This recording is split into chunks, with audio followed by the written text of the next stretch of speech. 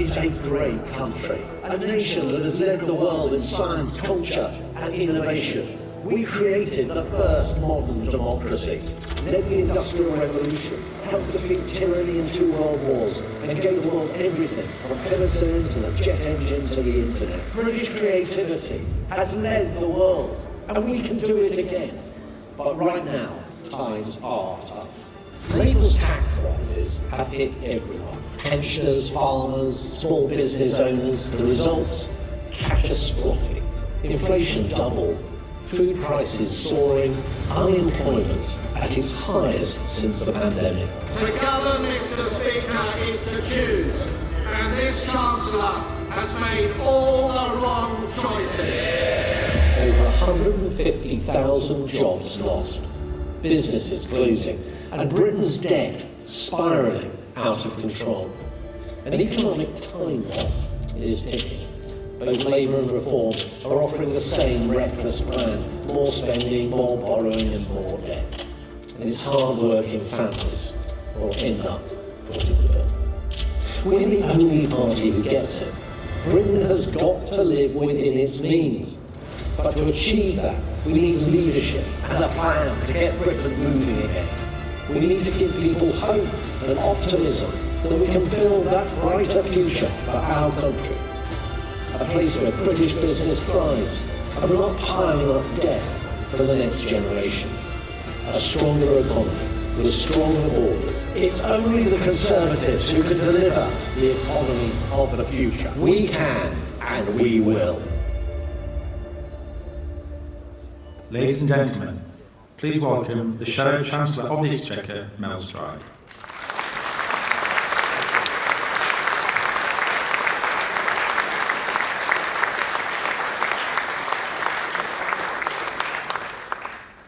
Ladies and gentlemen, I've just come back from another world, Silicon Valley. It really is a different world over there. The innovation, the dynamism, the constant yearning for faster, better, stronger. I visited technology companies at the very forefront of the revolution in artificial intelligence. Venture capitalists ploughing billions into bristling new things. Lower taxes, cheaper energy, and a people plugged in to making things happen. Right there, in that place, you could almost reach out and touch the future. I glimpsed everything, from driverless cars to humanoid robots, to AI, to advanced reasoning, to quantum computing, to simulated brains, to neuromorphic architectures. I know you don't know, I know. I didn't know what that meant either.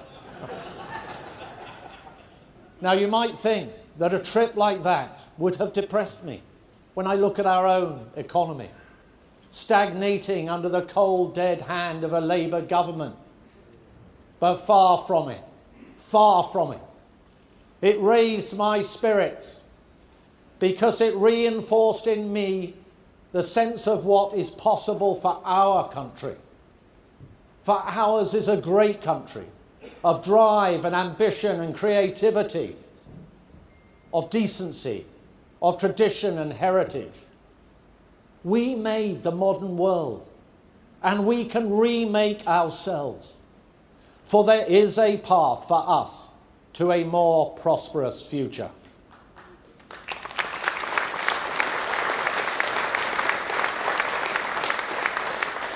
Where this country, our country, can get back to a sense of we can and we will.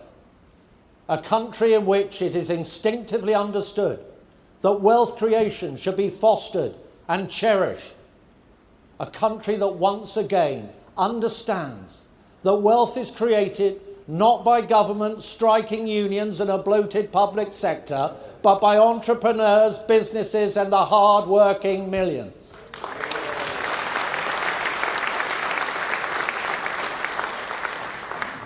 That the makers matter.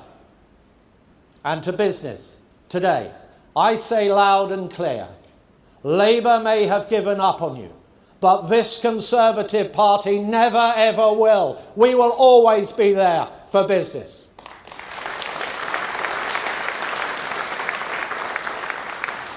And I know about the vital importance of business. I have lived it all my life. And our great country can bring that culture of enterprise. But to do so, the first thing we need is hope. In a world of great uncertainty, of a failing government and a populist alternative that is totally detached from reality, it is our party that has to provide it. Not in the way of glib words, but in the deep well of thought that will provide the solutions to our many problems. In short, hope can only come with a plan. A radical plan to rebuild our economy. And today, I want to tell you how we will do it together. But first, let me tell you why I'm so passionate about that better vision for Britain.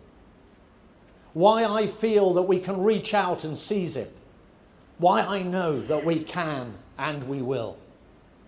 Well, I look back at my own story. My mother and father left school at 15 and 14 years old. They had to make their own way in the world. But they had drive. They wanted to create a family. They wanted to provide. So they started their own business. And I saw close up what that really matters and means. The long hours, the risks, the stress, the setbacks, and the triumphs. And my parents gave me opportunities that were not there for them. I won a free place at a grammar school. I studied hard. I earned a place at university, the first in my family to go to university. And you know that I seized that opportunity with both hands, and I ran with it as far and as fast as I possibly could. I never looked back, not once. And I had those age-old words ringing in my ears.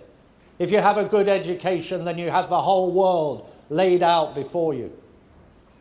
And when I left university, I didn't go into politics. I did what my mum and dad did. I built something, created businesses, working from scratch from the kitchen table, bringing together teams of people with a common purpose. And I had Nigel Lawson cutting my taxes and removing the red tape.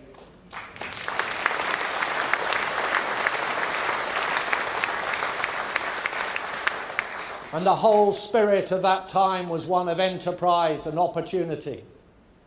And I have in my mind now that image of Margaret Thatcher and Richard Branson on that boat travelling down the Thames with a light playing on the water like an endless stream of opportunity. And later, I had in my hand a key to the first home that I own. The foundation for the rest of my life. For the wife that I had yet to meet, for the family that I was yet to create. That is a Conservative vision of opportunity, aspiration, and achievement.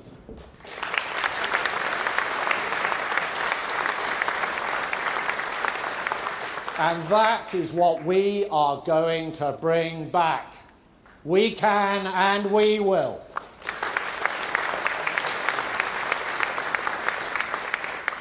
But to do that, we have to fully understand and address the failings of this Labour government, to show our country that there is another way, that the vicious cycle of more spending, more taxes, more borrowing, more debt can be broken, and to demonstrate that it is our values, Conservative values, of sound money, low taxes, entrepreneurship and hard work that can make that happen. And millions are crying out for this. Just look at what this government is doing. Constantly pumping up the size of the state. Increasing spending by 100 billion a year. That's 10 times what they said in their manifesto. And they said their plans involved hardly any tax increases. But what have they done? A £40 billion tax raid, most of it on jobs. And now that Rachel Reeves has blown a vast hole in the public finances, yet more tax rises await. In fact, under Labour, nothing is safe from the taxman. Not your job, not your home, not your pension, not your farm, not your business, not even that which you simply wish to pass on to your own children. You name it, they'll tax it. And we say, enough is enough.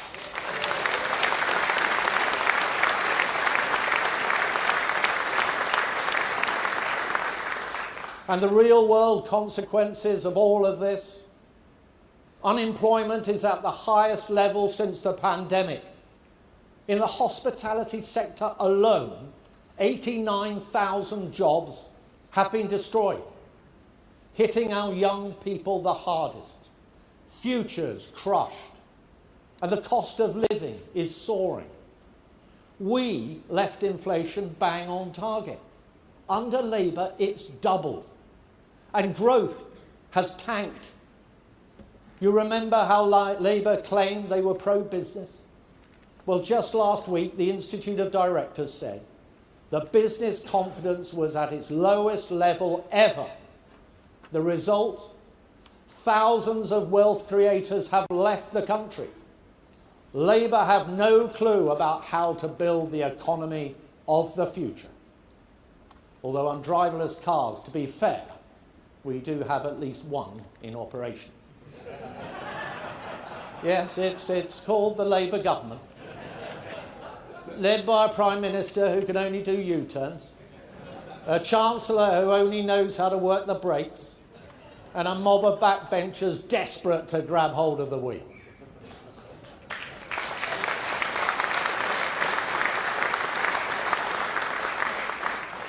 Now, of course, thanks to Labour, our national debt is getting bigger and bigger and bigger. Debt is set to rise every single year until it is the size of the entire economy. The interest bill this year alone amounts to £6,000 for every working household in the country.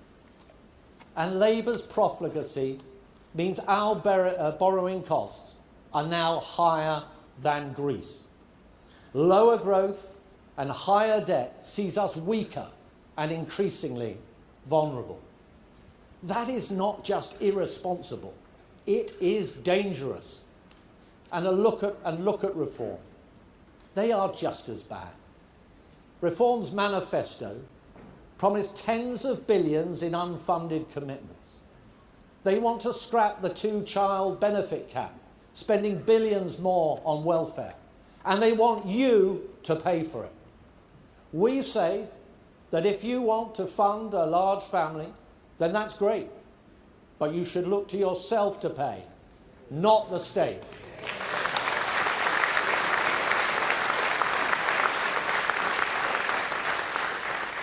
And Reform want to get back to the days of nationalisation and state control. They are marching to the left. Be in no doubt, they are the party of more spending and more debt. And when it comes to reform, be assured of this, that when the glitter, the shimmy of the sequin dress, the razzmatazz, the spinning plates, the fireworks have faded, you will be left with emptiness. The dull bell alone, the hollowed out promises that never were.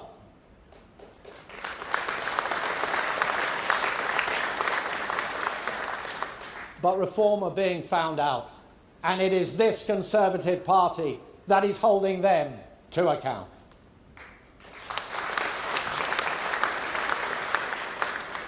Let's face it, we're the only party that gets it. The only party that will stand up for fiscal responsibility. And that means we have to face some hard truths to which other parties turn a blind eye.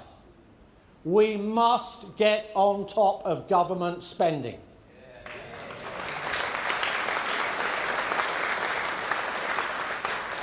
So where Labour have failed, We will bring down our spiralling welfare bill, completely overhaul our benefit system, and put an end once and for all to the human tragedy of millions being consigned to a life on benefits. That is not just a financial imperative, it is a moral duty. For we believe in the dignity and decency of work. That is essential to the health of the individual and the stability of our country. But equally, it is the purest belief of our party that looking after the most vulnerable is the hallmark of a civilised society. But to do that, we need a system that is fair and commands the widespread support of those who pay for it. The current system does not. So we will ensure the benefits are properly targeted at those most in need, with people thriving in jobs where they can and should be working. That includes stopping claims for people with less severe mental health problems, where what is needed is treatment and support, not simply cash.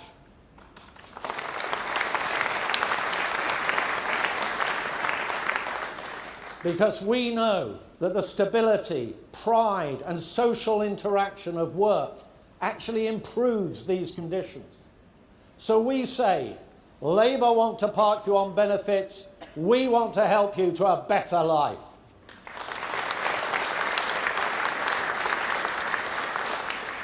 And a fairer system also means ensuring that only British citizens can access welfare, because citizenship should mean something. Our approach will get the welfare bill down by £23 billion. The culture of something for nothing must end now.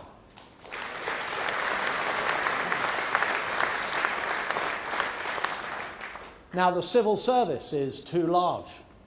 In 2016, there were 384,000 civil servants. Today, there are 517,000. We will bring the numbers back down, saving £1 in every 4. And we simply cannot justify higher taxes at home to pay for more spending abroad. So we will significantly reduce the overseas aid budget.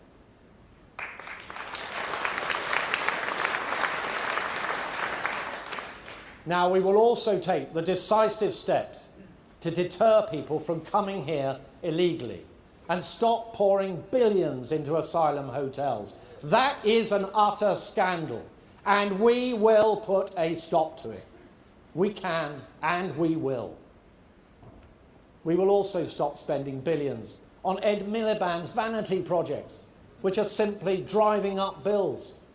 We will put an end to them once and for all.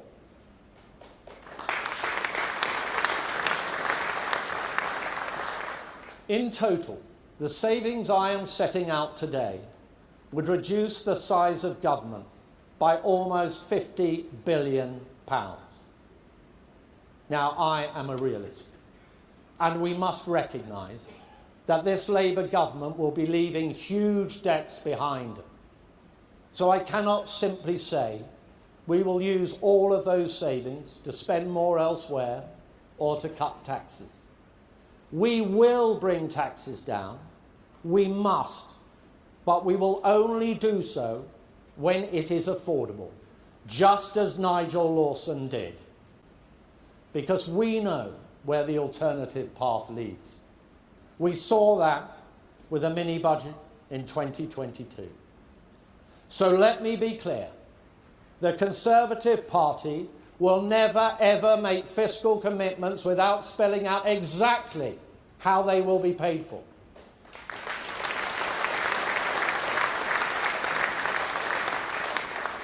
We are and will always be the party of fiscal responsibility. Labour have trashed the finances, and it is only the Conservative Party, our Conservative Party, that can be trusted to fix them.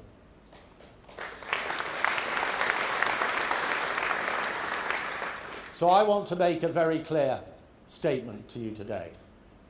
Those savings will mean we can urgently bring down government borrowing, because we cannot deliver stability unless we live within our means. No more pretending we can keep spending money we simply do not have.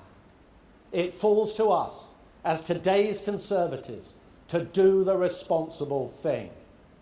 That's the right thing for our country, and it's also the right thing for the next generation. So to younger people I say, we will get debt off your back. We can and we will.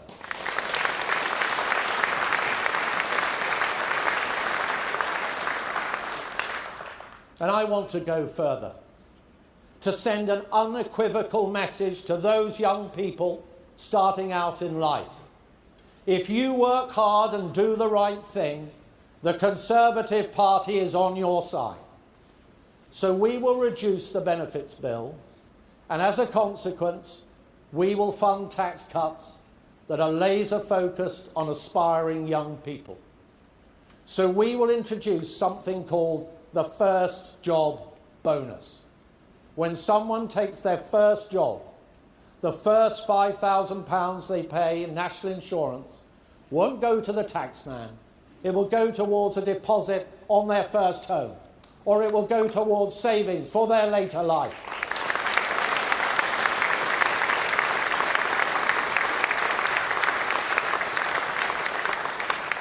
For a working couple, that means £10,000, helping them buy a home, build a family, save for the future.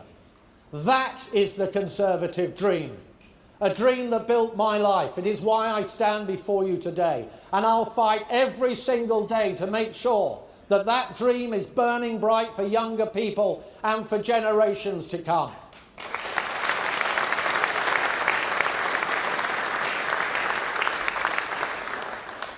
But responsibility also means building a stronger society through a stronger economy. That is a Conservative value. It means understanding that it is small businesses, the collective efforts of millions, those who get up early and work all hours, who strive and serve, the little platoons that together form a mighty army. They are the force that binds communities together. And at the heart of those communities stand our high streets. Where they thrive, we thrive. Where they fall into decay, the crime and fear seeps in. And so I say, small businesses and our high streets are the unsung heroes. They employ, they create, they protect. They make us alive and whole.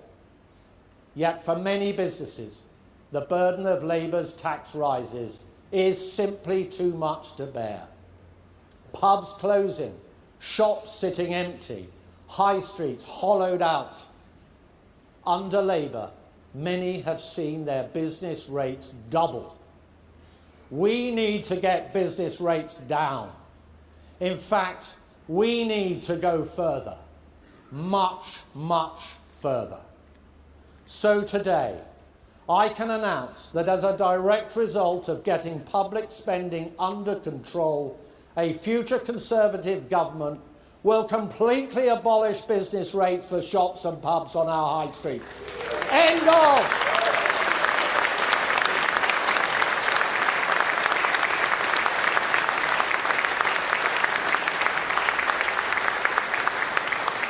End of, finished, gone.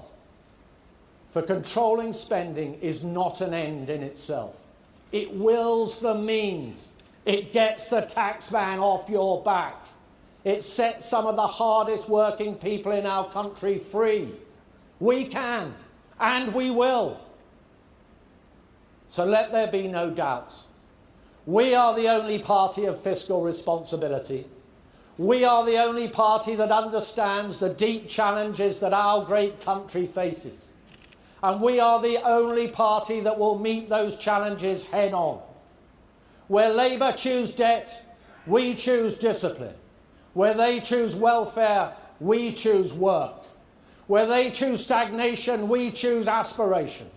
All they have to offer is pessimism, higher taxes, fewer jobs, lower growth, and a mountain of debt for the next generation.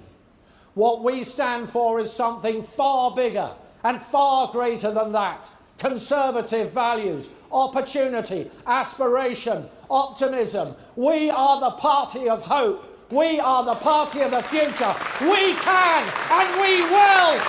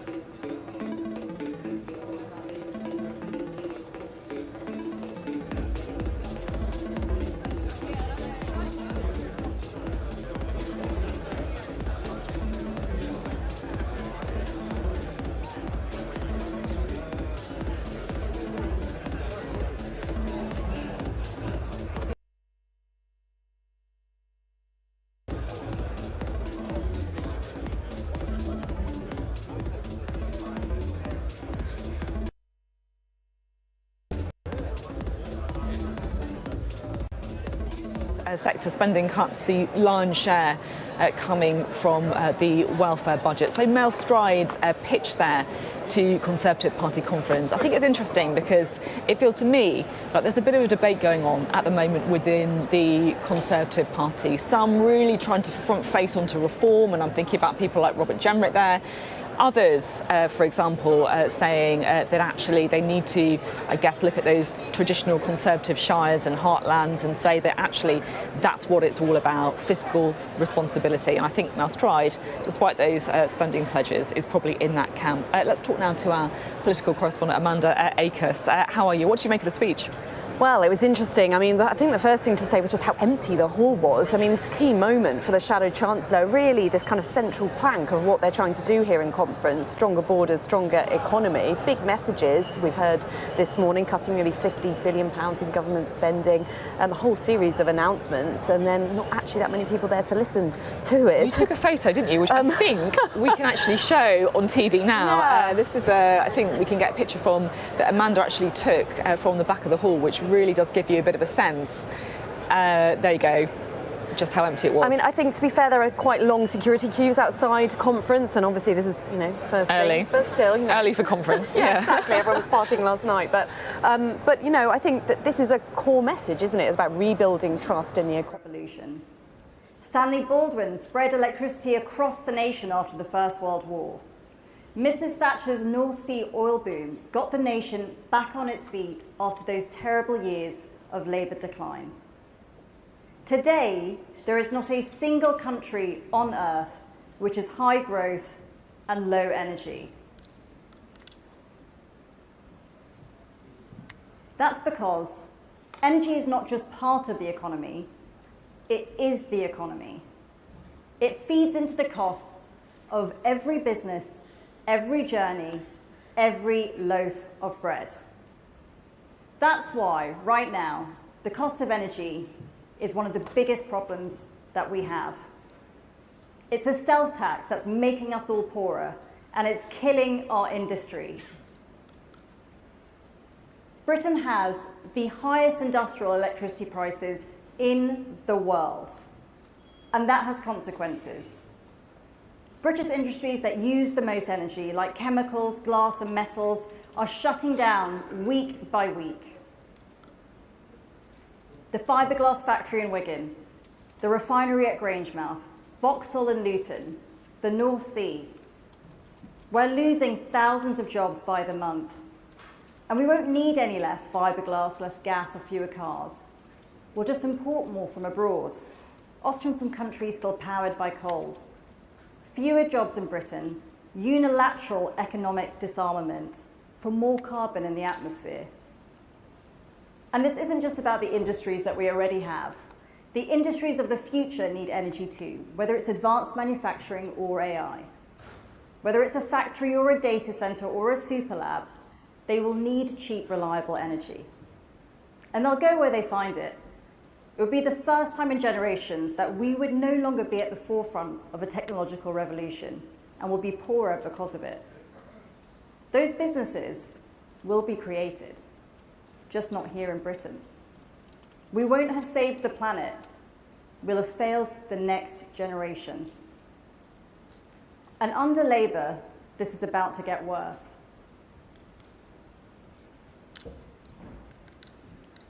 At the last election, Ed Miliband promised to cut bills by £300. Keir Starmer promised it, Rachel Reeves promised it. Now last week, Ed Miliband had some pretty choice words for Elon Musk about disinformation. So conference, we've got a return message for Ed Miliband. If you want to talk about disinformation, where's our flipping £300?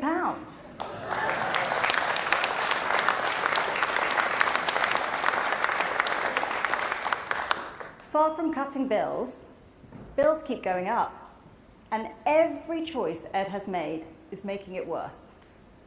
Ed says that building more wind farms will cut bills, but he's signing up to prices that are the highest in a decade, well above the market price of electricity.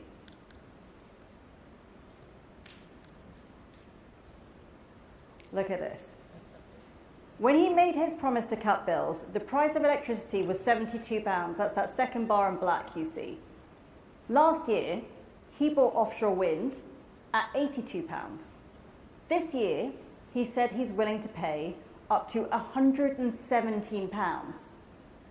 Now that's before you add in the extra costs for connections, for backup, and the £8 billion we'll soon be paying wind farms, not to generate any energy, but to turn off when there's too much wind. And what's worse is that he's extended the wind developer contracts to 20 years, locking us in to these higher prices for longer. You can think about it like this. He's moving our energy onto a fixed rate mortgage at 10% because he doesn't want to be on a 4% variable. Anyone with half a brain can see that that won't cut bills. Now he says prices are going up because gas is expensive, but that blue bar on the left, that one there, that's gas without taxes. So you tell me what's higher or lower. It's not that hard, is it? He also said that Great British Energy would lead to, and I quote, a mind-blowing reduction in bills. But it won't generate any energy. Only Ed Miliband could launch an £8 billion energy company that won't produce any energy. So let's call it what it is. It's a vanity project that won't cut bills. So we will scrap it.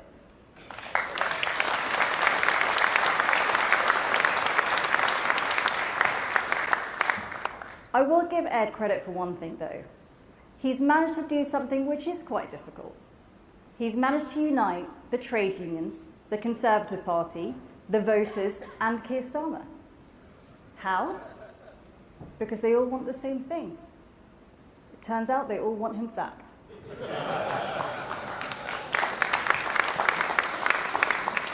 And here's the problem with the left. They're infected with a poverty mindset. They believe that Britain has a duty to make itself poorer on the altar of net zero, and they think that ordinary people should be the servants of their climate targets. So take air conditioning. In America, nearly every single home has aircon. Here in Britain, just 5%. But Sadiq Khan's London plan effectively bans aircon in all new homes. Why? Because it uses too much energy.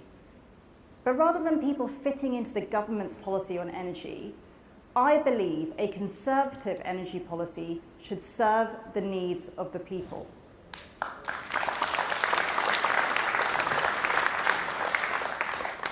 Take the North Sea. Ed Miliband's plan to ban new drilling would make us the only country in the world shutting down our own energy supplies. Up to 200,000 jobs and £12 billion in tax revenue lost. Why? so that we can import more gas from Norway from the same fields that we could drill ourselves. Our imports of liquefied gas have soared by over 40% in a single year. So conference, I can tell you this, as long as we need gas, as much as possible should come from Britain. That's why we will scrap Ed's mad ban on new oil and gas licences, we will reverse the energy profits levy, and we will back the North Sea. We'll remember what has been forgotten for too long. Energy is prosperity. Now we have to be honest that the poverty mindset has become inseparable from our climate legislation. We shouldn't have let it sit on the statute book for so long. I wasn't in Parliament in 2019 when the 2050 net zero target was set, but I'll tell you who was, Kemi Badenoch. She was one of only 2 people in that entire debate who had the courage to speak up and ask about the costs. When I came in as Energy Secretary, I started a reset to unpick some of what we got wrong in the face of huge opposition. And I started that reset because whilst we've halved our emissions, China has been doing this. Global emissions are rising much, much faster than we can cut them here. When something clearly isn't working, we Conservatives should have the courage to tell the truth and say so.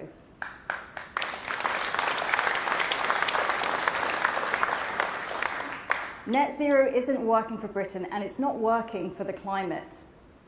The British people are no stranger to sacrifice for a just cause. But watching good jobs move abroad is not just. Piling more pain onto people's bills is not just. And passing down a country that is less secure and less prosperous is not just.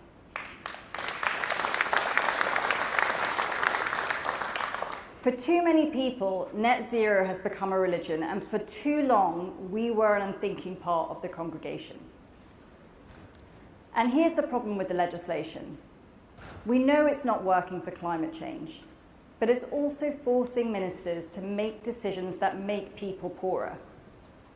Ed Miliband's 2008 Climate Change Act sets legally binding targets. Every 5 years, targets are drawn up that dictate what products people must buy and when and in what quantities a decade into the future. Conference, we had a name for that back in the 70s. It's central planning. And if all of our industry shut tomorrow and we replace those goods with imports, that would be a win for climate targets, but a disaster for Britain. If people don't want a heat pump, the Act requires you to tax or ban them into it. We're burning wood shipped here from America to produce electricity at 3 times the cost and 4 times the pollution levels of our last coal plant. Why? Because it doesn't count towards our climate targets. Those ridiculous prices I just showed you for offshore wind, why would we have to buy any at these prices? You guessed it, our climate targets. And here's the truth. Whether it was EU directives, or the Climate Change Committee, or the courts who rule on activist cases, none of them are accountable to the people who lose their jobs, or have to pay their energy bills, or who need to keep the lights on. We handed too much control to people who pay no price for being wrong, and that was a profound mistake.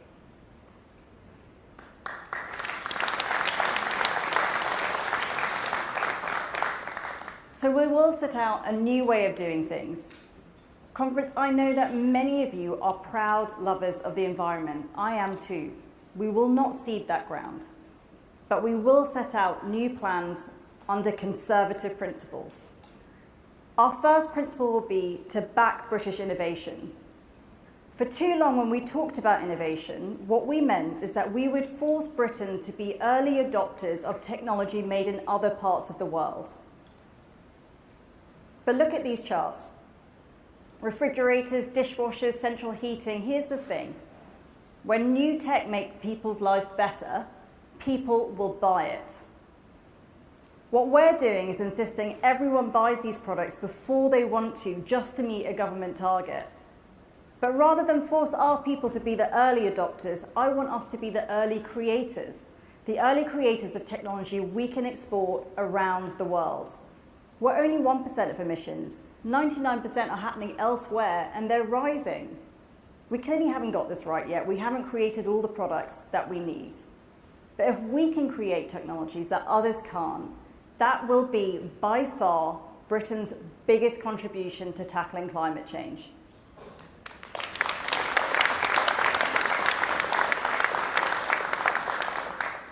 Our second principle will be to protect nature. For centuries, environmentalism was the domain of ordinary people, people who were rooted in a sense of place and a love of home. They wanted to protect and cherish the world around them.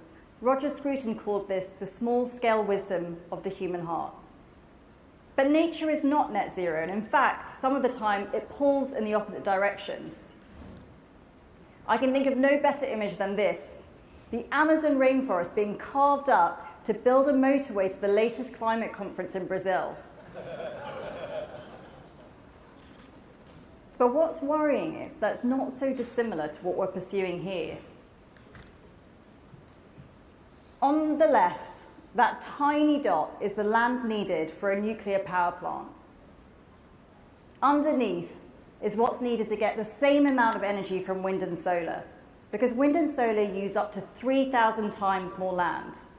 To generate the same amount of power as a nuclear power station, you would need a wind farm the size of the New Forest, or a solar farm the size of the Isle of Wight.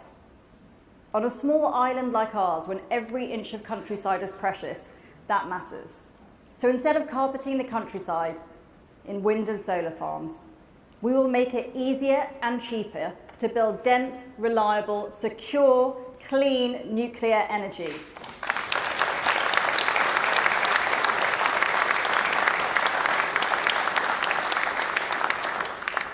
Now, our third and most important principle will be to prioritise cheap, abundant energy. And we're going to do that unashamedly. That's why the next Conservative government will repeal the Climate Change Act.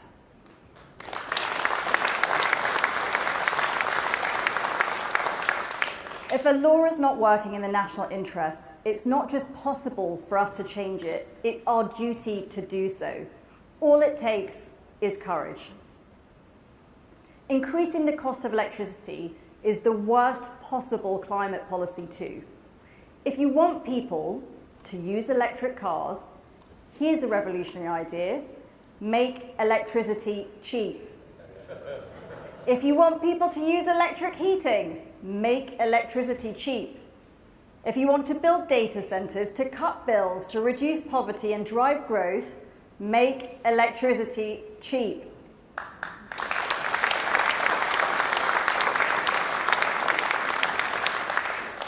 At the moment, Labour is giving handouts to people to buy electric cars and electric heating at the very same time as they're making electricity unbearably expensive. That's back to front, and we will reverse it. Our priorities will be the priorities of the British people: a strong economy, protecting nature, and cutting bills.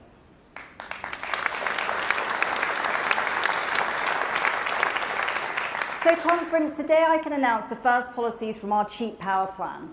First up, the next Conservative government will axe the carbon tax on electricity generation.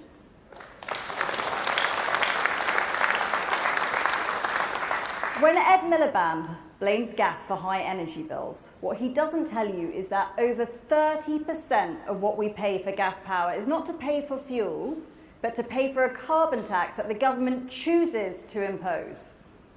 Now, we know that we'll need gas to keep the lights on for decades, so it just adds extra costs to our bills for no reason. And here's the rub. The carbon tax inflates the cost of almost all other types of electricity too, so all the wind and solar farm owners pocket those higher prices as higher profits. And since the start of the year, guess what Ed has done to carbon taxes? That. We warned Ed about this. He didn't listen. Labour's EU deal increased the carbon tax by 70% in the space of 9 months. They didn't have to do this. It was a political choice that we Conservatives fought against. Axing the carbon tax would cut bills instantly by almost £8 billion a year. Next, we'll scrap Ed Miliband's old rip-off wind farm subsidies.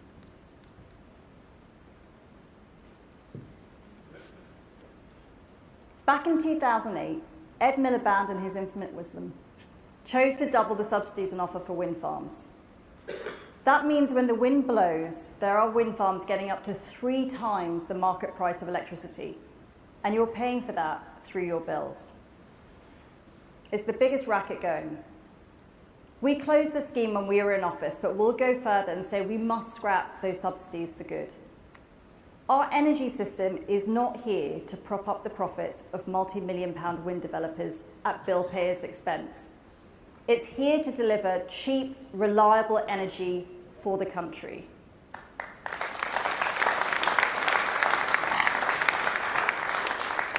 Together, our policies to axe the carbon tax and scrap Ed's rip-off wind subsidies would cut people's electricity bills by 20%. The average family will save £165 a year off their electricity bill, and I realise this is less than the promises other parties have made.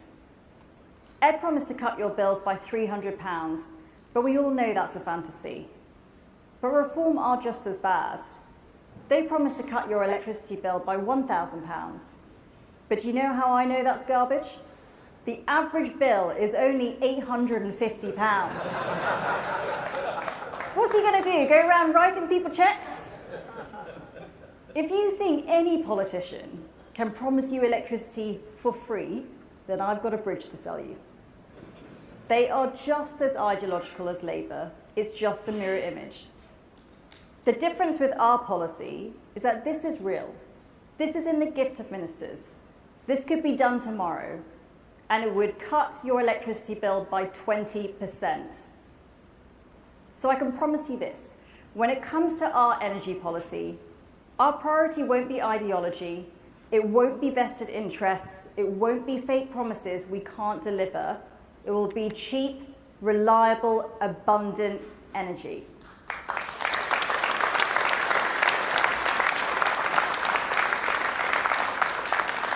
Now, conference. Being in opposition can be tough. Although I'd like to thank the wider energy team, Andrew, Malcolm, Nick, Greg and Bradley, for all of their excellent work. Quite right. We know this half-baked tax and spend socialism of Labour is a disaster for Britain. When we said in the election that if you name it, Labour will tax it, we meant it. There's a farmer's tax, a groceries tax, a jobs tax, a jets tax, a let's tax, a bets tax, an oil tax, the soil tax, and a boiler tax. There's even rumours of a taxi tax. The truth is, they would rather tax the pants off this country than get their spending under control.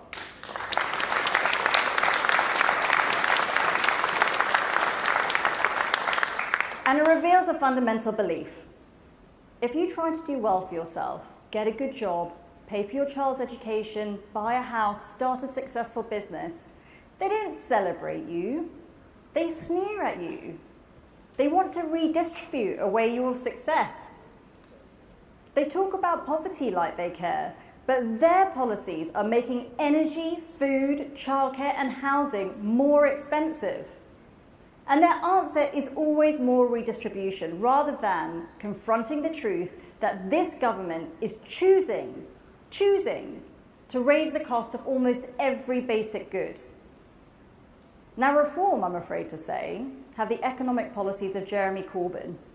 They're promising nationalisations we can't afford, more tax for more welfare, more spending, which means more borrowing, which means more debt for our children. If government is here to serve the liberties of the people, that means allowing them to keep more of the money that they earn. Now, conference, we know growth is the biggest challenge that we face, but growth is not created by government subsidies. It's created by millions of people. And I worry that our system as it stands is teaching people to be less capable than they are. We can't survive if our culture becomes a competition of victimhood. The risk is people start to ask themselves, not what can I do, but why bother at all? Every person who takes on more hours, comes up with bright ideas, takes risks, saves and invests in their future and their family's future. Personal agency, the sense that you can take control of your life and reap the rewards of your efforts, that's the real engine of growth. Everything we do as a party will be in their interests, and we will start by giving them cheaper energy. Thank you.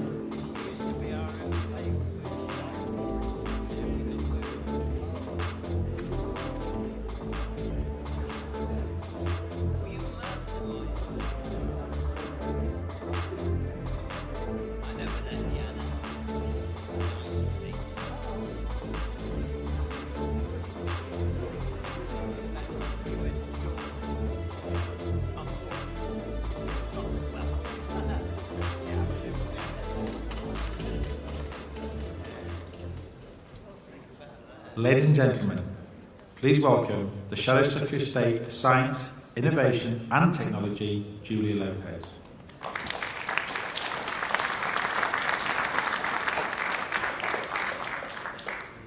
Good morning, everybody, and a very warm welcome to our Big Tech on Trial debate, where we ask the big questions of the Online Safety Act.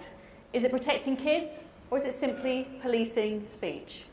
I'm Julia Lopez, our party's Shadow Technology Secretary, leading a brilliant Conservative team of Ben Spencer, Peter Fortune, Paul Holmes, Lord Markham and Viscount Camrose, all of whom are getting stuck into the Labour government on your behalf, from their failures on life sciences to Keir Starmer's socialist dream of a mandatory national ID. Today we wanted to bring you, Conservative members, right into the heart of the conversation that we need to have about technology and the rapid ways in which it's changing our country. How do we strike the right balance between freedom and safety? As the pace of tech quickens, Thorny questions like that will only get thornier. But luckily, we have 4 fantastic centre-right speakers on hand today to help us thrash them out. Lord Young, founder of the Free Speech Union with a long history of tweeting dangerously. Andrew Orlowski, he's the business columnist at the Daily Telegraph who wants to bust the big tech cartel. Matthew Lesh, IEA policy fellow and long-time critic of the Online Safety Act. He reckons he's been viciously vindicated by how it's panned out. And finally, Paul Scully, brilliant former MP colleague and tech minister who took the Act through Parliament but reckons it's Labour's dodgy implementation that's the issue.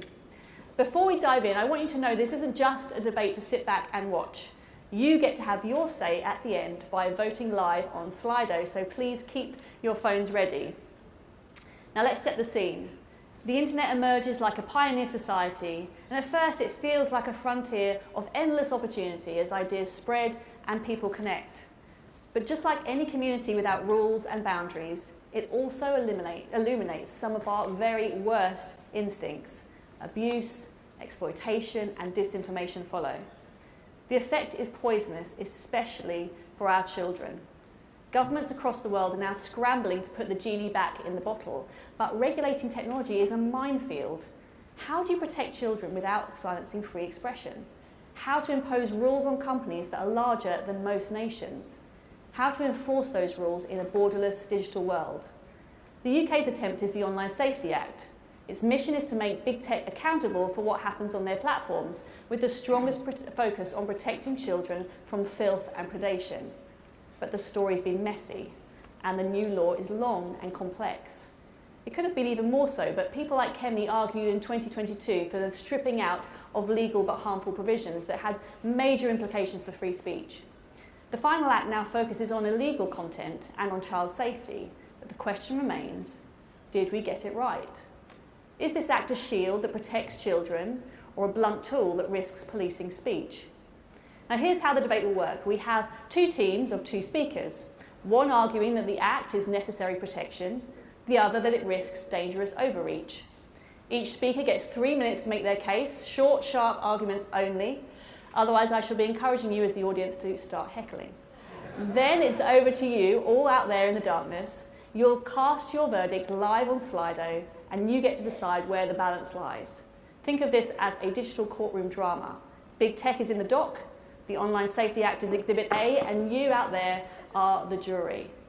Now let's ask our first speaker, Lord Young, to set out his doubts about the Online Safety Act. Lord Young, please. Thank you, Julia. So I wanted to make 3 points in support of the view that the Online Safety Act is more about policing speech than protecting kids. The first is in connection with the way in which age verification has been implemented by the big social media companies. Age verification means that unless you can verify you're 18, some content is unavailable to you. And we saw within the first few days of this new obligation coming into force that kids were being protected from right-wing content, but not left-wing content. So a speech by Katie Lamb in the House of Commons about the grooming gangs was age-gated. You had to prove you were 18 to be able to see that speech, but no speech by any Labour MPs were age-gated. Similarly, footage of an anti-immigration protester being arrested at an anti-immigration protest outside an asylum hotel in Leeds was age-gated. So right-wing content, content likely to support right-wing narratives, more likely to be age-gated than left-wing content, and that's particularly sinister, given that the present government has announced its intention to lower the voting age to 16. Another example, some of the most important free speech safeguards in the Online Safety Act, which Julia and Paul were made sure were included, such as additional protections for journalistic content and content of democratic importance. So before removing that content, social media companies, online providers would have to jump through more hoops. Those haven't been implemented yet. So those safeguards, those free speech safeguards, just haven't been put in place. They're still in abeyance. And finally, Ofcom is planning to force online providers to remove legal but harmful content, even though, as Julia said, that clause was removed from the bill as it went through Parliament. So Ofcom has said it's consulting about imposing additional safety measures. That means forcing social media platforms to remove legal but harmful content, as well as protecting users from online misogyny, not content that's unlawful, but is supposedly misogynistic. So that safeguard too, I'm afraid, is being ignored. Lord Young, thank you so much. We're now going to turn to the other side, and Andrew Orlowski. Thank you so much for your thoughtful contribution, Lord Young. Andrew, please tell us why you disagree with Lord Young. Yes, thank you for having me, Julia. I'm here because this is the most aggressive interference in the domestic policy of a sovereign state since the day in 2016 when Obama came to Britain and told us we'd be at the back of the queue if we dared assert independence and sovereignty. I don't think there's enormous pressure from Washington, parts of Washington, to delete this bill and remove our ability to police the internet, protect children the way we think fit. I was actually just down the road in 2016, I was at an 80th birthday party at a large social club. And Obama said, look, you're going to be at the back of the queue if you dare do this. This is a very apolitical selection of working class Methodists. And when they saw Mr. Cameron and Mr. Osborne smirking behind Obama, I knew their political careers are over. The fury in that room was quite something. There are two strange things about this piece of legislation. One is that it's by far the most popular that the last Conservative government implemented. It has 75% support amongst parents. Support has actually gone up since age verification came in. Only 5% want to abolish it. Now, this is not the first time that Westminster, my people in the media, have completely out of touch with the country. 19 out of 20 people in the country do not want this abolished. Yeah, in April, the business secretary said they would throw it into the trade negotiations and everything was up for grabs. I think that would be a backward step for two reasons. For the last 25 years, we've conducted a kind of experiment where we give one sector of the economy freedom from liability. And the result has been kind of exactly what would happen when you expect a group of people to police themselves. It's been bad. They've replaced open markets with extremely lucrative black boxes. And it's been extremely harmful for children who are exposed to all kinds of material. There's been a rapid deterioration in mental health. There's a lawsuit going on where ChatGPT persuaded a 16-year-old in California to kill themselves. They told them it was the noble thing to do. And they even advised how long the rope should be. So the Online Safety Act is a very imperfect first step, and historic first step, to try and address this imbalance of power. I have teenagers. There is no site which is safe from predators because they don't want to do it. And hark back to 2017. The government's Green Paper said, we don't really want to legislate at all. Please self-regulate, and of course they didn't. Over 90% of child pornography is generated by teenagers themselves, almost always in response to a predator. And yet there is no social network where children, like my children, can be assured that the person they're talking to is probably not a paedophile. That is a market failure. So the resulting act is very baroque, it's complex. I'm a member of the Free Speech Union. I think it's the most important organisation in Britain today. And when 30 people are being arrested for hurty words on Twitter, there are so many that I've got friends who are being debanked.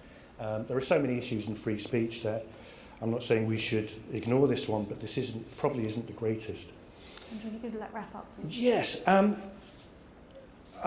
If you want a clue of what's really happening under the surface of the Act, I urge you to look at a lawsuit that's been filed against Ofcom on behalf of a site called 4chan, which specialises in gore.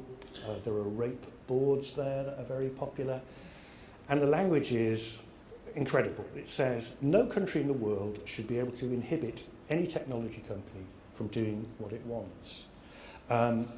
We spent years extricating ourselves from Brussels. If we abolish the Online Safety Act just to please a tiny minority, we're no longer a sovereign country. And I think everyone who wants our children to have explore the online world safely should oppose the abolition of this that America wants. Thank you so much, Andrew.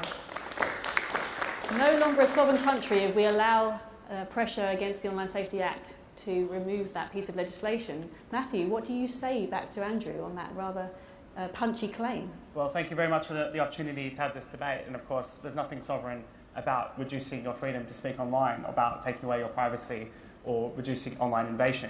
I think we have to look at this in the round. This is a Labour government of unintended consequences. They set out to improve public finances, but ended up leaving us on a low-growth doom trap. They set out to back workers' rights, but ended up costing jobs. They set out to shield children from online harm, but have ended up putting them in more danger. The Online Safety Act has been nothing short of a disaster, not only for free speech and your privacy, but for the very people it's meant to protect, the very people Andrew wants to protect. Following the introduction of age verification rules, we saw a huge increase in VPN usage. 1,400% has been discussed. That means children are now being pushed to darker corners of the internet, less regulated platforms, away from moderated places. On the subject of adult sites, we've seen traffic to adult sites that have complied with the laws go down significantly, whilst non-compliant sites have doubled or even tripled. The simple fact is the law is not working. It is having unintended consequences for little to no benefit. For those who do follow the law, of course, your privacy is at risk because we're now seeing that there's concern about some of the age verification tools not actually shielding people's identities. So in the not too distant future, we could be seeing big data leaks and blackmail attempts. And then, of course, that's before we even get to all the free speech issues we've seen from the Act, where, of course, platforms like X are being forced to censor material by default. That's not big tech being evil. That's not Elon Musk wanting to censor this material. That is the state forcing him to do it. And that is at the core of the Online Safety Act, because if they don't remove enough material, they're going to face massive government fines and regulatory interventions. And that, of course, includes conservative material, includes Katie Lamb's speech about the failure to confront rape gangs, which was suppressed from view, as well as videos of protests outside asylum hotels. Perhaps adding irony to insult, even content critical of the Act itself has been censored. And at the same time, we've seen many websites block access for UK users. Wikipedia is worried that because of some of the requirements in the Act, they could soon similarly be forced to pull out of the UK. This is not the UK's, whether or not it's the UK's sovereign right to regulate. Of course, there is a sovereign right to regulate. The question is this regulation right? And the answer, quite frankly, is no. A Conservative government may have introduced the Online Safety Act, but it was never a truly conservative policy. I say that because Conservatives understand the importance of freedom. Conservatives understand that burdensome red tape and quango overreach is not the answer to complex challenges. Conservatives understand that it's the role of parents to raise children, not the role of the state. And Conservatives understand that real safety comes from targeting actual predators, not criminalising ordinary people. It's therefore no surprise that the Labour Party always backed the Act, that they are enforcing the law viciously, and that they're trying to use the Act in every way. But it's core to the Act itself. It's not something secondary. It's not unintended consequences because Labour's doing it. This is the consequences of the Act. I would also, though, hasten to add, of course, another key Secretary of State behind the Act is no longer a member of the Conservative Party. They've decided to join a different party, which perhaps says something as well. Now, I think if, as Kemi Badenoch said on this stage yesterday, the Conservatives got a lot right in government, but they also made a lot of mistakes. And the Online Safety Act was, quite frankly, one of those mistakes, and it's imperative to reach a policy decision to repeal the Online Safety Act. Thank you so much, Matthew. So Matthew says, Paul, that this is not about sovereignty, it's the fact that this regulation is no good and is not a truly conservative policy, and that it's for parents and not the internet giants to deal with this issue. What do you say back to that as the minister who took this bill through Parliament and had to deal both with its detractors but also people who wanted you to go much further? Exactly. Thank you, Julia. And it's a pleasure to see you all, and it's great to hear those incredible speeches as well. That we should be rightly, passionately fighting for freedom of speech. As Conservatives, it's right at the heart of what we are, our being, our purpose. And so it's really important to reflect on all of those views. And I was reflecting on the views as that bill was going through. I still reflect on the unintended consequences, on the implication of implementation as we see. But what we were setting out to do with the Online Safety Bill at the time, the now Act, was to set up the guardrails effectively with social media, 15 years down the line, it's something we should have been addressing over 15 years. Problem with politicians, they're not very good at long-term views, strategic views. So we were a little bit late to it. The world was late to setting those guardrails for freedom of speech. But effectively, it actually literally says in the bill that content providers should be protecting freedom of speech. Michelle Donnellan and I, the Secretary of State and I at the time, made sure that we inserted those safeguards within the legislation. The former Secretary of State that Matthew talked about, ironically, has gone to reform. We had to undo the legal and harmful aspects of the online safety bill, which would have meant that Ofcom would have been deciding what is harmful, what should be allowed online for you to see, not you. But all effectively we are doing is, apart from pivoting it to a child protection bill, to make sure that the pornography that Andrew talked about, 90% of that pornography that's actually being created by children and young people themselves, which is an awful figure, that it means that that's less accessible. Yes, people will look at VPNs, but I note that spike of sign-ups for VPNs has gone down quite significantly now. But it's the unintended consequences. It's people that don't want to see the mainstream of children that we're now able to rail back from seeing pornography and effectively rewiring their brains. But effectively, in terms of freedom of speech, what we've done to protect freedom of speech for adults is having a three-pronged approach. First of all, if it's illegal offline, it's illegal online. We're then pushing the responsibility back to the tech companies, not to be the policeman of the internet or anything like that, which is frankly impossible, but it's just to make them adhere to their own rules and guidelines that they put on as a terms and conditions when you sign up to the account. You need to have a decent reporting mechanism. You need to have an approach to be able to remove content. Now, clearly that is going overboard in implementation. I think you'll find that actually, as this goes through and people use tech, that's my alarm, that's my 3 minutes done, use tech to actually to protect children and protect freedom of speech, that will start to settle down. But the third and last thing is effectively setting a filter for adults. So not that we're removing freedom of speech from, or anything curtailing freedom of speech on the internet, but if you don't want to see abusive things, you should have a filter to be able to resile from that whilst using the benefit of social media, but getting rid of the bad bits. Cool, thank you so much, and thank you everybody for your points. So there we have it, you have heard both sides. Now it's time for you to have your say and give your verdict. Whose arguments did you find the most compelling? Those of Lord Young and Matthew Lesh, or those of Andrew Orlovsky and Paul Scully?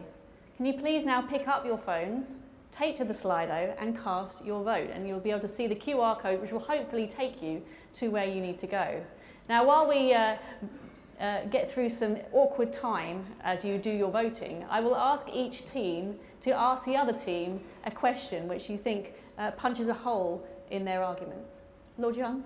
Yeah, I wanted to ask Paul, given the present government's intention to lower the voting age to 16, doesn't it make sense to put the age gate there rather than at 18? That's the policy in Australia. They're banning social media use for under 16-year-olds. It's the policy that the Conservative group in the Lords is hoping to introduce into the Children's Wellbeing in Schools Bill, to ban the use of phones by children under the age of 16 in schools. Isn't that where the age gate should be, not at 18? How can 16 and 17-year-olds be expected to make informed decisions at the ballot box if there are reams of content on social media that Ofcom has judged unsuitable for them to see? I have a lot of sympathy with that, because I wouldn't have lowered the voting age. It was 18 was has been a gateway into adulthood for decades, for hundreds of years. So I don't think it's appropriate to be reducing it. But if that's going to be the new accepted age for responsibility in adulthood, then I'm very sympathetic to that point, absolutely. And you should be banning phones from schools, by the way, absolutely should be. At the end of the day, it's the hardware as much as anything, the use of phones in schools, which is causing the creation of pornography that Andrew was talking about. It's that peer pressure in schools that's part of the driveway for a lot of the abuse that we see on social media. Andrew and Paul, do you have a question for Lord Young? Yeah, and Matthew? one, I'm neither Toby or Matthew. We've seen a lot about other parties wanting to just scrap the bill in its entirety. I think you've argued, Toby in particular argued about the fact it's a problem with implementation. What would you want to see in its place? If you were going to scrap the bill, if that's what you're advocating, what would you do to protect children and Matthew? Well, that's probably to me. I think there's two parts. But one is ensuring that the law enforcement system is properly resourced, not to go after people's speech online, but to go after actual predators. I think that's something the police struggle with. But we know that there are thousands and thousands of reports, for example, about child exploitation material. It's very hard to investigate those. It requires a lot of resource, a lot of dedicated effort to go after the individuals who are causing the harm to children. I think secondarily to that, we have to be very careful about creating a false sense of security here with the Online Safety Act. I think a lot of it actually does, unfortunately, come back to the very high graft of good educational resources, of digital literacy, of ensuring parents understand that they can't just rely on the Online Safety Act to know that their kids are safe. I don't think the kids are going to be safe today because the Online Safety Act is still important to keep an eye on what your kids are doing online and to tell them to be careful about who they speak to and do just like we do in the physical world, that there can be dangers online. So I think it's about that literacy piece more than anything else, rather than taking... I would also say, by the way, that for all Andrew's hatred of big tech are the ones who have platforms that are have the most devices, I should say, that have the most extensive child safety tools. So it's about ensuring that parents also use those child safety tools that do exist. Julia, can I make one point? Actually? You can, although the results are in. Well, because when we put the bill through, Lucy Powell at the time was saying that she wanted to go further, have an online safety bill too. I knew by legislating that would mean that actually she won't have time to do that for years to come. But make no mistake, if we didn't legislate, it would have been far worse. And we have to be vigilant. This is why we need Conservatives in government implementing the bill, improving the bill. It's not perfect, it's the first start. We need us back to do this properly. What an excellent way to wrap up the debate. So the results are in, everybody, and congratulations to Lord Young and Matthew Lesh. Your prize is the smug satisfaction of victory and a glass of warm white wine in the dirty hours of this morning at the Midland Bar. Thank you so much to our speakers for participating, and for you, the audience, for really getting stuck in. Thank you to everybody who's already submitted papers to the policy review. We are working through them all, and if you are a Conservative involved in tech and the science world, or even just an armchair policy guru with bold ideas, please keep your ideas coming. I'm Julia Lopez, and a big round of applause, please, for Lord Young, Andrew Orlowski, Matthew Lesh, and Paul Scully. Enjoy the rest of the conference, everybody, and have a wonderful day.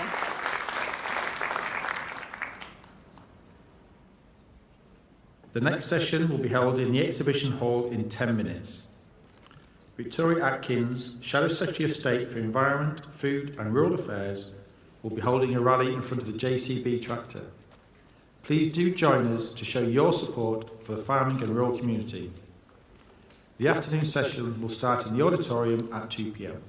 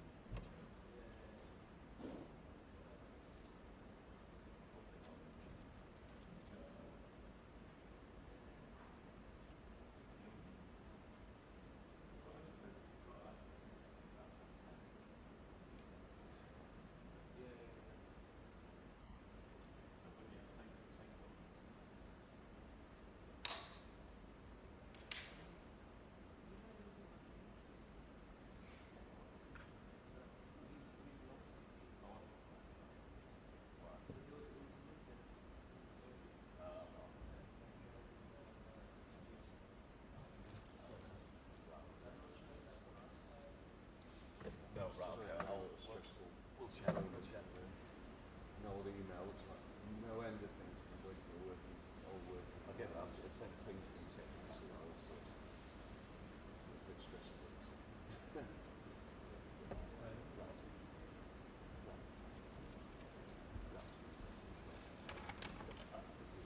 Is he there?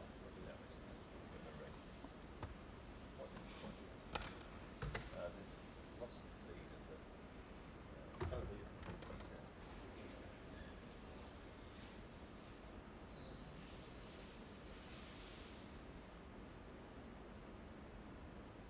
Oh, butcher's That's what's I was just doing it. I was just saying now, we got it now. We got it now. Okay. All right. All right. And the beauty shot. So it was Blue Way, isn't it? Blue Way have lost the beauty shot. Lost the feed. The same bit to that corner. It's gone completely now. Yeah. So I don't know whether it's our end, their end, or in the middle. All right. So if I the look at it, get back to it. Right. Right. No problem.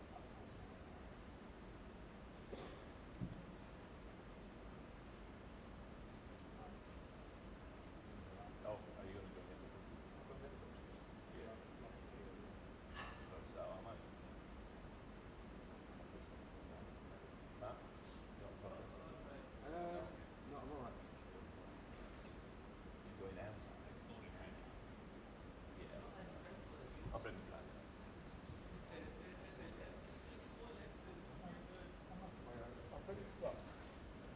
I know where you are. Well, I'll make my way to those settings. Yeah, I'll try and grab one of those things. We might have to come back in and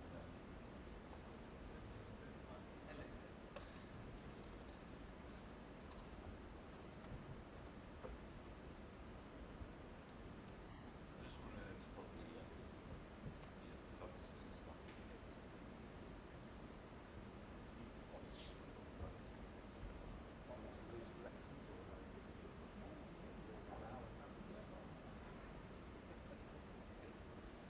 Good stuff.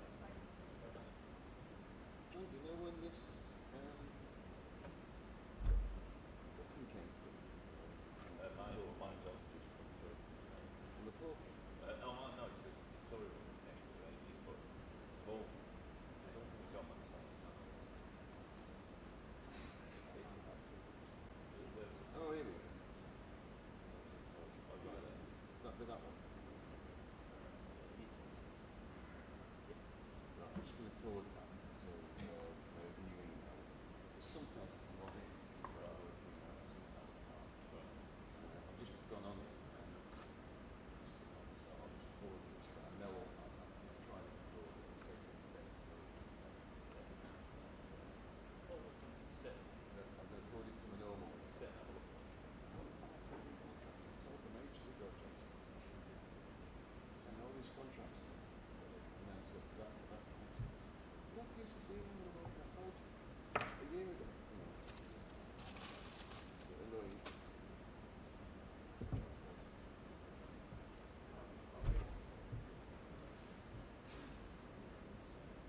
I'm with you.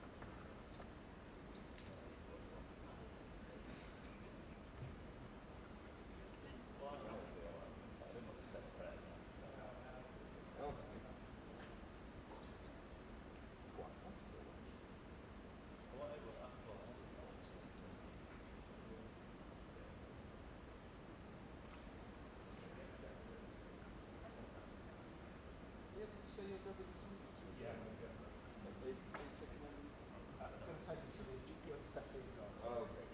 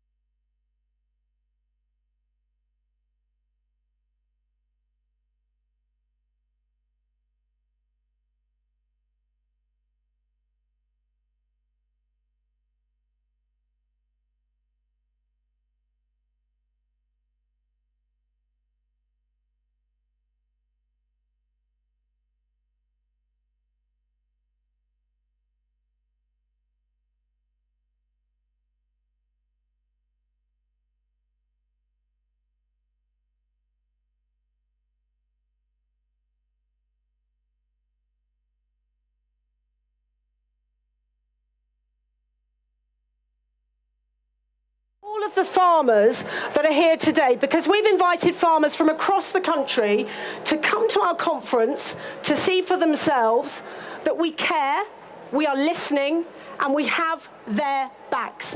And you may have noticed that we're doing things a little bit differently this year. I'm not up on the main stage. We're having a rally. Because in honour of the rallies that have happened across the country, because over the last 12 months, the nightmare that Rachel Reeves and Keir Starmer, the farmer harmer, have caused for farming. Just a year ago, she stood up and announced the family farm tax and the family business tax, and you've heard from Ollie today just some of the problems that this is already causing. Now, under Kemi's leadership, we opposed that policy immediately, and we did that because we knew it was going to stop business investment. It has done. It was going to cost people's jobs. It has done. And it was snatching families' futures away. Now, we have marched with tens of thousands of farmers up and down Whitehall. We've climbed in their tractors. 265,000 people have signed our petition to axe the tax. And we have done everything we can in Parliament to ensure that we hold this socialist government to account, and we try to get them to U-turn. Now, we forced a vote. We gave Labour MPs the chance to vote this tax down. How many of them voted to axe the tax? Zero, a big fat zero. And that is what we are having to deal with. Now, I love dragging Labour ministers to the dispatch box. We don't have to put up with quite the same microphones in the chamber. But when I look at the Labour MPs that have been sent out by their whips to defend the indefensible, when I see them hiding behind their AI-generated speeches like some sort of trade union automaton, I know, they know, they're wrong. And it is because of the pressure... Listening there to the Shadow Secretary of State for Environment, Food and Rural Affairs, Victoria Atkins, at the Conservative Party conference in Manchester. The backdrop behind farmers referencing the inheritance tax rules that the Labour Party changed and impacted agriculture. There is somewhere in the background, you can't quite see it actually, there is a tractor there as well, the backdrop for this address from the Shadow DEFRA Minister. Any key lines and comments, we'll bring those to you. I also want to take you live to another part of the conference hall and speak to the Director of the Centre for Policy Studies, Robert Colville. Good to have you with us, Robert. I appreciate you sharing your time. So, Mel Stride, speaking to a pretty empty room. A lot of people stuck seemingly in the queue for security. But he had some pretty punchy suggestions of what he wanted to do, certainly for the high street. What do you make of what he had to say? So I think it's fascinating. A really clear divide has opened up in British politics just in the last day, or the last week.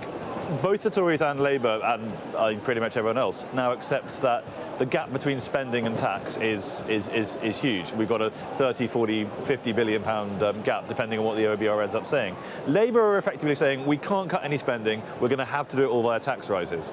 The Tories are saying we don't want any tax rises, we're going to do it all by spending cuts. Like, that's a really big difference, and I think that's going to set the stage for quite a lot of the political debate over the next year, especially with the budget coming up in November. 47 billion pounds, Sir Mel Stride said that they could save. How realistic do you think these figures are?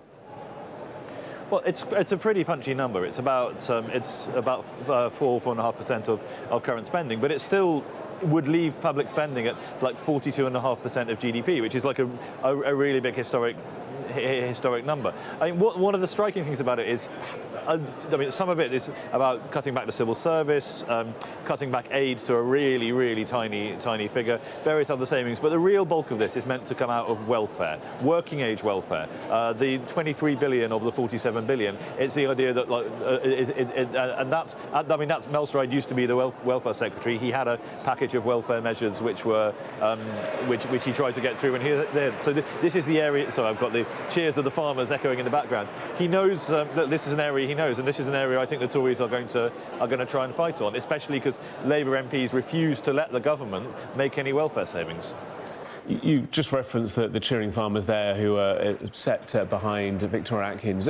What are going to be the kind of key attack points now for the Conservatives in the coming months? Obviously, they can continue with those inheritance tax rules for farmers, and obviously rural constituencies often very heavily leaning towards the Conservative Party. But where else will they try and push the government? I think, as I said, the big issue is just tax and spend. So the budget is on November 26. The OBR's Office for Budget Responsibility is downgrading its productivity forecast. There's going to be an enormous gap. The argument, all of the argument in British politics over the next couple of months is going to be about which taxes are rising and how much they're going to rise by.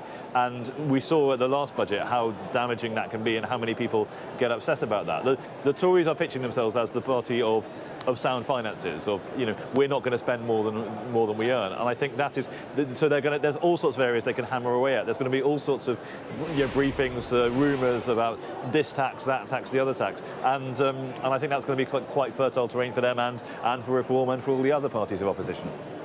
How important is this conference for Kemi Badenoch personally? I mean, it's always pretty important. I think we always over-index conferences slightly. There's a pattern we all say, oh, the leader's in trouble, they need to make the speech of their lives, and then they make the speech and everyone goes, well, that was the speech of their lives. But I think, you know, it's this conference, but above all the local elections next May, not just for Kemi Badenoch, but for Keir Starmer. That is going to, you know, she herself has said that's a moment of tension for her. You know, if Reform repeat their performance last year, we're going to see really heavy losses for the Tories and Labour, and at which point I think both or either party might start to have a real moment of panic. Joining us live from the Conservative Party conference in Manchester, Director for the Centre of Policy Studies at Robert Colville. Good to have you with us. Thank you. Thank you. Just going to show you these live images. Keep your businesses going. And this matters to us all, whether we live in the depths of the countryside or in the city. Because funnily enough, we all eat food. And as we know, the cost of food is climbing and climbing due to Labour's policies. In fact, Labour's last budget is causing, in part, rising food prices, record farm closures, 2 pubs or restaurants closing a day, farms facing an SFI and custodianship scheme cliff edge, food producers facing a new tax this month, another one on packaging, and 80% of farmers fearing their farms will not survive. This is a food and farming emergency. And if this emergency is not dealt with urgently, we will see even more farms, even more agri-businesses, food and drink manufacturers and hospitality businesses close. We will see workers laid off. We will see tenant farmers evicted. We will see food production tumble, and we will see food prices continuing to rise. And I hate to break it to you, but Labour is coming back for more in their budget. And so we need to act fast and act together. I am calling, before the budget, a food and farming emergency summit where I'm going to bring farmers, food producers, fishermen together to come up with the urgent solutions you need in order to address this emergency. And I'm going to do something different. Once we have those solutions, I'm going to put party politics to one side and I'm going to offer them to the government at budget. I'm going to do this because we as Conservatives, caring deeply as we do about the countryside and our country, will always put our national interest first. And this will be a test for Labour, because if they ignore those policies, if they shun them, then they will show that they are not to be trusted. So I put this challenge down to the Labour government. You haven't listened to the countryside so far. Will you listen to us this time? This is your countryside, your future, and we have your backs.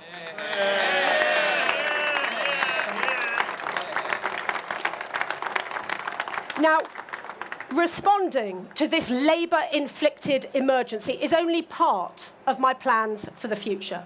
We are doing a lot of longer-term thinking for the next few years ahead and beyond the general election. Just like farming, we need to plan in opposition. And since the general election, I have been frank. We got some things right in government, and we got some things wrong. We did a lot of good in farming and environmental policy about which we can rightly be proud. But we lost our focus for a while on the primary purpose of farming, to grow food. That changes now. Food production and food security will be at the heart of conservative agricultural and environmental policy. We will start with DEFRA's regulations and regulators. Did you know DEFRA has one of the highest numbers of quangos in the whole of government? And however well-intentioned, this system of 34 quangos that regulate our land, our water and our food, led by Natural England and the Environment Agency, is outdated and now seems to work against rural communities, not for them. It is a system built on the best of intentions, but it has morphed into a labyrinth of bureaucracy. A farmer told me last week, actually, it feels as though the system of Natural England and the Environment Agency is there to trip you up, not help you. And Labour wants to make it even worse because they are pushing through Parliament at this moment greater powers for Natural England, giving them draconian compulsory purchase order powers to enable Natural England, an arm of the state, to seize private land from us and not to pay market value for it. You heard that right. They want an arm of the state to seize land from us. Agricultural land, but also gardens are in the frame if Natural England judges it to be in accordance with their plans. If that isn't modern-day Marxism, I don't know what is. This is what we're up against. And so we have to look at this. We have to stop these powers, and when we are in government, we will have reviewed the regulations and the regulators to ensure that in government we can get cracking with fixing the regulators and fixing the regulations.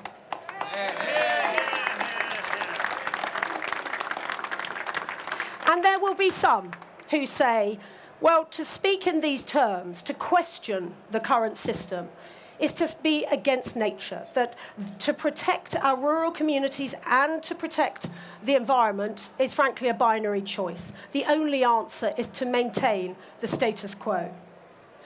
Such arguments ignore the reality of flooded communities, stifled rural economies, and villages desperate to attract young people and families. And it ignores the fact that the status quo is not working as we would wish it for nature recovery either. If we want to recover nature, we will need to reform our current approach. So we're going to work out a system that is fair to rural communities, fair to the environment, and that works for us all for the greater good of our countryside and our coast.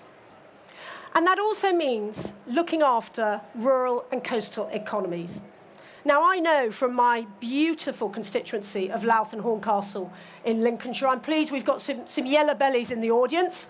I'm going to annoy all the other MPs and say clearly it's the best constituency in the country, but it is an incredibly rural and constituency, but also has wonderful miles of coastline. And I know from my own constituency, from my friends and neighbours there, that if local areas prosper, then that is for the benefit of the whole of society. And what we are worried about in rural areas is the threat of stifling rural economies and of a youth drain away from our countryside. We don't want that. You don't want that. And so part of the work that we are going to do is to ensure that we are bringing the rural economy back to life. And I say this very conscious that I'm standing in front of perhaps the shiniest tractor we've ever seen, but a magnificent JCB tractor. Do you know, JCB is the epitome of a rural family business. It was started in the market town of Uttoxeter. It now employs 8,500 people in the UK alone. And of course, it's an international brand. People know it all over the world, and it's sold in 150 countries. And we are so lucky this year that they've driven their tractor into our conference because they are celebrating their 80th anniversary. What an amazing achievement. What a great rural business. And the rural economy, of course, accounts for some 3.8 million jobs, 500,000 businesses, and then, of course, even more in the coastal economy. And the Shadow Chancellor, as we've heard this morning, is confronting some of the hard truths of the inheritance that we will have from this dreadful socialist government. But Mel and I promise you, will be working together in the coming months to draw up plans for a really revitalised and exciting rural economy and coastal economy offer. So please, feed in your ideas, because we want you as our members to be a part of this. And we want to ensure that with all of this, our values are at the heart of what we do.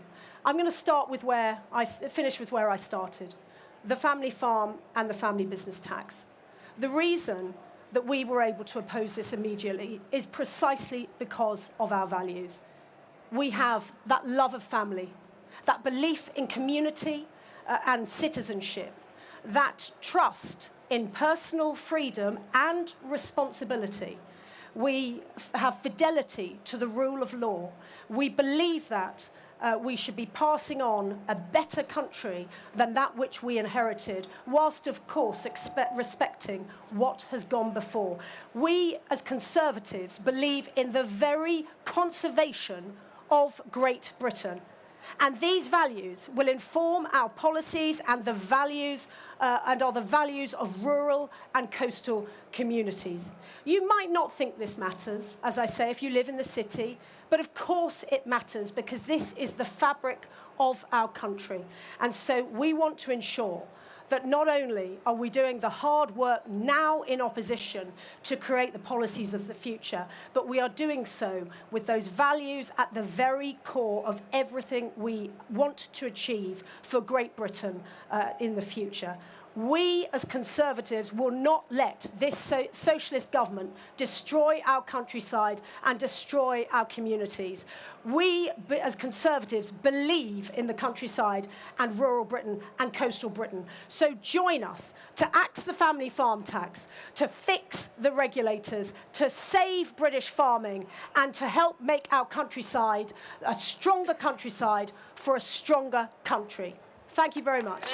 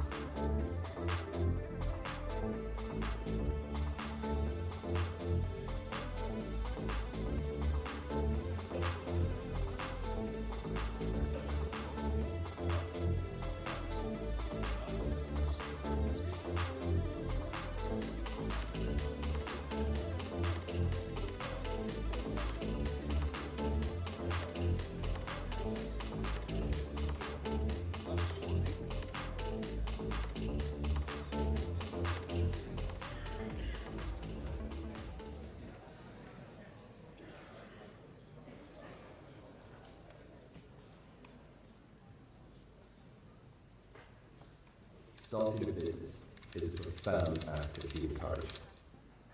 The triumph of optimism over inertia. But not enough politicians in Westminster understand that.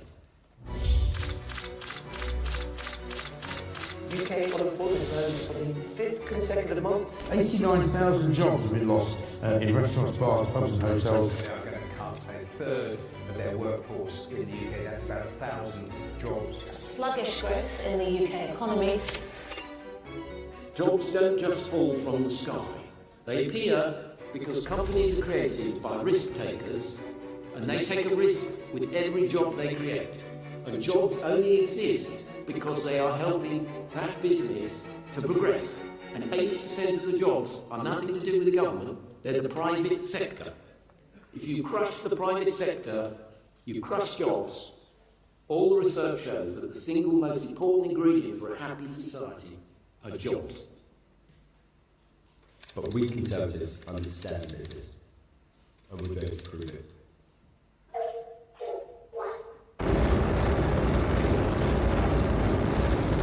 We know business is about embracing risk, knowing that there are no guarantees, no bailouts, and no one is coming to the rescue.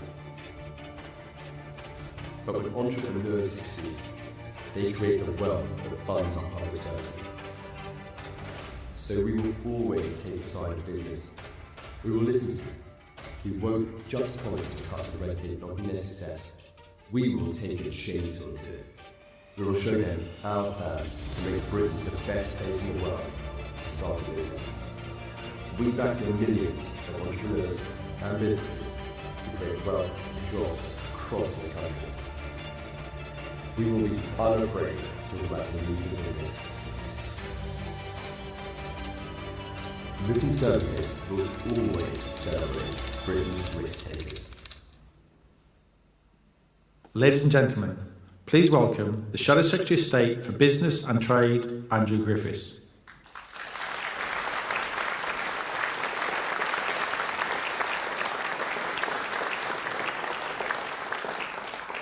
Conference. Business builds Britain. It's business that takes ideas and turns them into reality, takes jobs and turns them into livelihoods. And it's business that pays the nation's bills. With strong business, everything is possible. I spent 25 years in business, where I saw optimism at work every day. And that's why I'm optimistic. I know Britain can return to being a world-leading economy. Our country has huge strengths, which even years more of this government will not diminish. The English language, respect for property, our deep, sophisticated financial markets, and a mix of the sort of businesses that thrive globally. Around the world, people want what we produce, and they want our skills, our capital, and our ideas. Thanks to the last Conservative government, we have an independent trade policy, which allows us to sell not just to Europe, but to our long-standing allies and most of the fastest growing economies on the planet. Compare that distinguished record on trade to the press release politics we've seen over the last year. The Prime Minister told us in May his US deal was signed, sealed and delivered, yet tariffs remain. He told us he had a deal for pharmaceuticals, but it never materialised, and our drug companies are leaving. He told us he finally understood Brexit, and then went running back to Brussels to let them dictate our rules, killing our flexibility for future deals. It's clear that Labour and the other parties simply don't understand business. How could they? Unlike our party, their ranks are full of professional politicians, trade unionists, and the public sector.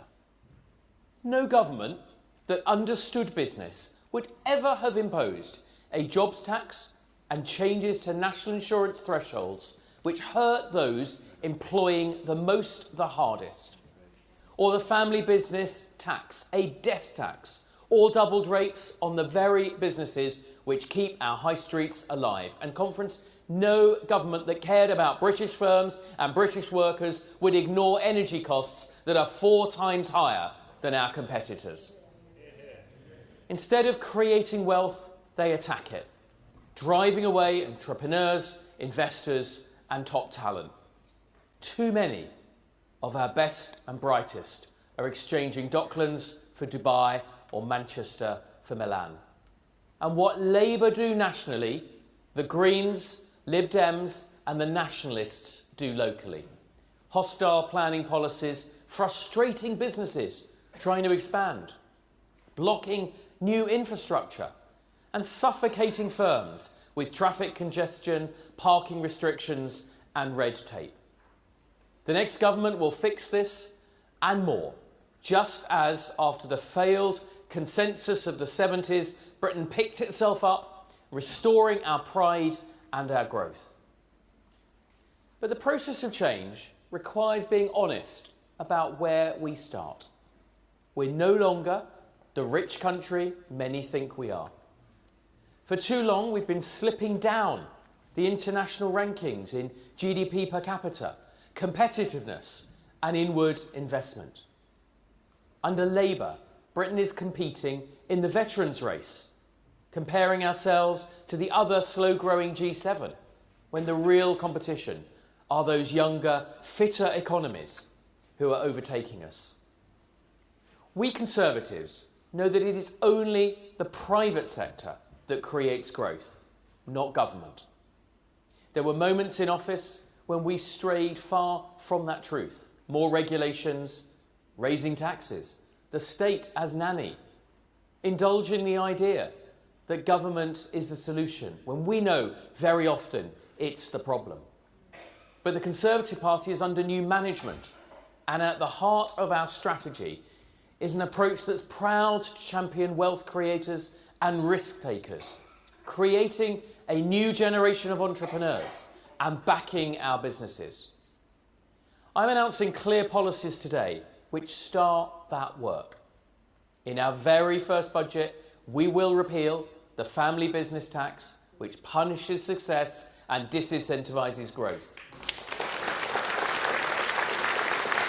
We will build a tax system which values those who take a risk and helps the very smallest businesses. And the next Conservative government will actively reverse the job-destroying measures in Labour's Unemployment Rights Bill, a bill which allows strikes to be called even if just a tiny fraction of the workforce vote. A bill which will destroy job opportunities for young people while topping up Labour's political fund without workers ever being given the choice. And the opposition to this terrible bill in Parliament has been led by your shadow Conservative business team, David Hart and Andrew Sharp in the House of Lords, my shadow ministers Harriet Baldwin, Gareth Davis and my PPS Ali Griffiths in the Commons. Not by any other party, but by the Conservative Party.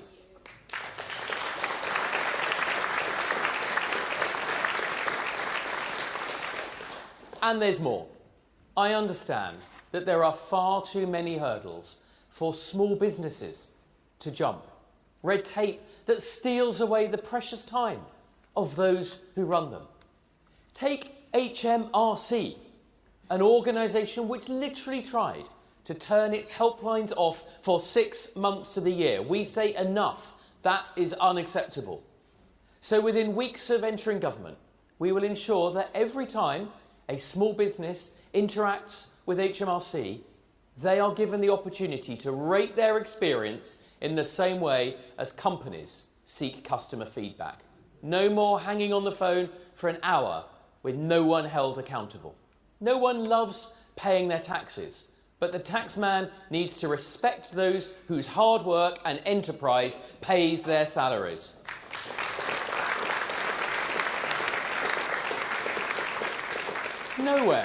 Nowhere is that more important than the self-employed. They're risk takers striking out on their own, often with nothing more than a laptop and a belief they can make it work. That's why we commit today to doing better for the self-employed. And that includes looking again at how to reform IR35. Because if Britain is to have ladders of opportunity, then the self-employed need to be able to climb them. Similarly, opening a bank account today is so hard. It's a miracle anyone starts a business at all. It can take weeks or months to do what other countries do in minutes. It shows just how far our regulators have lost the plot, and it's a brake on growth we cannot afford. So we will transform a process which makes banks treat you as innocent, as guilty, until proven innocent. From the tone at the top of the regulators to repealing EU-era rules, we have a clear plan, and we will fix this.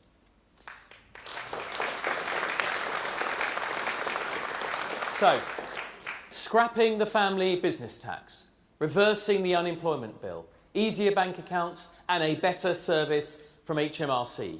Real policies that will make a real difference. And where we can, we need a tax framework which shows our support with actions, not words. No sector has been hit harder by Labour's onslaught against enterprise than hospitality, retail and leisure. 89,000 jobs lost in the hospitality sector alone since Rachel Reeves' autumn budget. One of her first actions in office was more than double business rates for many of our high street businesses by cutting the relief that previous Conservative governments introduced. Because of the choices she's made, the life in our high streets is ebbing away, and we know the heart of our communities are suffering. So we want to give them hope. Today we are announcing that when we return to government, we will introduce a permanent 100% relief in business rates for retail, hospitality and leisure.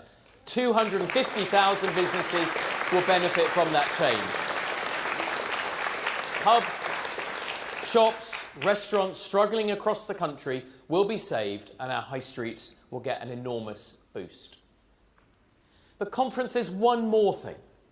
We want to reignite a culture of entrepreneurship in Britain, to support and celebrate those who take a risk, a mission the like of which we have not seen since my friend and mentor, Lord David Young, was Mrs Thatcher's Secretary for Trade and Enterprise, to create a new generation of entrepreneurs.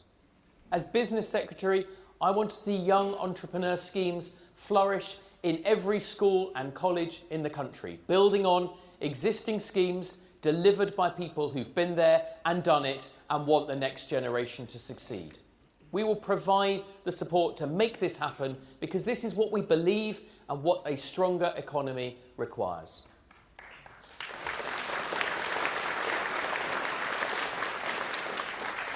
So, conference, let me be clear. The Conservative Party as the party of enterprise, the party of the entrepreneur, the party of business, on the side of the pub landlord, the restaurateur, the small business owner, the self-employed and the family business, those who work for themselves and give work to others, the builders, not the blockers, those that make, not those that take. That's who we support, that's who we believe in, that's who our government will serve. Nations that seize opportunities rise. We will seize the opportunity and gather, we will make the Britain's economy strong again. Thank you.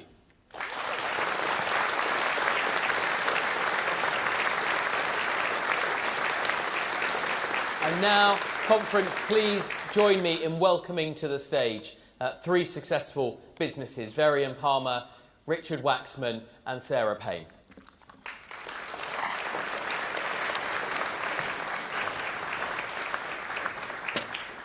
Thank you, Varian. Richard. Welcome, and thank you for being successful businesses and successful enterprises that help our economy. Varian, it's been a difficult time. You run a successful hotel with your family, a successful hotel business in the southwest. By definition, employing lots of people, giving them a chance. How are you finding things? We've had a successful summer in terms of top-line business. but the weather's been great. On a less good weather summer, it's not so great, and no one can forecast that. The challenge we've had, though, is the significant rise in the NIC bill. We employ a lot of young people, and it raised the additional cost to us has been just over £250,000, which, what's so sad... Just from that change. Just from that one change. And what's so sad is that we employ so many young people and develop so many training programs that money has pretty much had to come out of that to go and pay the additional NI charges. It's a real shame because hospitality is a profession, a sector, where you need no qualifications and you can rise so fast. And if those NIC's contributions could be just reduced, maybe for those under 25, for those who are returning from welfare, just think what it could change in the UK. All political parties are talking about getting people back into work. We are one of the one sectors that could, with an immediate change, could have such a profound impact on what we could do for young people. And it would happen straight away, just very quickly. As the reverse happened. We're a speedy industry. We can change. Richard, closer to home, a Yorkshireman. Some good common Yorkshire sense about what the government's doing and what we should be doing? Yeah, of course, Yorkshiremen have a reputation of speaking their mind, so that's one thing. Today I think is perhaps for a lot of people in business some of the most depressing times, not only for all the tax rises that we've had, but everybody fears for what will come. And we're a distribution company. We do sell fibre throughout the world, synthetic fibre for flame retardant garments, but more in terms of the UK, we sell ceramic tiles and also renewable energy.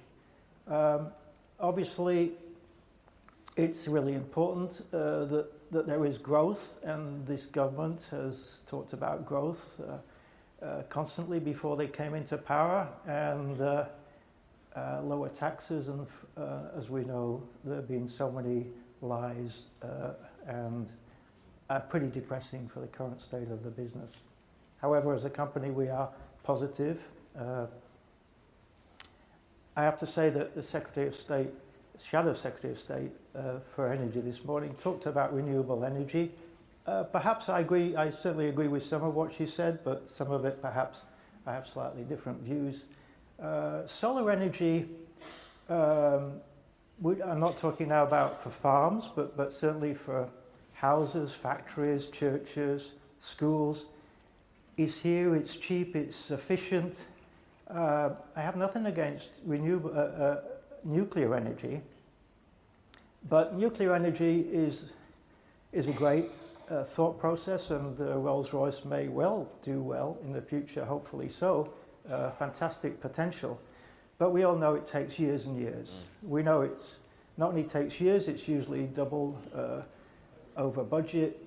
So solar, even if you're against solar farms, I think solar for houses and domestic and industrial use is here now, and I think the Conservative Party just have to be aware that a lot of young people are really keen on renewable energy, and I think perhaps separating that from wind farms and other things, I think they need to just review that.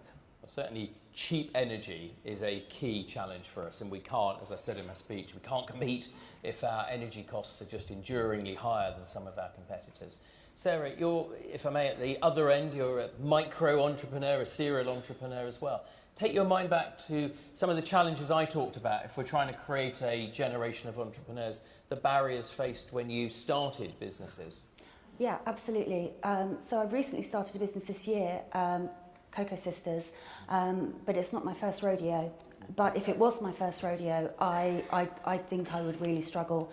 Accessing finance is difficult with the UK startup loans, which is a great scheme, but it falls flat. It's not very accessible. The people running it don't really understand business. And really, generally, we just need a stable environment to operate in, and we're not getting that at the moment. At the moment, you know, sort of Rachel Reeves is throwing policy ideas up in the air and just seeing how people react. She's pushed the budget out as far as it can go. This, you know, this all creates instability, it dampens demand, and ultimately the cost is borne by the consumer. You were talking about that, Virian, just a minute ago, about people's concerns, and you're already seeing that in people's willingness to spend or book a mini break at your lovely hotel. Oh yes, so at the Headlands we see when the general election is approaching or when a budget is approaching, people just stop booking. Everyone gets so nervous, and so all the uncertainty and the, I would say, the flip-flopping of ideas out into the media currently is so harmful to the prospective spend of guests. And I imagine that's not just hospitality. I imagine that is other sort of other sectors as well. And you're a multi-generational business as well. So 5th generation hotelier. Wow. in Newquay, and yes, my parents started the Headland 46 years ago. So yes, family tax is family business death tax, not good either. Not great for us, no. No, I mean the great thing about business, Richard, is just how irrepressible, how business is pragmatic, seeks to solve problems. But it feels like there's a lot coming at you at the moment. I was listening to your speech before, Andrew, and the one thing I have to say is I am so delighted that you talk about scrapping the family inheritance tax. I think that is massive. I think the Labour Party, I've never been so upset in my life when I heard that they were going to do that. I have family, sons in my business, and if you're a private trading company, to have to pay 20% inheritance tax on your business, I think that is it close to communism or is it socialism? I really don't know what it is, but I think it's disgusting. And how can you build up a business for the future and have to pay that? Because it's the recipient that has to pay that. Where are they going to get the money from? And I know everybody talks about farmers, and that's fine. They have similar but different problems. But nobody really talked about family businesses. So actually what you said, Andrew, I am really delighted. So that's a massive thing.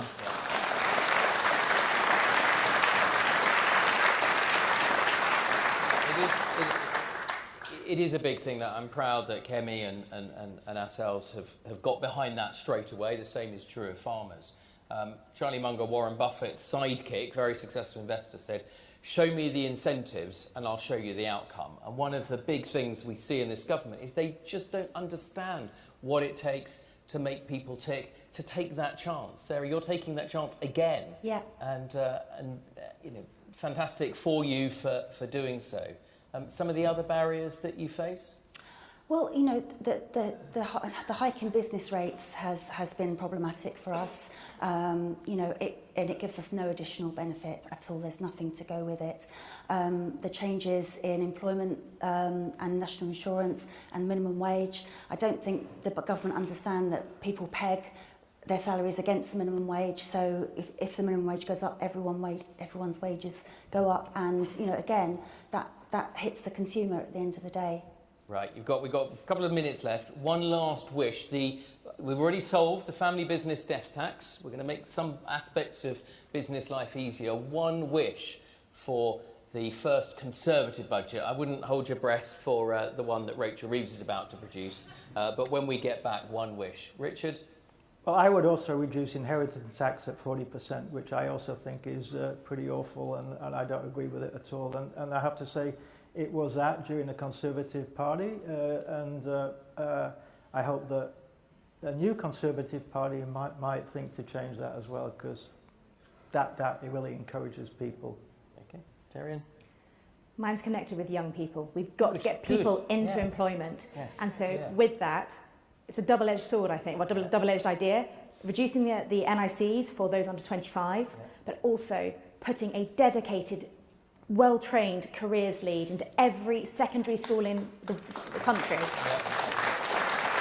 to be able to talk about, when you're at school, you don't know what jobs are out there. And that one thing would mean that young people could actually see what careers are out there and what they want to do. And that's half the battle to get people into work, surely. Yes. Absolutely, and we're going to hear from the Work and Pension Secretary right now, I think. Sarah? Yeah, following on from that, the Kickstart campaign was amazing at getting young people who might not struggle to find work, to get them into work. It's great for employers.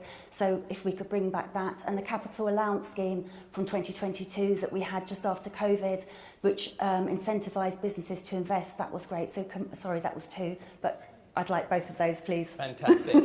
Conference, please thank your panel. Lots of excellent ideas, lots of work to be done.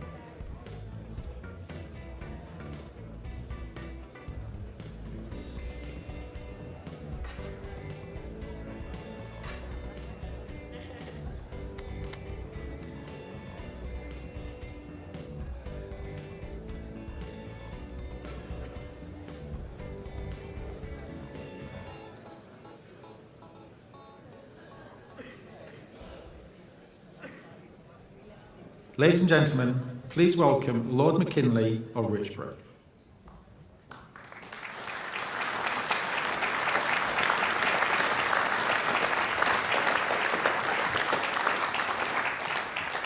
Well, Conference, I knew this Labour government would cost an arm and a leg, but I didn't think it'd be this bad. Now, can I let you into a confidence? I know we're amongst friends here today, so you won't repeat it anywhere else, will you? I go to work. I hold down 3 roles. A member of the House of Lords, which I'm very grateful to do, and play an active role there. I am also the director of a charity, and as a chartered accountant, chartered tax advisor, I'm still in practice doing that as well, and a bit of writing. Why do I do that? Why don't I just sit on my backside? I do it because it gives me personal pride, and I have a family that I want to provide for. Now, I've just come back from Budapest just yesterday. I was very honoured to be given the role of giving one of the speeches at the unveiling of a new sculpture to Lady Thatcher. She is that revered in Budapest and in Hungary for releasing that country and Central Europe generally out of its socialist morass, just as she did for us in the 1970s. Now, I had a meeting with one of the cabinet ministers, and we were discussing benefits. I'm always interested in what other countries do, because our problems are not unique. Now, they've implemented a form of, we call it workfare.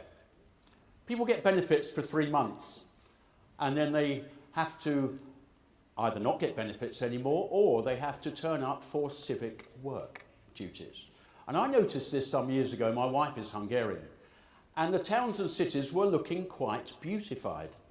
And I wondered why. My wife said, well, see all those people at the council offices, they're here to do some work for the day to get their benefits. And lo and behold, their benefit rate, or the people who were claiming benefits, went down from 5% to 1%, because they managed to find some jobs.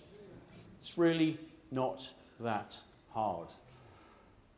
Hungary does some quite interesting things. We're also discussing their amount of refugees that they have. We had 103,000 applications last year, Spain 140,000, Hungary 25. Well. But we have serious problems with our benefit system. It's not just an economic problem, and the economic problem is really, really serious, as we have a country that is almost verging on bankruptcy. What could we achieve if we weren't spending nearly, the estimate is, nearly 100 billion by the end of this Parliament on disability and just not fit for work type of benefits? What could we do with that money? What could be the lower tax rate? What could we be doing in terms of the defence spending that we need?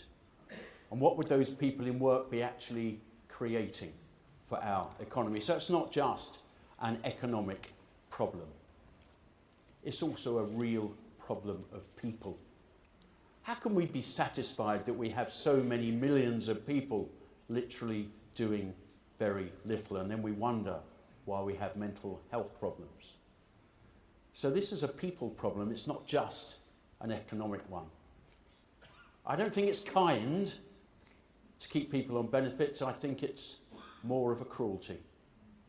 And that is the foundation of conservatism, that our benefit system should be the safety net, the leg up when people are finding themselves in a tough place and getting them back into work. This shouldn't be anything strange or odd.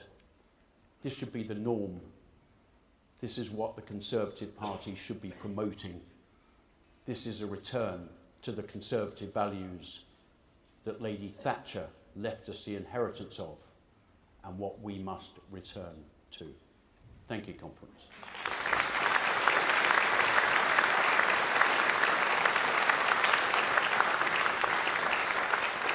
As you know, I was the Member of Parliament for South Thanet for some 9 years. Guess who I beat? That was Nigel Farage, that's right, I remember.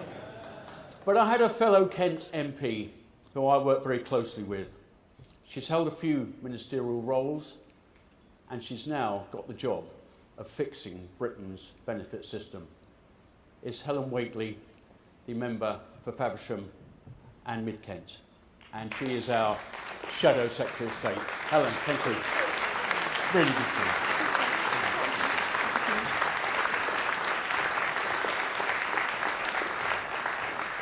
Good afternoon, Conference. Craig is an extraordinary inspiration. I remember back in 2015, he turned up in an ancient Land Rover to campaign with me in a housing estate in Maidstone. Back then, Craig had a no-nonsense, pull-your-socks-up attitude. He's been through a lot since then, and he still has it. I asked Craig to kick off this session, not only because I knew he would do a great job, but because his attitude is what the whole country needs. Everyone goes through hard times. I am sure all of you have, one way or another. And I bet you have always done your best to find your own way through. That's the Conservative way. And it's not just us. That is how most people think. But not everyone. We are here because we all know we have an important job to do. If not us, who? But millions of people right now are sitting on the sofa at home. Millions have got themselves a sick note from the GP and signed on to sickness benefits with just a form and a phone call. Millions are getting benefits for anxiety and ADHD, along with a free Motability car. TikTok videos will tell you how, and some people even pay for VIP services to boost their chances of a successful benefits claim. Yes, there are people with serious illnesses and disabilities. But 1 in 4 people now describe themselves as disabled. So what does the term even mean? We've got 10 million people of working age now claiming benefits, 1 million young people not in employment, education or training, just when they should be getting going, getting experience and that feeling of having money in your pocket that you've earned yourself. I genuinely feel we are at risk of a wasted generation, and our economy needs people, not just migrants imported, to fill the gap. The right answer has to be get British people into work.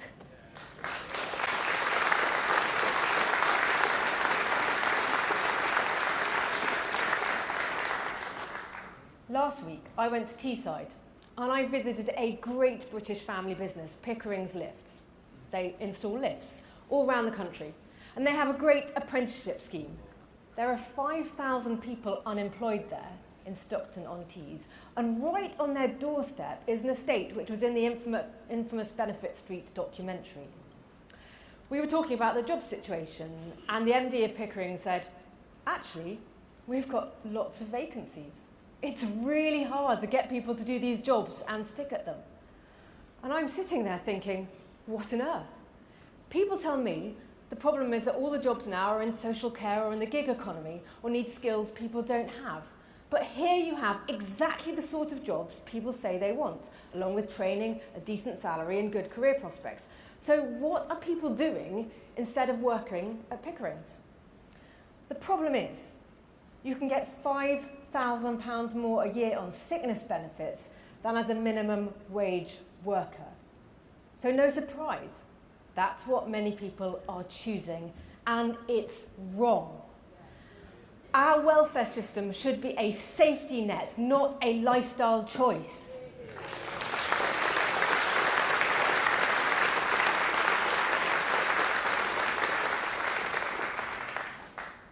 Keir Starmer has said he wants to make welfare savings. Back in the summer, he tried. But he failed so catastrophically that instead of saving money, he ended up forking out £300 million extra of your money to get his backbenchers to vote for his bill. That is what a weak leader looks like, Keir cowering in fear from his left-wing backbenchers. In a few weeks' time, Rachel Reeves will be putting up our taxes again. We will all be paying more because Labour MPs would rather hike your taxes than get a grip of the welfare system. So would the Lib Dems, the Greens, the SNP, Plaid and even Reform. All of them want the government to spend billions more on welfare. 3.5 billion more just to end the two-child benefit cap. Where will they find that money? And it's not fair. People in work make tough decisions about whether they can afford to even start a family, and they don't get paid more if they have an extra child. Believe me, I am all for encouraging people to have kids, but people on benefits should face the same decisions as the rest of us. It's about taking responsibility for the choices you make.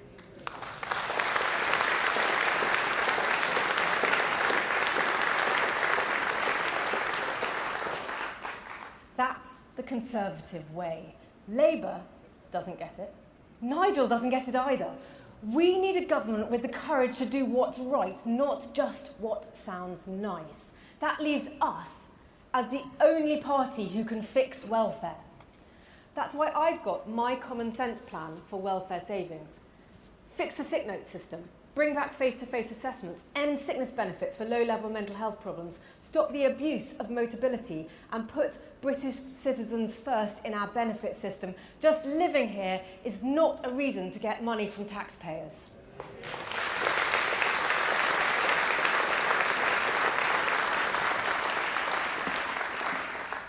That's not all.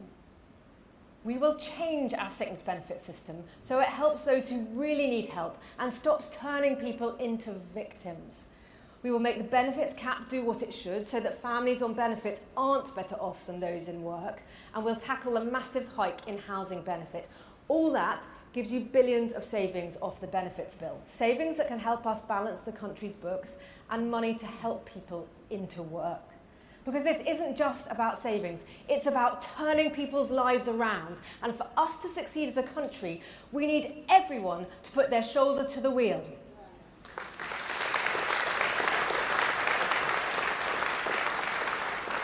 Conference, it's time to return to the Conservative principles we know are the secret of our country's success.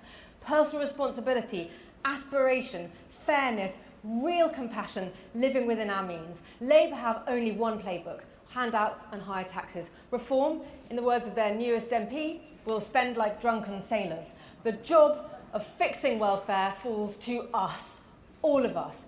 I have a plan, but there's more to do. The hard yards, the hard thinking, the tough decisions to turn this country around from stagnation to growth, from envy to aspiration, and from despondency to hope.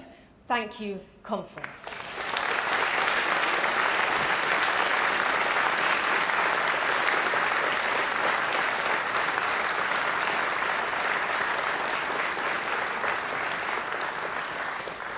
Thank you.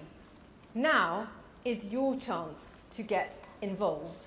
I want to hear your views. We should see in a moment on the screen, there we go, a QR code. Can I ask you to scan that with your phone? While you're doing that, I'm going to introduce my special guests. First, I'd like to welcome back to the stage my former colleague in the Commons, now much more grandly the other end of Parliament, Lord Craig McKinley.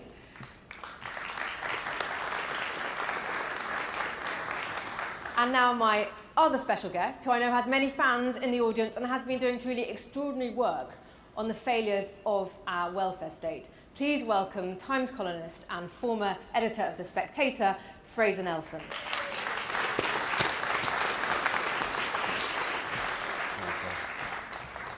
Craig and Fraser, thank you so much for joining us at conference.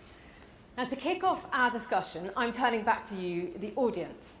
And I'm going to start by asking you a question to then answer on the thing on your phones when you've done the QR code. So the question I'm going to ask you is, when reforming the welfare system, what should the priority be? And you'll have about 30 seconds or so to pick your top priority from the list of living within our means, making work pay, supporting sick and disabled people, ending the waste of talent and lives, or filling job vacancies with British workers. While you're doing that, I'm going to kick off with a question to Fraser. Fraser, you have built up a treasure trove of data and written many articles about welfare, as well as your excellent recent documentary. So can I ask you why you've chosen to focus on welfare as a topic? Well, I mean, journalistically, I think it is the most important underreported story of our times. All journalists want to try to find out what's really going on and shine a light where there is darkness. And during the 90s, the DWP opened its database to the public. That was really, I've always been interested in what's now called data journalism. And then I was just astonished at what you were able to see. It's like almost being given access to the government vaults. So at the time when Tony Blair was talking about full employment, you could go in there and discover, to my shock, but there was just over 5 million people on out-of-work benefits. Almost half of them were on sickness benefits. Very different of a narrative we were being given.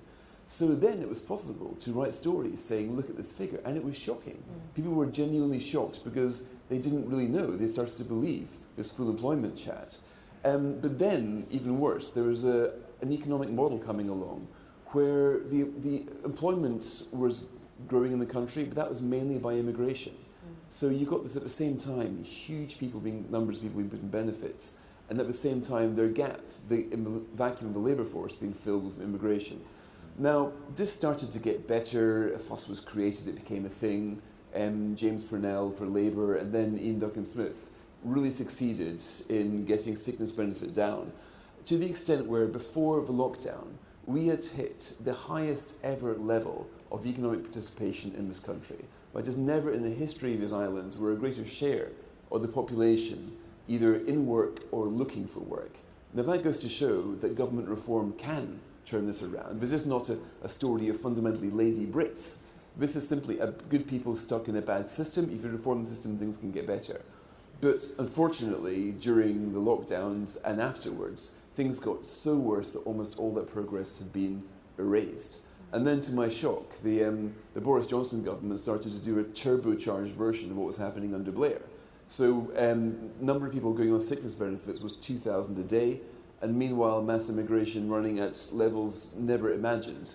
So I started writing about this again, and I would do editorial after editorial in The Spectator about it. But the problem is, when you start to talk about millions of people here, millions of people there, it kind of goes over people's heads. So that's why I wanted to try to, it was actually that ITV film, The Post Office of Mr. Bates, that really made things real for people. And I thought, well, television can do this. Yeah. So I wanted to, so then I worked with Channel 4 to do this film, trying to show that this is the face and the stories and give voice to those trapped in the system, to try to show this is a human tragedy. This isn't just about numbers or figures. And that came out this time last year. And since then, the Times reported on Saturday that the number of people signed off to sickness benefit was bad enough at 2,000 a day, but now it's 5,000 a day. So that, if you just imagine, there's about, I don't know, about 400 of us here in the hall right now. Imagine if we were in the O2 arena, which fits 20,000. Every 4 days, the equivalent of that is being lost from the economy. And the way it works is most people never come back to work ever again.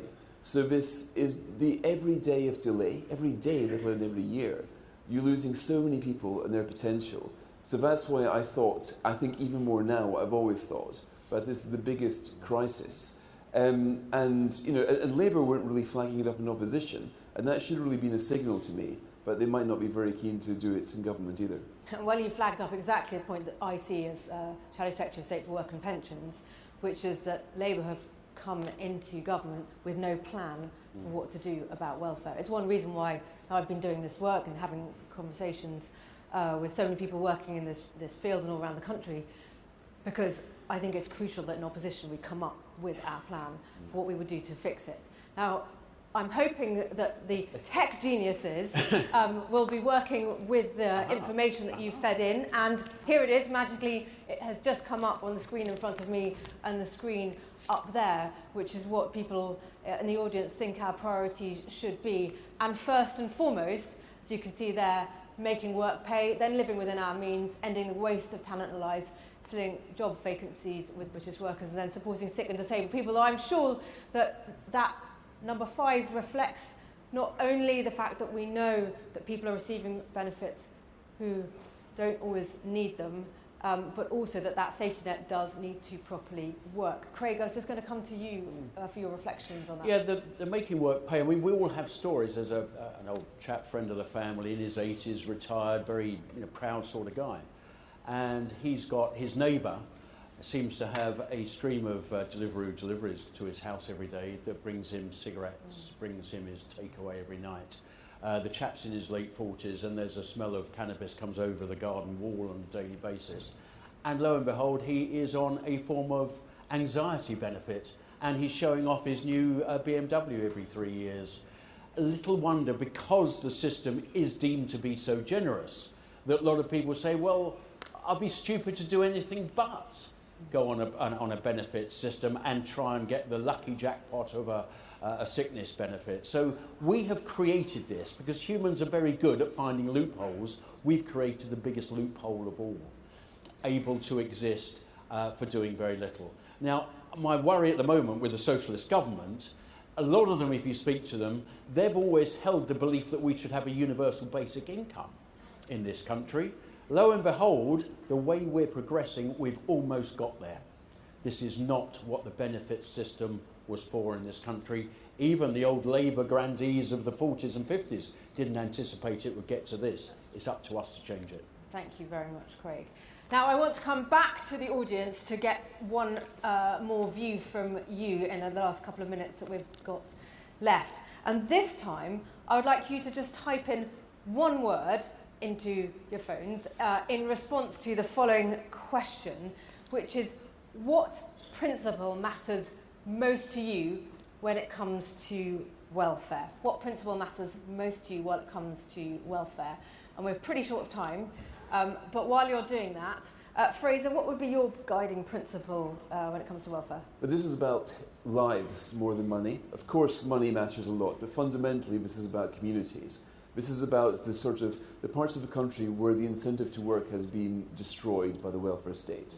Beveridge created welfare to tackle what he called the giant evil of idleness, meaning worklessness in today's. Because it's not just income that you lose, it's your mental health, communities, everything goes.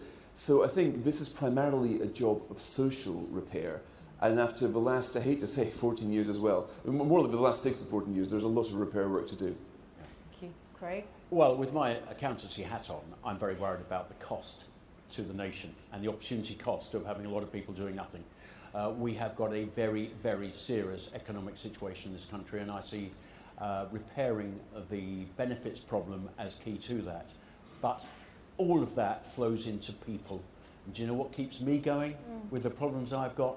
It's work, it's busy, it's doing the right thing. So fundamentally, even like this, conservatism comes through. Very true.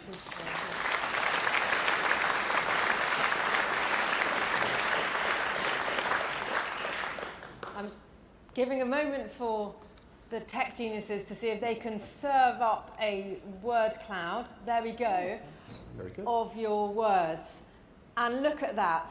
And you know what, I was thinking what you might come up with, and I didn't know.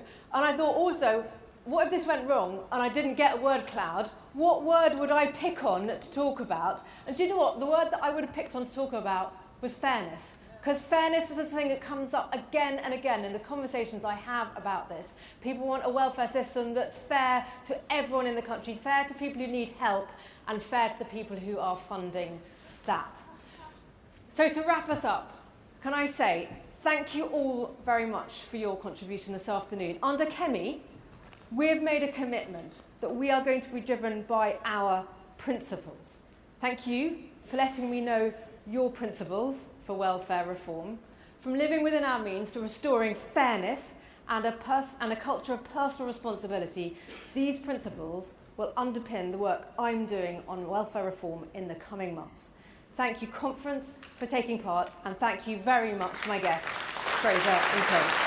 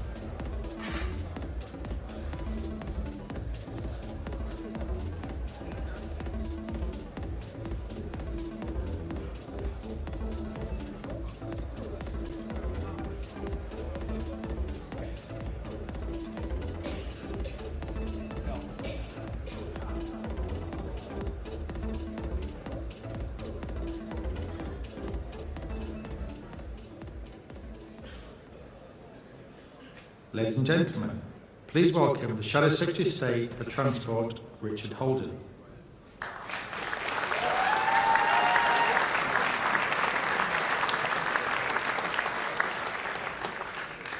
Well, conference, before I start actually, I was just seeing Craig backstage.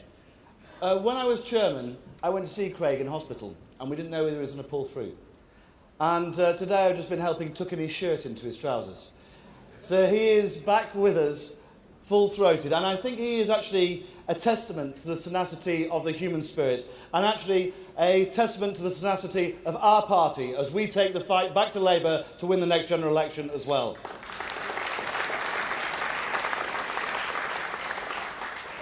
Conference, it's great to be back with you here in Manchester, the big city for me growing up down the road. But as some of you know, I've travelled around a little bit myself. A Lancashire lad, university in London, won North West Durham unexpectedly. Great to see some of you guys here. Basildon and Billericay now, just by 20 votes. And it is great to be back in transport too. Coming back to Manchester, I'm reminded of visiting here as Roads and Buses Minister, when I came up to sign off a big £1 billion 5-year plan to create the B network for this great city. Although it was, surprise, surprise, Andy Burnham who grabbed the headlines that day. But I'm not the only politician who's found themselves fighting Andy Burnham for column inches in recent days, as Labour's current leader knows all too well. Now, looking at Labour in government, it's easy to attack their competence or lack thereof. Massive pay rises for their union paymasters, yet strikes across the board, from rail to tube. Strikes here in Greater Manchester and on the buses in towns and cities across the Midlands and the north of England. And we've seen Labour's abandonment of our popular get around for £2 bus fare. We've also seen them sideline major road schemes like the A303 with hundreds of millions of pounds wasted in the process.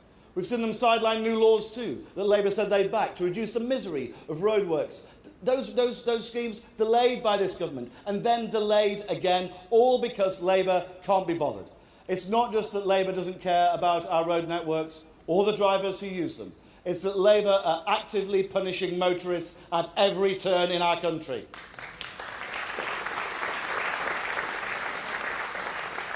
And most damningly, the Transport Secretary, in her speech at Labour's conference, didn't even mention the freight sector. Didn't mention them. Not one mention of the lorries, shipping, rail freight, commercial vehicles, vans, road haulage that are the backbone of our country. Not once, despite giving her speech almost 200 years to the day that Britain led the world with the first public freight railway opened, the Stockton to Darlington Railway. How typically Labour, ignoring British business, ignorant of Britain's history.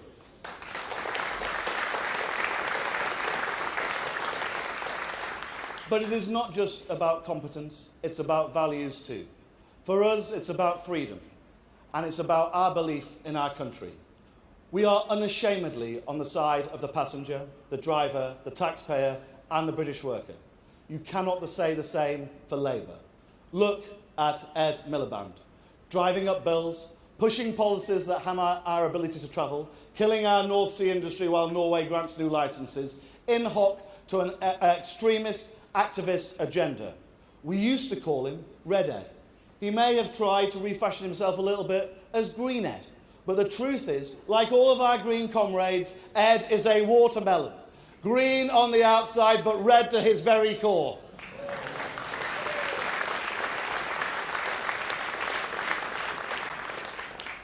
And no one is Labour is standing up for transport. Ministers have come and gone. Most recently, we've had one sacked and then reappointed 9 days later. Before that, we had a Transport Secretary sacked for being a convicted fraudster. Her replacement caused a by-election so she could, I kid you not, jump ship to work for Sadiq Khan in London.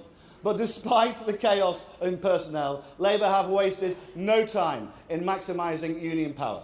Hiking taxes on flying, pursuing state control of rail. Make no mistake, Labour is waging an ideological war on every motorist, motorcyclist, our freight and haulage sector, and anyone who does not address them as comrade or bankroll Labour's campaigns.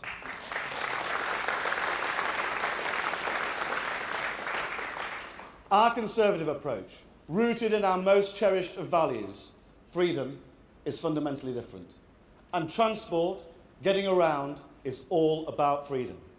I wonder if you, like me, remember as a child walking to a friend's house, cycling around your local town or village, that bus journey to your first job, or to a first date that you hoped might lead to a second date. Days and nights out in the big city. For me, it was here in Manchester by train with my mates, and then passing my first driving test. Actually, passing first time my driving test, ladies and gentlemen, and memories of my first car, my umpteenth hand Citroën AX. It was so unreliable, it could have been a Labour Party election pledge. She was followed rapidly by a Fiesta, then by a Clio, and then followed by Margaret, named not just because she was a Jag in Westminster Blue, but because she also had the turning circle of a cross-channel ferry. So U-turns were simply not possible.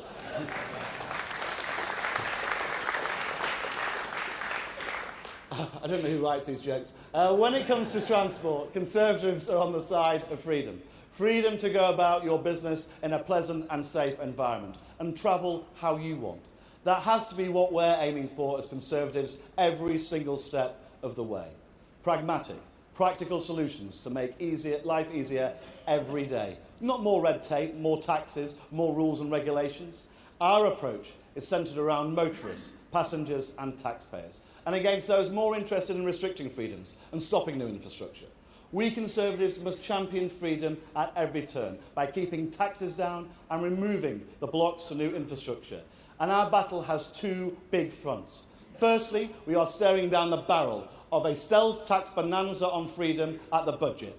Rachel Reeves has set her sights on your family holiday with air passenger duty, on your family car with fuel duty and insurance premium tax, VAT on taxis and private hire, inflation-busting train fare rises. Conference, we will fight back against Labour's tax grab at every single opportunity.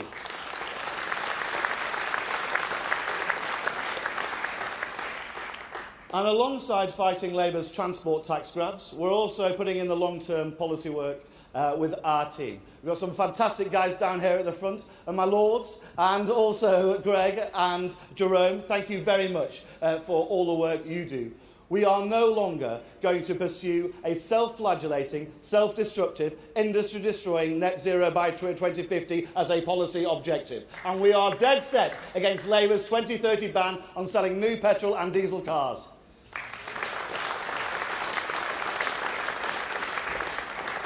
In their wisdom, Labour have reintroduced subsidies for electric cars. Let's be clear about what a subsidy actually is. It's taxpayers' money. It's your money. And the worst thing about it, they've told us it would drive job creation in Britain. But the truth is that aside from a couple of small-run van-based models that qualify for the lowest level of support, every car, every single car the government is giving a grant to buy is produced abroad. In Romania, in France, in Italy, in Japan. We are sending taxpayers' money, your money, to other countries so that their workers can produce cars that are then sold in our country. Conference, Conservatives in Parliament voted against it, and when we get back into government, for the sake of the country, we must, Conference, we will stop it.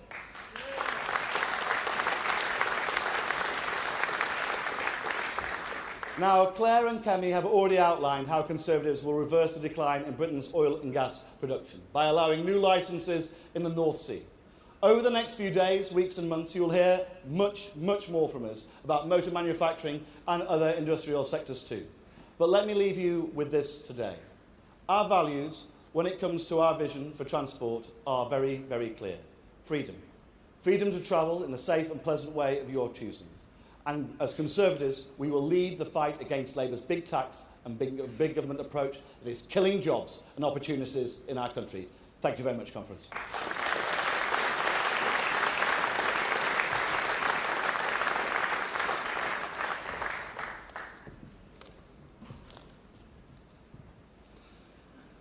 And thank you, Richard.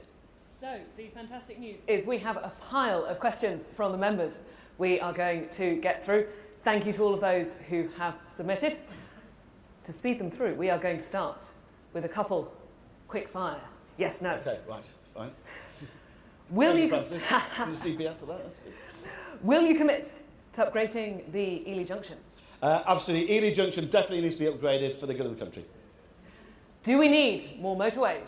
Definitely. And also we need some dualling of some of those A roads as well. Will you push for action when local authorities fail to fund essential main road repairs? Absolutely. And actually we've been pushing legislation and governments to introduce legislation that helps them do that. Will the party end the cyclist first ideology in transport planning and instead focus on balanced policies that serve the majority of road users, including motorists and bus passengers? Yes.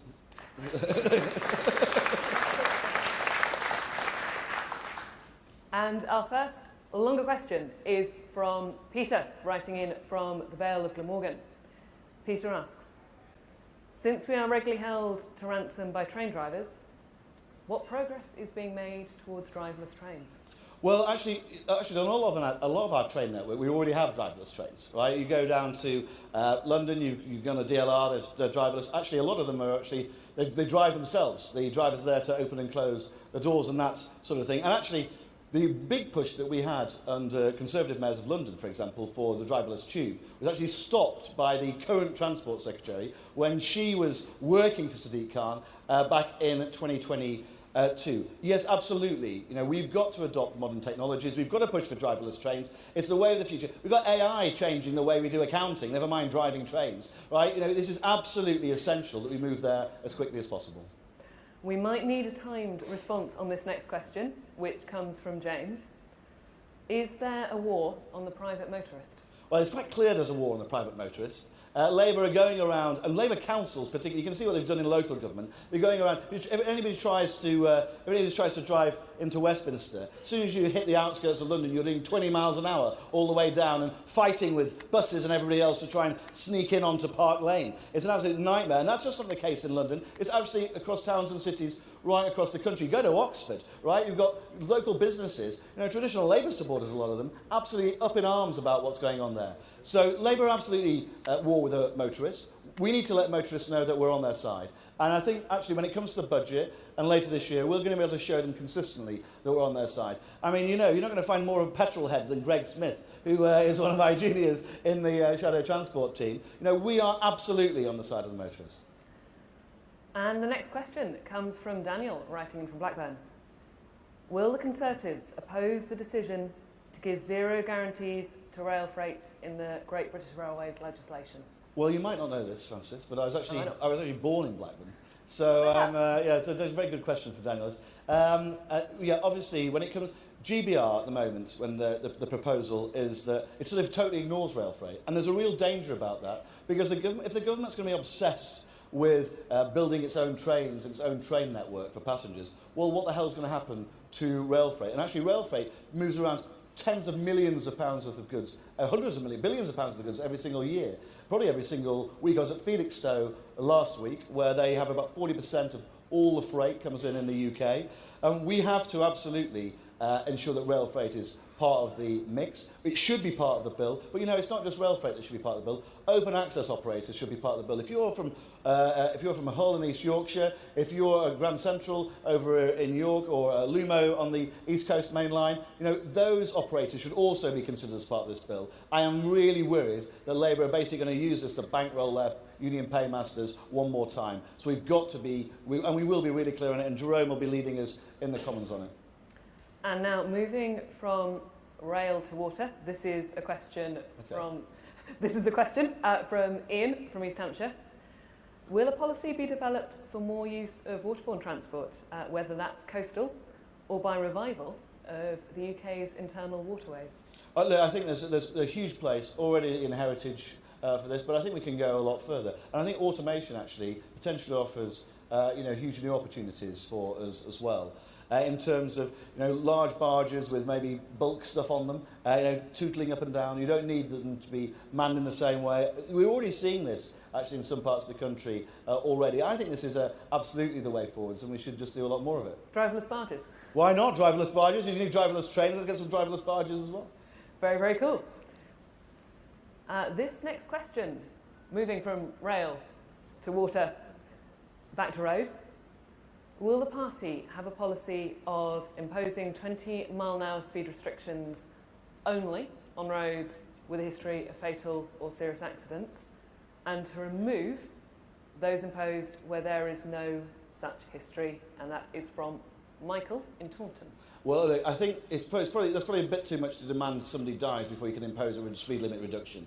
But I would say this, that a lot of local authorities have gone far too far in imposing blanket 20-mile-an-hour zones. I totally understand them outside schools or in, you know, a residential cul-de-sac, but the idea that our main arterial routes in our towns and cities, whether it's here in Manchester, and I went to see my brother who lives actually in Ashton in the former Deputy Prime Minister's constituency the other day, and had to trundle along main roads at 20 miles an hour, or in large parts of London. I think they're actually often environmentally more damaging. I think they drive people absolutely bananas. They're really damaging to local businesses as well, who rely on those arterial routes too. So I think we need to have a totally different approach. It's something we need to look at properly, because I don't want to take away local power, but I think when it's being misused for the wrong reasons, we've got to act. And dwelling on that...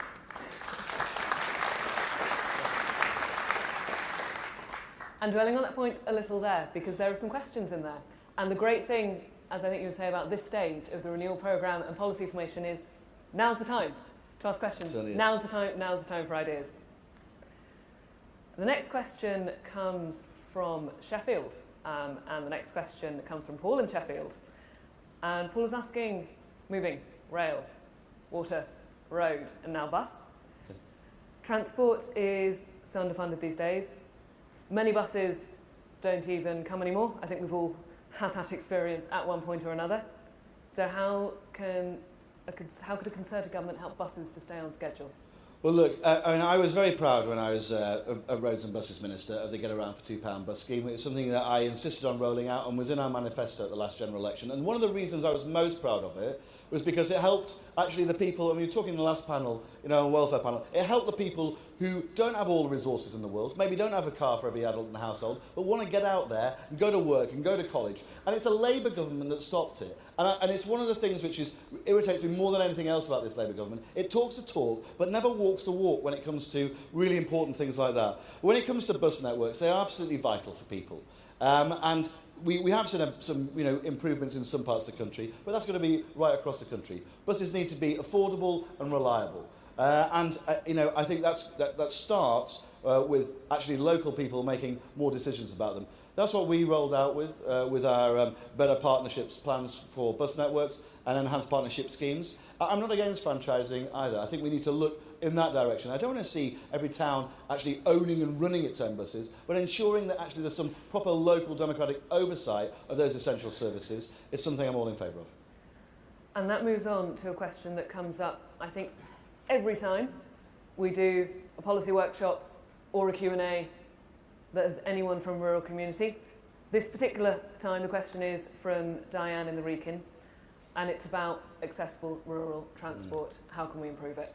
When I was Roads and Buses Minister, I went to Nottingham. They had a great scheme under the Conservatives in Nottingham, which was basically a new dial-a-ride, which was all app-based and was really accessible. A lot cheaper than having a formal bus which was going round and round. Often, actually, people get really annoyed about this, carrying very few passengers because it's travelling at the wrong time of day or the wrong time for their needs. And they managed to, in terms of per passenger travel, I think reduce costs by around 8%. That's the sort of thing I want to see rolled out across the country. That's the sort of scheme for rural communities that the government should be helping support, not pulling funding from them and instead concentrating it in our towns and cities. And we're turning now to another question that comes up every time, not only when we discuss transport, but whenever we discuss housing. Just come from CPF housing discussion, and this question came up there. Again, this time it's from Alex from Spelthorne. Many members ask it. Do you agree we need a transport infrastructure revolution to tackle the housing crisis with new train lines, roads, high-speed connections across Britain? And if so, I think he's guessing your response a little bit there. If so, how can we ensure it's central to the Conservative aspirational agenda? Well, look, I was literally down, I don't know if any of you know, outside of Chancellor. I was down at a place called Bewley Park a few days ago. They're literally, this month, about to open a brand new station, which was there and funded because of a massive housing scheme that went in around it. I think so often our infrastructure does not go along with these developments, and it drives people absolutely bananas when they are having housing, massive amounts of housing, dumped on them without either the infrastructure or the services to support them. I think Bewley Park is a really sensible model for the future. It's a way of ensuring you get proper local buy-in. And I think it's also one of those, but I think on a more fundamental level as well, actually we should be looking to build where we've already got really good transport infrastructure. One of the things we are poor at in this country is the densification of our cities. We've already got very good transport links in large parts of London, which is nowhere near as dense as other major cities around the world. And I really do think that we need to look at that again. It's something that I know Rob talked about when he was housing minister. It's something that our guys are talking about now. But I think that densification, when we've already got that existing network, is something that everybody can get on board with, rather than having to constantly build on greenfields in the green belt, as seems to be Labour's prerogative. Very, very sadly, I can see our timer ticking down, although there's so much more we could talk about. The good news is, I'm here from the Conservative Policy Forum. The party's in-house think tank will be doing a lot of work with Richard to get some of these ideas, some of these questions into Conservative Party policy formation. Really looking forward to that. So our final note to end on, and it comes from Roger from Innismon. Will you commit to honouring the previous government's pledge to use HS2 savings to electrify and improve the North Wales coastal line rather than diverting this money elsewhere? Yeah, we should. When we said we were not going to do the full HS2 scheme, we said that money was going straight to local transport schemes and road schemes up and down the country. That's exactly where it should be. It should not be being used by Labour now, cannibalised for their own little pet projects around the country. Schemes like that are fundamentally important. But I'd say something else about Welsh transport as well. We have when I was Transport Minister, I had to try and deal with the Welsh Government, which was not easy. Labour for 27 years, right? they pushed back on any form of investment in new roads in Wales, whether that was down in the south of the major motorway network, or the Llanymynech changes in the centre of Wales, or actually improvements in North Wales too. Rail and road connections are absolutely essential in Wales, where actually economic productivity hasn't been as high as in the rest of the UK, and we need to actually deliver ahead of the next next elections in Wales, both local elections and the Senate elections next year. That message needs to come from Conservative politicians in Wales. So it's only with the Tories that you will get proper growth and development in Wales. And that is the perfect note to end on. Very sadly, that's all we've got time for, but the good news is this is part of the conversation. It will continue. Big thanks to the members. Big thanks to Richard Holden. Thank you very much.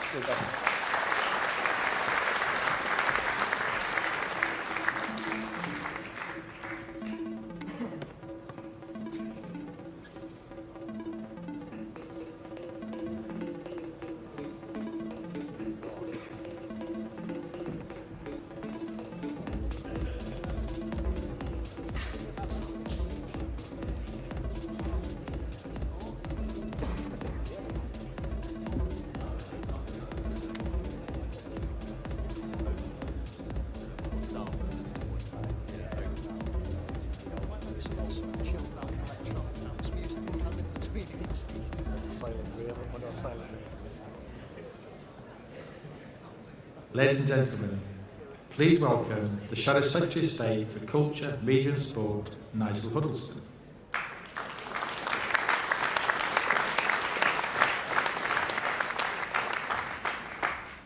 So good afternoon, everybody. We've decided on a little song and dance routine as the Department for Fun before the James Cleverly Act comes on afterwards. I'm delighted to be here today. I'm the Shadow Secretary of State for the Department of Culture, Media and Sport, and I'm delighted to be joined on stage today by two of the Shadow DCMS team, Joe Robertson and Louis French. Now, DCMS is often called the Ministry of Fun, or the Ministry for the Sunday Supplements. And it is true that it covers a huge range of industries and sectors which bring great joy to millions of people. But it would be wrong to underestimate or undervalue these sectors. Britain punches well above its weight when it comes to art, culture, creative industries, music, sport, heritage, tourism and hospitality. These sectors contribute significantly to our soft power and to our economy. They employ millions of people and generate billions of pounds of tax and export revenue every year. And when they do well, we all benefit. But when they struggle, as they did during the pandemic, UK society and the economy also suffers. So I'm proud that we Conservatives supported them during the pandemic with initiatives such as the Culture Recovery Fund and the Sport Survival Package. And let's not forget that it was a Conservative government under John Major who was instrumental in making sure lottery funding was directed towards these vital sectors. And the Conservatives will continue to back and support these sectors, many of which feel under attack from Labour's national insurance increases, business rates changes and regulations that are burdening these vital parts of the economy. And I am sure we all welcome the announcement this morning by Mel Stride of the permanent business rates relief for the retail, hospitality and leisure sector. So we'll come to your contributions in a moment, but we've just got a short video to set the scene.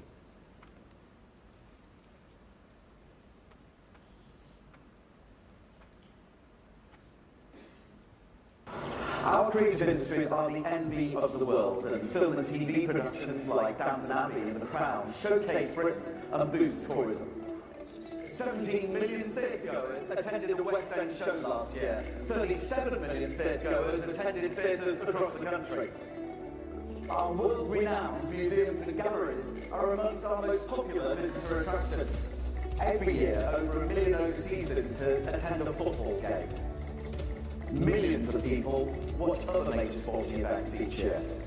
UK residents make over 100 million overnight domestic trips each year, staying in a wide range of accommodation from converted stately homes to pubs, B&Bs, hostels, and of course, our much-loved caravan parks.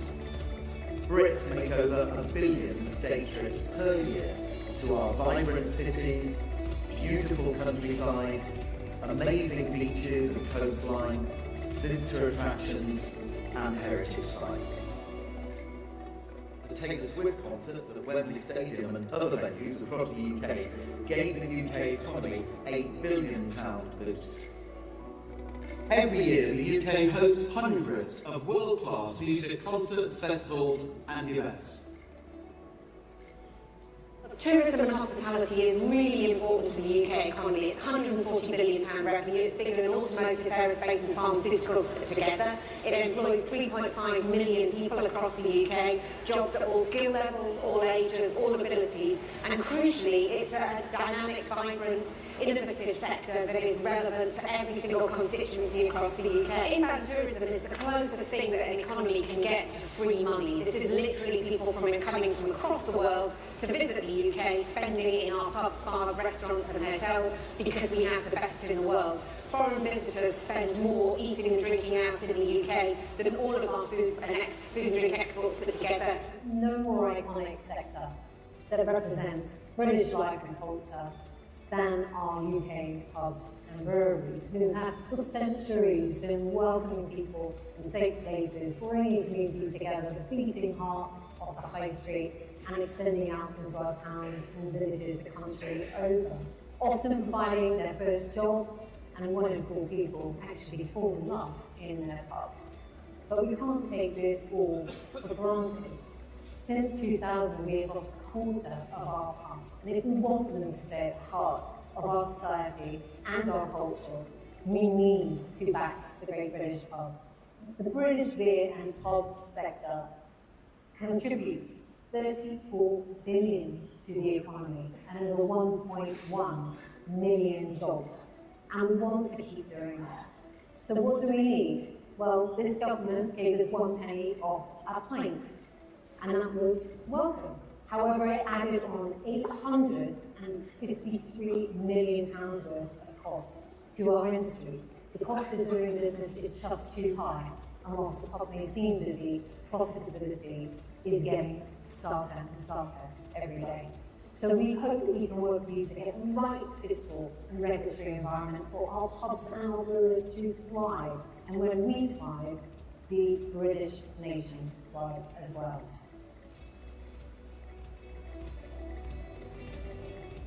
So, I'd like to thank Anna McClarkin and Kate Nichols for their contributions there. So many of you apparently fell in love in a pub. Some of you apparently last night even. Look, what I'd like to say here is that video really shows, as the title of this debate is, that we really do have the best of Britain in these sectors. But this government is undermining them. Since last year's disastrous budget, nearly 90,000 jobs have been lost in the tourism and hospitality sectors alone. Labour have reduced funding for tourism promotion bodies. They have failed to support the creative industries in copyright protection. They have failed to support women in sport, horse racing, listed places of worship, and so much more. But what do you think? So what I'd like to do now is open the floor to your contributions, either on Slido, which I think some of you are familiar with, or if you'd like to make a contribution, we do have microphones. If you want to stand up, I'll try and pick a couple of people. So don't be shy. This is after all, the creative sector. So please go up to the microphone and we'll try and get as many contributions as possible. And I think we've already got some Slido questions coming in. So we will kick things off now. So, okey-doke. So I think, Louis, look, one of the first questions then, what's happening with horse racing and the gambling industry? What are Labour doing? Well, it's disastrous, Nigel. So Rachel Reeves claims that she's never gambled. Well, she's very clearly gambling with lives and livelihoods right now in the horse racing and gambling sector. This is a sector that contributes over £4 billion of tax, contributes around £7 billion to GVA each year, and adds around 109,000 jobs in the UK economy, in towns including Wigan, in the Secretary of State's area where Tote are based. So this is a huge gamble that the Labour Party have undertook. They are not listening to the sector, and all it will do is continue to fuel the black market. So the Treasury believe that they can bank on this gambling tax, but all they're going to do is fuel the black market further and cost thousands of jobs across the industry. Right, okay. So I know there's a lot of racing fans in the audience. We're going to come straight away, and thank you for being brave. To your first question, comment or speech. Yeah. Good afternoon. In coastal communities like where I'm from, hospitality and tourism is the economy. The national insurance increases, combined with the minimum wage increases in April, has been devastating to tourism in places like where I'm from. What's the panel's views and what can we do to support tourism in those places? Excellent. Joe, why don't we come to you on that? Yeah, thank you very much for that question. I mean, tourism in this country is one of the most overtaxed tourism sectors across Europe compared to other countries. But what we've seen today is a fantastic announcement from Mel Stride earlier that there will be 100% permanent business rates relief for the hospitality and leisure sector. That is one very, very significant thing a new Conservative government would do to support the sector. But you're absolutely right about those national insurance contributions as well, because for a lot of young people, especially in my area on the Isle of Wight, their first job is in tourism and hospitality, sometimes when they're still at school, and the government, through the last budget, have disincentivised employing young people. Bad for young people, bad for the local economy, and bad for tourism. Thank you very much. Next contribution. Thank you, sir. First, I'd like to say welcome back, Nigel. He was the best tourism minister we've ever had, and we'd like to get you back in office. Can we sit down together with all of the hospitality associations to try and work out a kind of top 10 asks, like a manifesto for tourism? Tourism didn't come up at the other conferences some of us may have attended. Can we make sure we push forward on that, please? And thank you once again. Thank you so much indeed. And look, I think we value tourism as a vital economic contributor. And in terms of, well, actually it won't be like a manifesto, it will be a manifesto, because the process of today and the process that I'll be going through with the team, working with industry to come up with ideas and proposals, that's the purpose of today's session. Many of you have already contributed as well to the policy renewal process. We'll be doing exactly that, because we recognise, unlike the other parties, quite what a vital contribution is made by tourism. I'll come over this side first of all. Sir. Yeah. Hello, Alistair Campbell is my name. Sorry, it had nothing to do with Tony Blair. I would have somewhat better advertised. When my father was dying some 25 years ago, he suggested, in fact, I get involved with politics because I was retiring from business at the time. And that I did. And I've enjoyed it thoroughly, very much so. But my father also said things that come to mind recently. Don't trust the snake oil salesman and other expletives which I'll not go into. He basically had no respect for any politicians at all, and it's got worse since he died. Respect has to come back to politics, and you guys have to do it. We've got an opportunity now, so please let's see you do it. Thank you. Thank you for that point. And look, indeed, you know, we need to have a civilised debate in this country, and the responsibility of all of us as politicians, but also members, is to conduct ourselves with dignity, and then we'll get the British public on side. Now, you did just mention Mr. Blair there, so I'm going to have to take the advantage now of telling a joke that a friend told me the other day. So a Blairite, a Corbynite and a Brownite walked into a pub, and the landlord said, "Good afternoon, Mr. Burnham."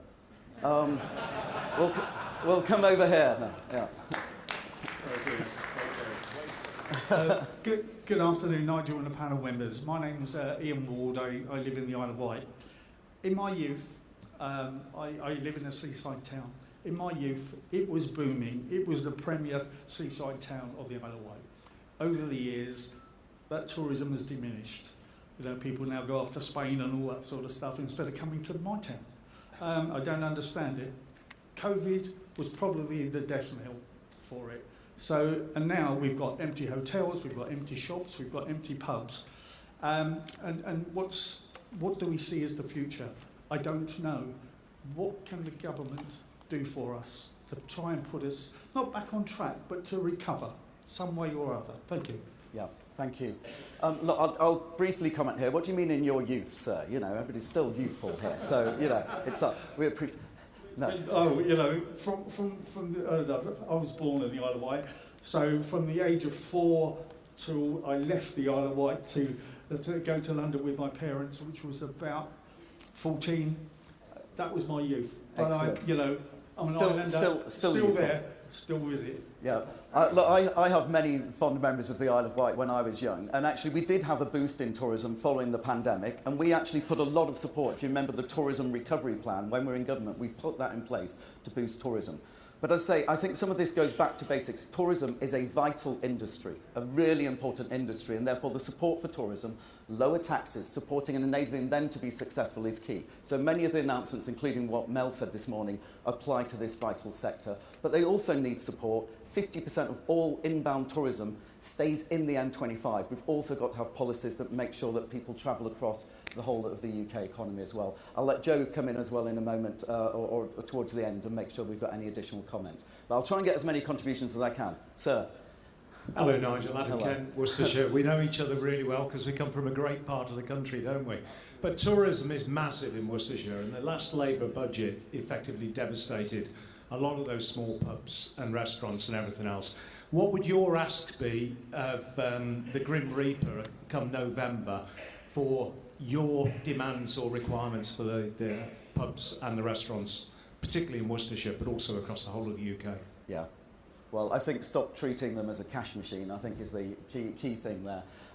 Look, Joe, do you want to add a comment here in terms of any other points here on the tourism and in particular the pubs? Yes, I do. And I would just say, go back to what Nigel, you were saying, about 50% of inbound tourism stays within the M25. It's about internal marketing as well, isn't it? It's about encouraging people who arrive in the UK to go and visit further places, which goes to a better transport connectivity. Everything's tied in. For the Isle of Wight, Ian Ward spoke earlier, it's about tackling ferry prices, because that's a disadvantage, a disincentive to people moving around. But I would just go back to what Mel Stride said this morning, announcing that 100% business rates relief for retail and hospitality. That is a meaningful difference that will be made up and down the country, wherever you are, to particularly businesses who are struggling within that sector, not just tourism, but retail, hospitality, pubs, leisure, across the board. That is a real conservative tax cut to incentivise and power up those sectors. Yeah. And please sign up to the Save the Pubs campaign if you haven't already. You know, the Labour government took a penny off the pint, but they loaded this sector. DCMS increases in taxation, national insurance alone, to the tune of £2.8 billion. So they're really devastating all these sectors. Yes, sir, another face, familiar face. Hi, Nigel. Bob Davidson, South East Cornwall. We absolutely rely on tourism. It's our biggest industry in Cornwall. You're absolutely right. We need to get people out of the M25, get them down to Cornwall, keep our businesses going, keep our pubs going. What more can the government do? We recently had huge issues with Visit Cornwall. We need that combined thoughts on pushing for Cornwall and making sure that visitors come and our businesses survive. Yeah.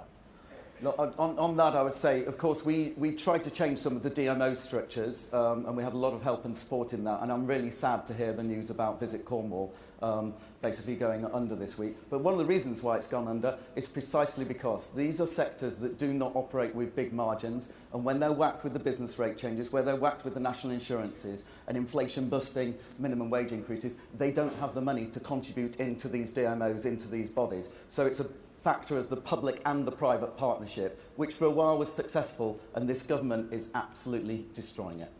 Yeah. So, thank you very much. Rhys Benjamin from Harrow out in North London. Yesterday I attended an excellent Conservative Home panel on the night economy and lack of. It was the star guest there was Sacha Lord, Andy Burnham's former night czar, who has actually, he told us yesterday he left the Labour Party, so there's one to celebrate. But we were told about the panel that if closures in nightclubs continue at the current rate, there will be none left at all by 2029. So what can we do to salvage the night economy, especially in London? Thank you. look, again, really good points. I think rather than repeat, I'd say this focus on the economy and the taxation is key. So we can't have more nightclubs falling down, fewer opportunities to fall in love and all of those things. So look, you're absolutely making the right point. We back the nighttime economy. And by the way, when I said earlier on we need tourism outside of London, it's London plus, not instead of. We need the average length of stay to continue. We want people to come from around the world. All of those things in the video showed that we are really great at these things. People are desperate to come here, but we're one of the most highly taxed visitor economies in the world. Right, I'm very keen to get a few more speeches or comments in, so we'll probably not respond, but I want to try and get everybody in who's now at the microphones. Yes, ma'am. Thank you. Cheshire East Councillor Janet Clowes. As we all are facing devolution in one form or another, how will we make sure in our principally rural areas that all our leisure, tourism and retail industries are respected? And if you fall in love in a pub, most people come to Cheshire East to get married. Thank you very much. We'll take all the comments and then, sir. Yeah.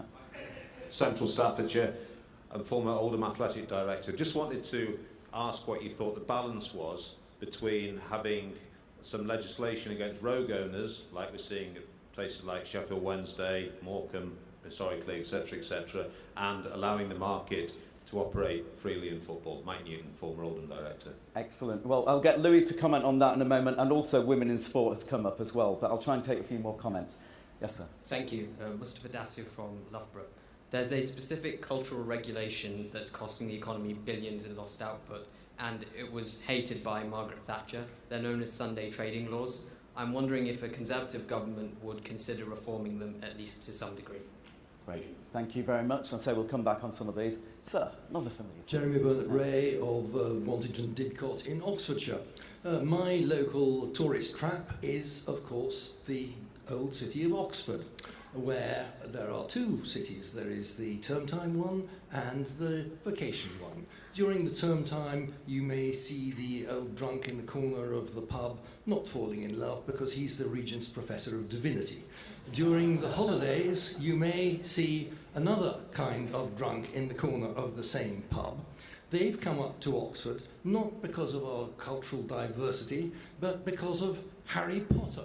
Or at least that's what it appears. Every shop which closes down in Oxford is replaced by a Harry Potter tourist shop selling something which I can't describe politely in 4 letters at this conference. Can we please try to find something more cultural for our tourists than Harry Potter, please? Thank you.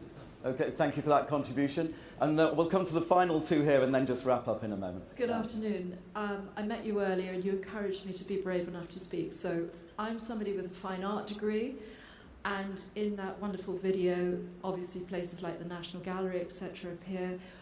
What are the Conservatives going to do to encourage creativity, which is individuality, which adds to people's well-being and the welfare and economy? Now that's a question. An observation, as somebody who played sport and reads the paper and looks at sports pages, it's very interesting that photographers in national press, very rarely do you see any pictures of women or playing sport. What can perhaps be done to encourage national papers, to encourage younger women to see role models in their papers? Thank you. Thank you very much. And we're going to take the final contribution here, and then we'll come back for some final comments.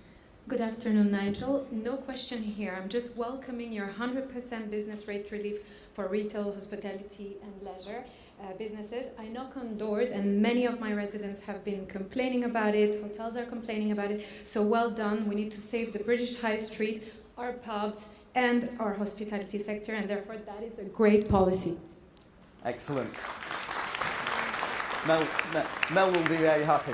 I think the answer to all of these comments and questions is vote Conservative, because we can't do any of these things unless we're actually in power. Whether that goes to local government or national government, let's make sure we can do these things, because we're the only ones on the side of these businesses and support these creative sectors.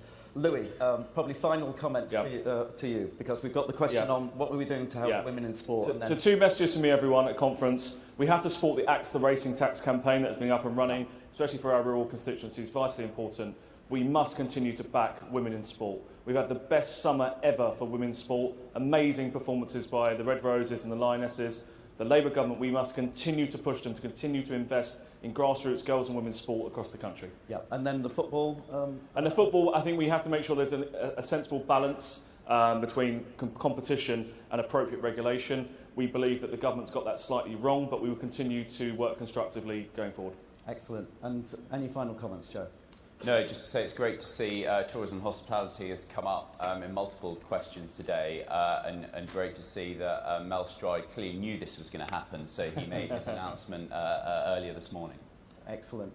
Well, look, can I say thank you very much. We didn't know how this was going to work, so I really appreciate the contributions. We had a lot more on Slido as well, I'm afraid we didn't get to. So what I would say is please, lots of ideas, fizz in with ideas and suggestions. Contribute towards the policy process. We welcome all of those inputs. We've got to get back in power. We've got to support business. We are the only unapologetically pro-business party left in British politics, and we need to make sure that everybody knows that. Thank you so much for your attention today.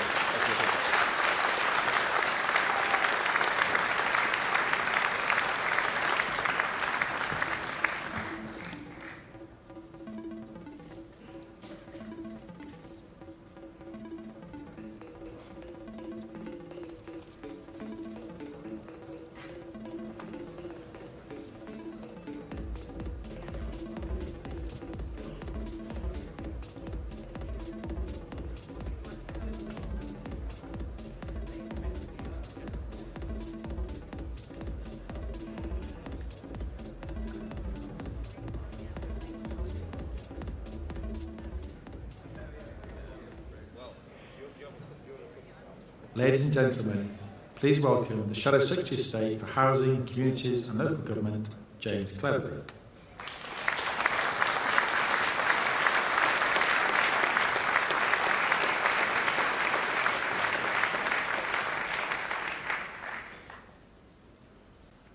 Owning your own home should not be a luxury.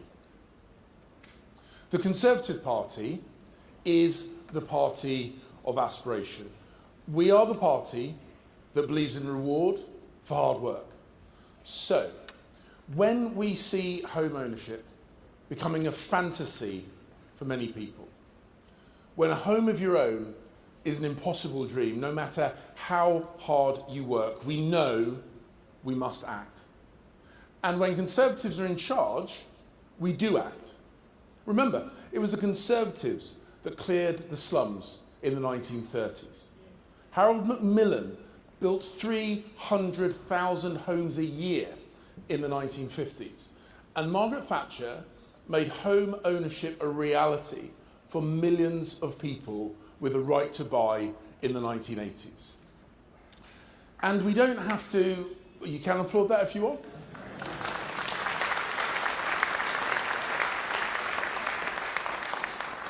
But the point is, we don't have to look at the distant past.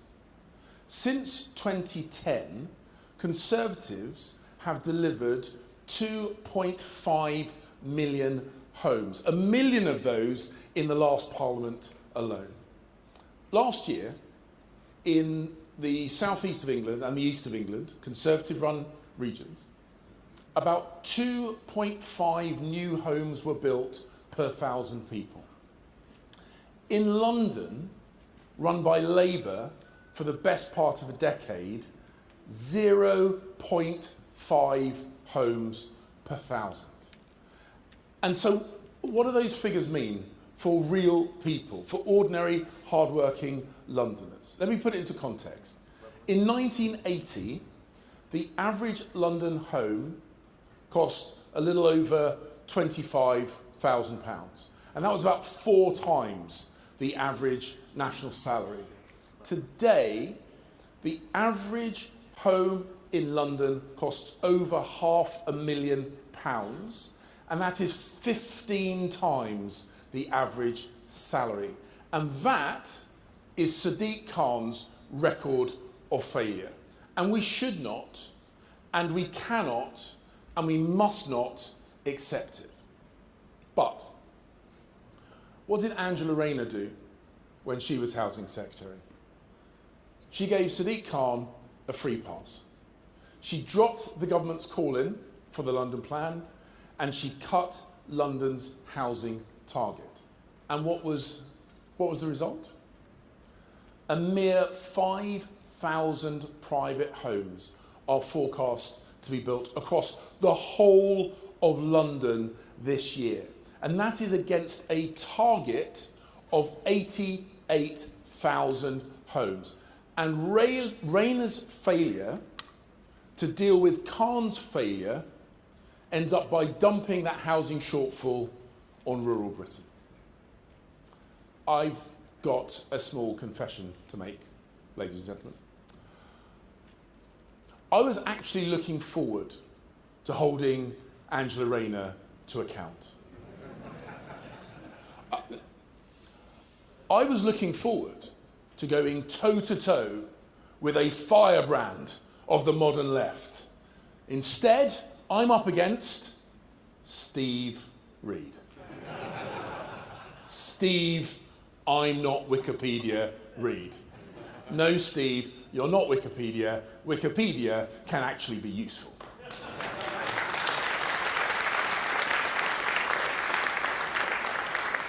And let's remind ourselves, ladies and gentlemen, Steve Reed is a man who's just spent the last year destroying family farms so that he can spend next year concreting all over them. He wears a baseball cap that says build, baby, build, but in reality, it's block, baby, block, because he said no to new homes being built in his urban London constituency where they are both needed and where they are wanted. And that's Labour all over, isn't it? Slogans saying one thing, their record showing something completely different. And as for the Labour government's pledge of 1.5 million homes built by the end of this Parliament, either they are lying about how many homes they are going to build, or they are lying about how long this Parliament is going to last. And what about these fabled new towns? Initially, they said they were going to build 12 of them. But then they said they only might start 3 during this Parliament. And that is only if you count one spade in the ground as starting progress. For me, it's like being promised a pony for Christmas and ending up with a goldfish.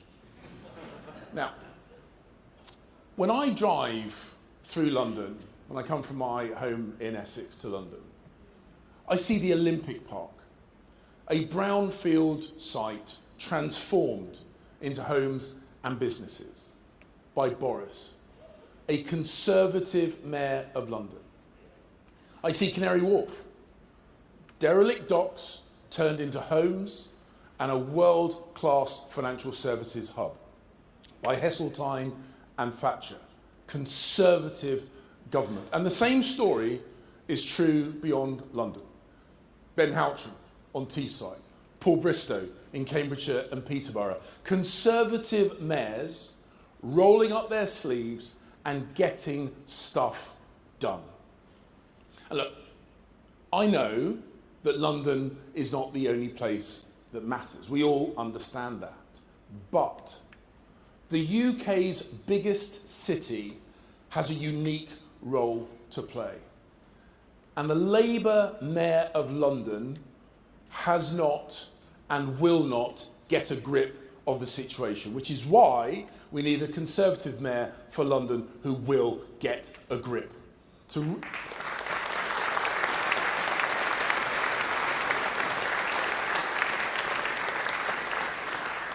Because we need a Conservative to rewrite the London plan, focus on delivery, and unlock the tens of thousands of desperately needed homes in that city. And to unlock the near transport links, near to the nighttime economy, near to job opportunities, by prioritising brownfield sites and turning them into business hubs and housing hubs, just like we did before in Canary Wharf and just like we did before in the Olympic Park.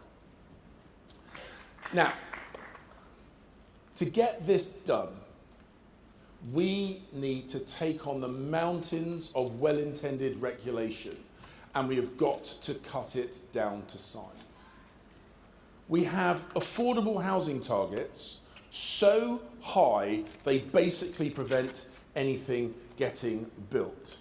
And I wonder if the Steve Reed that is now in charge of housing will look back at the Steve Reed that was in charge of environmental regulation and have a word with himself.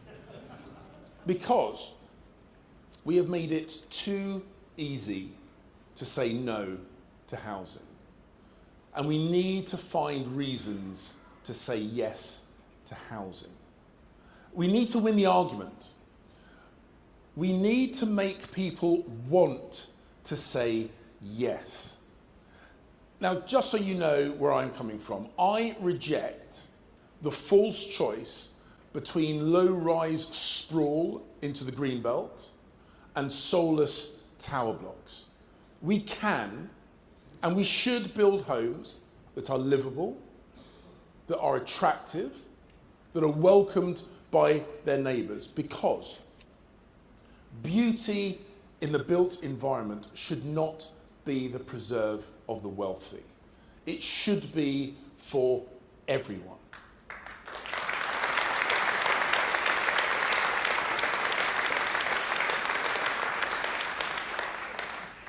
Building is important, of course it is, but we must also make better use of the homes that we already have. I'm going to give you a scenario, and I suspect a number of you will recognise it. In every town and city across their country, there will be roads full of empty nesters. You know the kind of houses I mean? Perhaps 3, 4, maybe even 5 bedroom houses, where the children have grown up and moved out, and there is now just 1 or perhaps 2 people living there. Now, I never want to force anyone to leave a home that they love, but we should make it much easier for older couples to downsize without punishing them with ever more property tax. Because encouraging downsizing frees up a whole chain of homes, helping the retirees and bigger families and smaller families and first-time buyers all at the same time. And that, ladies and gentlemen, is just common sense. And that is what should underpin Conservative housing policy. Common sense. Easing the burden of regulation, getting stuff built. Easing counterproductive taxation that stops homes being bought and sold. That is the Conservative answer. But compare that with the Labour answer. Even more taxes. They are hiking council tax by more than £11 billion over this Parliament, with more to come, through higher tax bands, through new taxes on family homes. But we Conservatives know that you cannot tax your way to growth. Real growth comes not from the state, but from its citizens and communities that they build. And strong communities need a smaller state. And we know that strong communities matter. Many of you in this hall today are councillors. And you are in the front line working in and for local communities. You are the manifestation of Conservative values that people actually see in their day-to-day lives. And I want to thank you. Because when I speak about the Conservative leadership, and I try not to speak about it quite so much these days, I'm talking about the Conservative leadership in town halls and county halls and village halls. Because Conservative councillors, they are the ones who who improve their high streets, who stand up for local businesses, who defend community pubs, local parks and village greens, who deliver leaflets late at night and early in the morning, whatever the weather, whatever the political weather.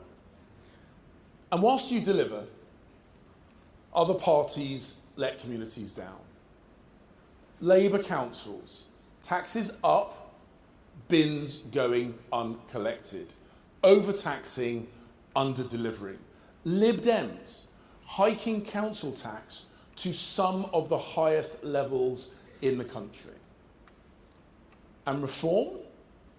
Well, being angry about stuff doesn't get bins collected, or schools run better, or parks maintained, or old people cared for. Because being a keyboard warrior does not prepare you to manage a multi-million-pound council budget. That is why they are failing and infighting wherever they get elected. So let reform chase the clicks and likes online, and let real Conservatives serve their communities. And in our party, we understand the difference.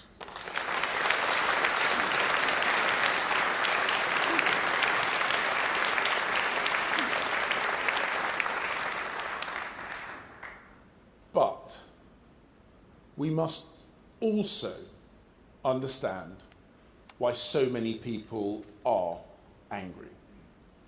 And rather than just reflect that anger back to them, we look to do something about it.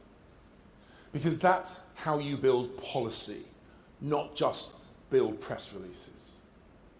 Because a party that is ready to govern and build communities on unity and not division, that is us. And we also know that the scale of immigration put unprecedented pressure on housing provision and on our neighbourhoods. And that's why I, as Home Secretary, took action to halve net migration. Because people are angry when they see an immigration system that gives houses to asylum seekers whilst local families wait years. This madness has got to stop.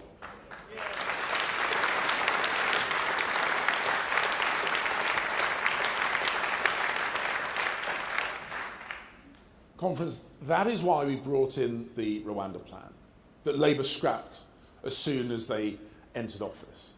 That is why we have committed to leaving the ECHR, so that we can prioritise the people of this country. That is why we must have stronger borders. That is why we must have a stronger economy. Because simply building more homes is not enough. We have got to cut immigration, and we've got to rebuild communities too. Now, the foundation stone for successful communities is the simple fact that we must all play by the same rules. And the people who break those rules are punished and not rewarded. Where no group is above the law, and where laws are universally applied. Communities where hard work is rewarded, where pride in place, pride in country is valued and praised, not vilified and mocked. And a tradition of free speech. And yes, that does mean the right to offend. But the right to offend is not the same as a duty to offend. Because we do have a long-standing tradition of decency, politeness, and good manners. But we don't need to turn that tradition into law, which is why blasphemy laws have no place in the United Kingdom.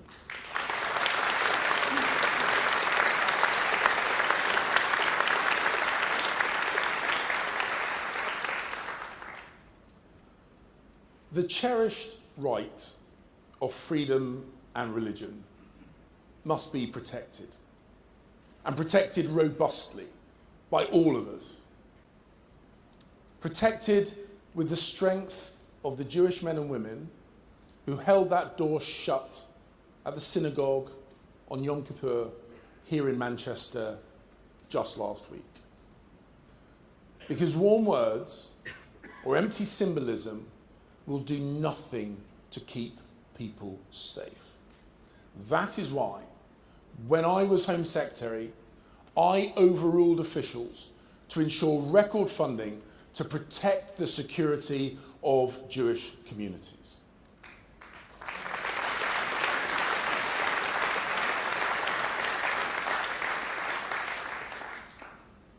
But we must do more.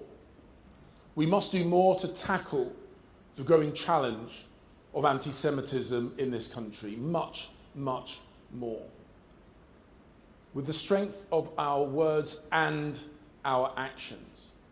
And as we see, Labour councils bringing in anti-Israeli boycotts and divestments in a cynical, sectarian attempt to win votes, we should recognise what it is and we should call it out for what it is.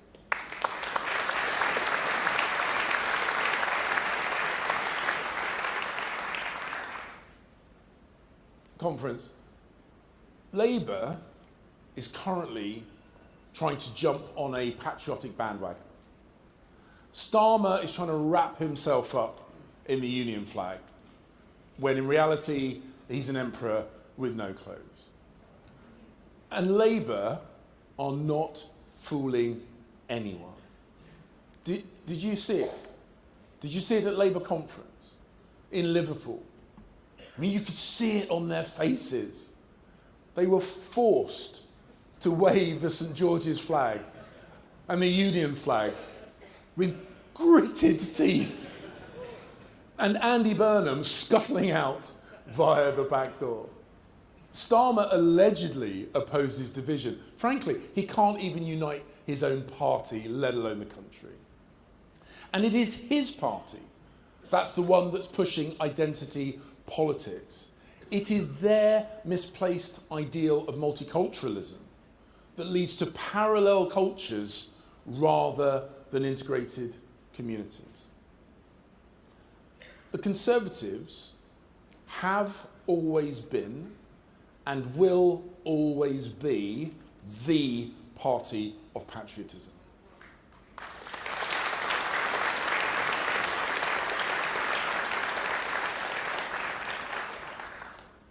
And more than that, we know the formula for success. Multi-ethnic communities, of course, yes. Diverse religions within communities, yes. But an adherence to the norms and to the values and to the laws of our country.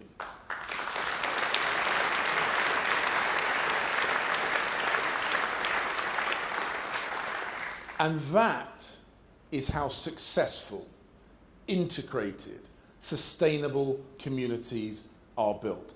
And that is what we should work towards. Bringing society together across class, across colour and creed. That is how we build trust. That is how we build strong neighbourhoods. That is how we make Britain a home for everyone who is willing to play their part. Conference. I was chuffed when Kemi asked me to take on this role. Because fixing our housing crisis and restoring pride in our communities are two of the biggest challenges that we face. And the simple truth is Labour does not want to fix these problems. And reform cannot fix these problems. But we can, and we will. We will build more homes. We will build stronger communities. We will build stronger borders. We will build a stronger economy. And we will restore pride in this great country once again. Thank you. Thank you very much.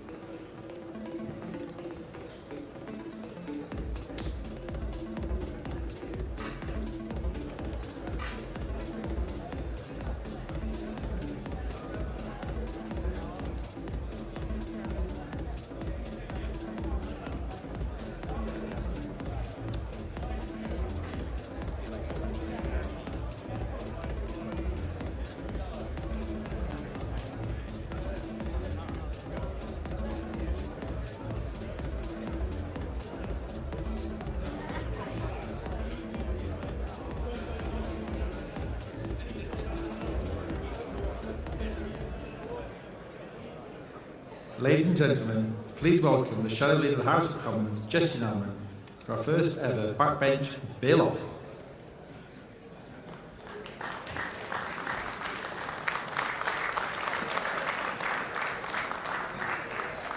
Hello, ladies and gentlemen, and conference. What a delight it is to see you all. I'm Jessie Norman. I've got the great joy of being your host for this first massively innovative and immersive experiment in popular democracy, the Backbench Bill Off. And what a delight it is to be able to address you and also to have with me a stellar cast of grumpy judges who are going to give each of these bills the kind of attention and care that they deserve in the following 40 minutes. We've got a fabulous array ahead of us, chosen for every possible political taste and policy area. But before we get started, can I just remind you that we will have a vote at the end of the session.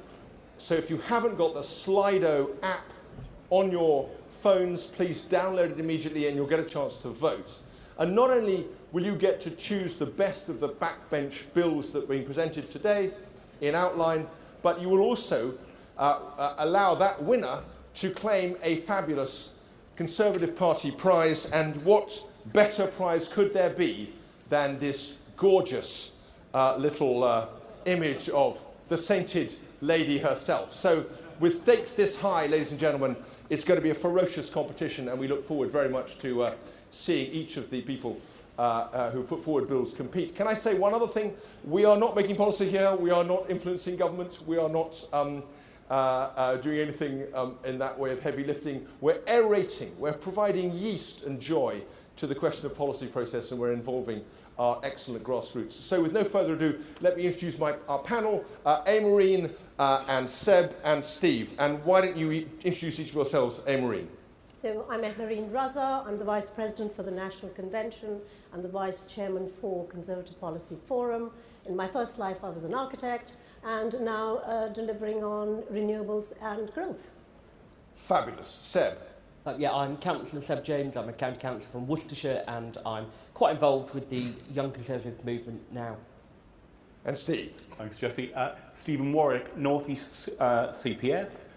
Business background, communications, public affairs, and a startup, so we're pitching, and hello. So a fabulous array of expertise and geography and background. Now, can we have our first backbench bill? And that's from Alexandra. Please come up to the lectern and give us a 2-minute pitch. Alexandra.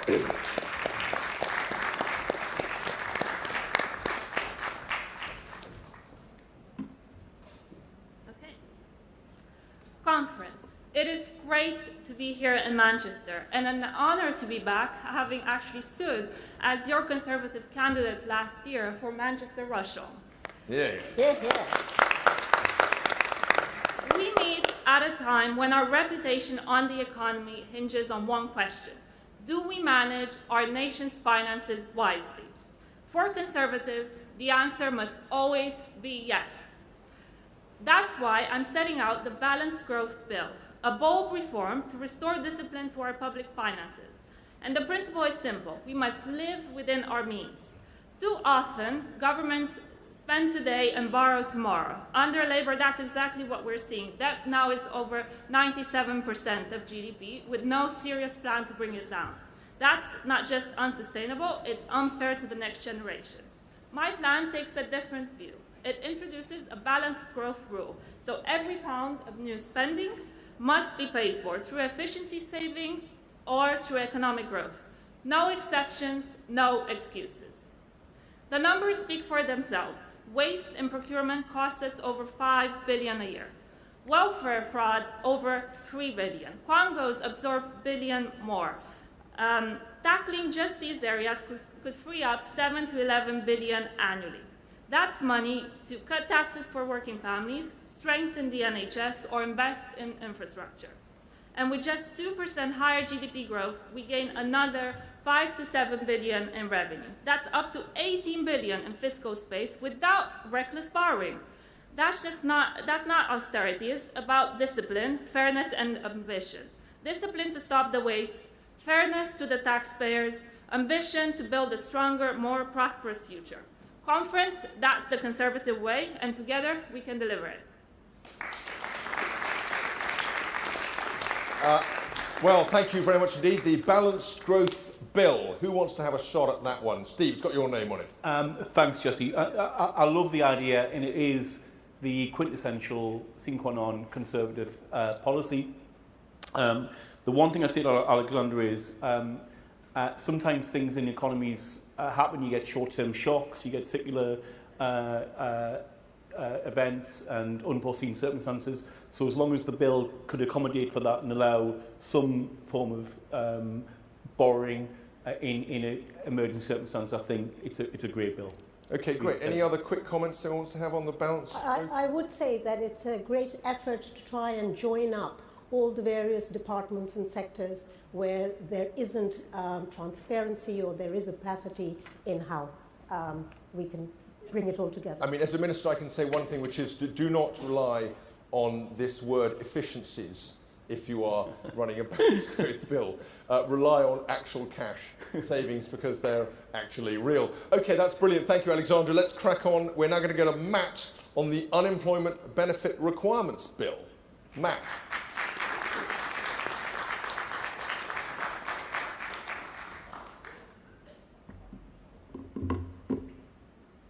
At this conference, we commit to building a stronger economy.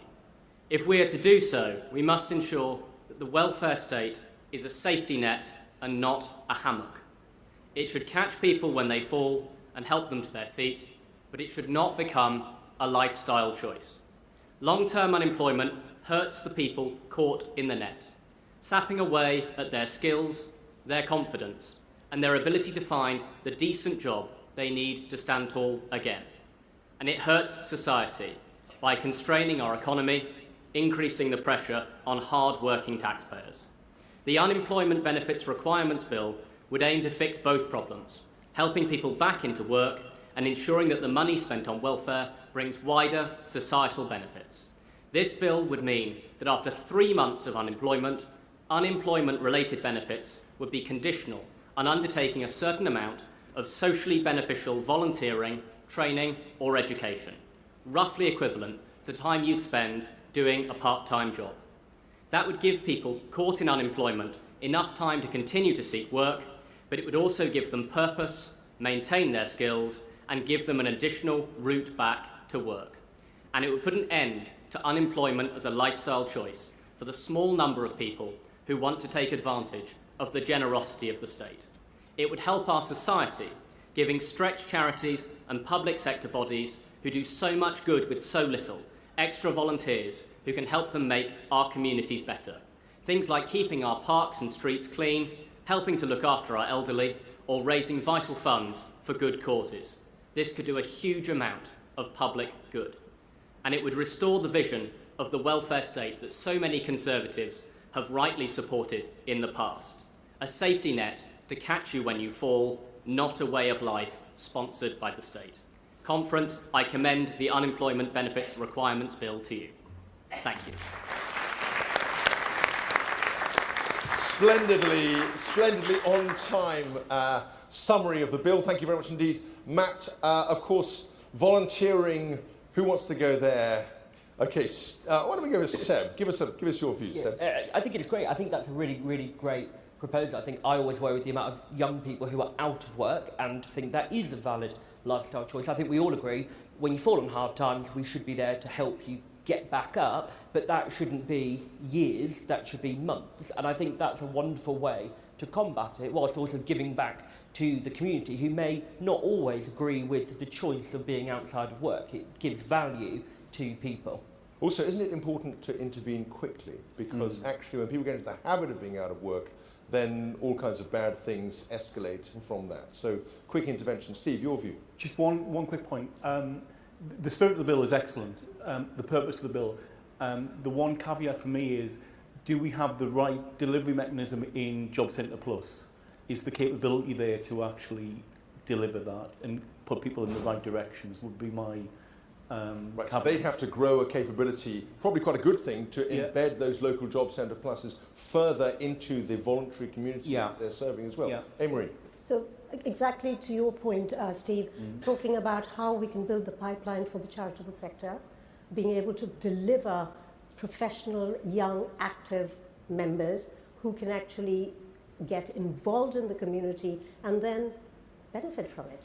Amazing Fact Conference, you all know this, but few other people do, which is that if you volunteer, it is an enormous health benefit to you and a lifestyle and well-being benefit to you, as well as a massive help to everyone around you.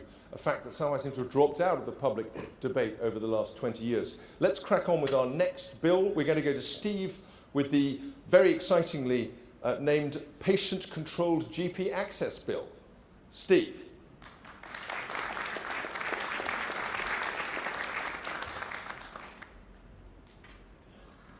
Thank you very much. My name is Steve Smith, and among other things, I spent 6 years running GP practices in the NHS. This bill opens up access to general practice so that you can be seen when and by whom it suits you. Now, the current situation is we are all have to be registered with a single GP practice, usually close to where we live. That GP practice is paid more or less a flat fee for having you on their books, whether or not they ever see you. And they own and control your medical record. And that means that when you need to see a GP, outside of certain emergencies, you have to go to that practice. My bill breaks that link. It says you can go to any GP practice who is willing to see you. So if it's more convenient to you to go somewhere near your work, near your family, somewhere that's open at weekends, somewhere that's online, you can do it. And it means we change the way GPs are paid. Instead of being paid to have you on a list, they are paid, as dentists are now, for activity, for seeing people. And of course that then creates the incentive for GPs to make it as easy as possible and attract people through their doors, not put up the barricades. The technology to do this already exists. Your medical record and mine are almost certainly held in one of 3 or 4 commercially provided systems that GPs use. They already talk to each other. The information can already be shared with different GPs and providers around the NHS, but at the moment, only when your GP chooses to do it. This bill puts that choice in your hands. And what of continuity of care? Well, of course, there's nothing stopping anyone under this bill from going to their local GP every single time if that's what they want to do. But particularly for those with chronic conditions who need regular proactive care, they would be, as they are now, on a chronic disease register for a practice of their choice. That practice would be paid, as they are now, for routinely, proactively inviting those people for the regular care that they need. So that continuity is not lost. Conference, we have been speaking for years about patient choice and putting patients in control of the NHS. This bill makes that a reality. Thank you.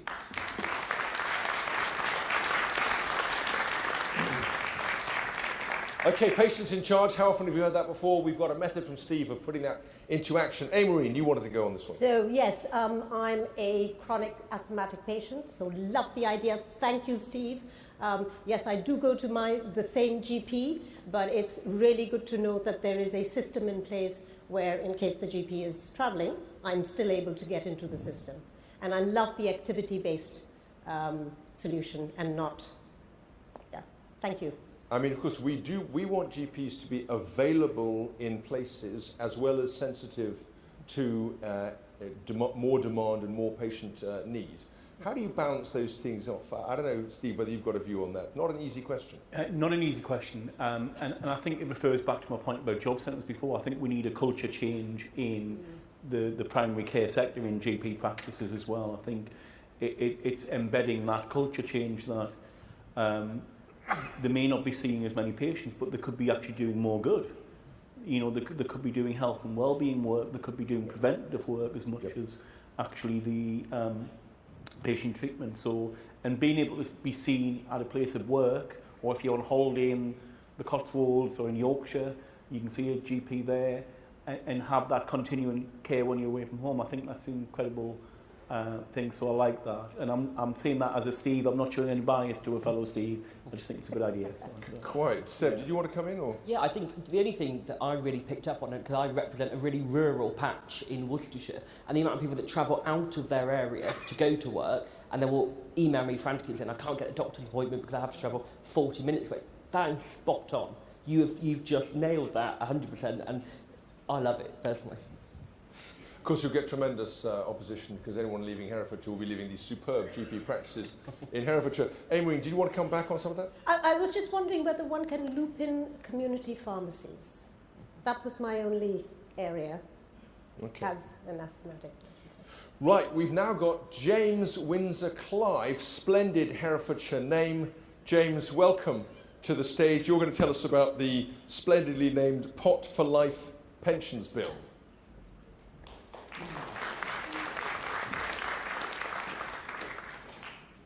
The golden age of pensions is over.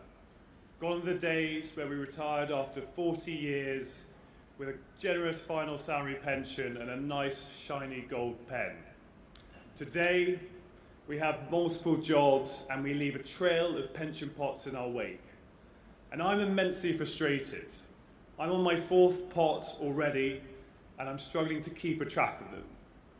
The solution? A pension pot for life. Rather than creating a new pot every time you start a new job, your employer will play into your existing pot.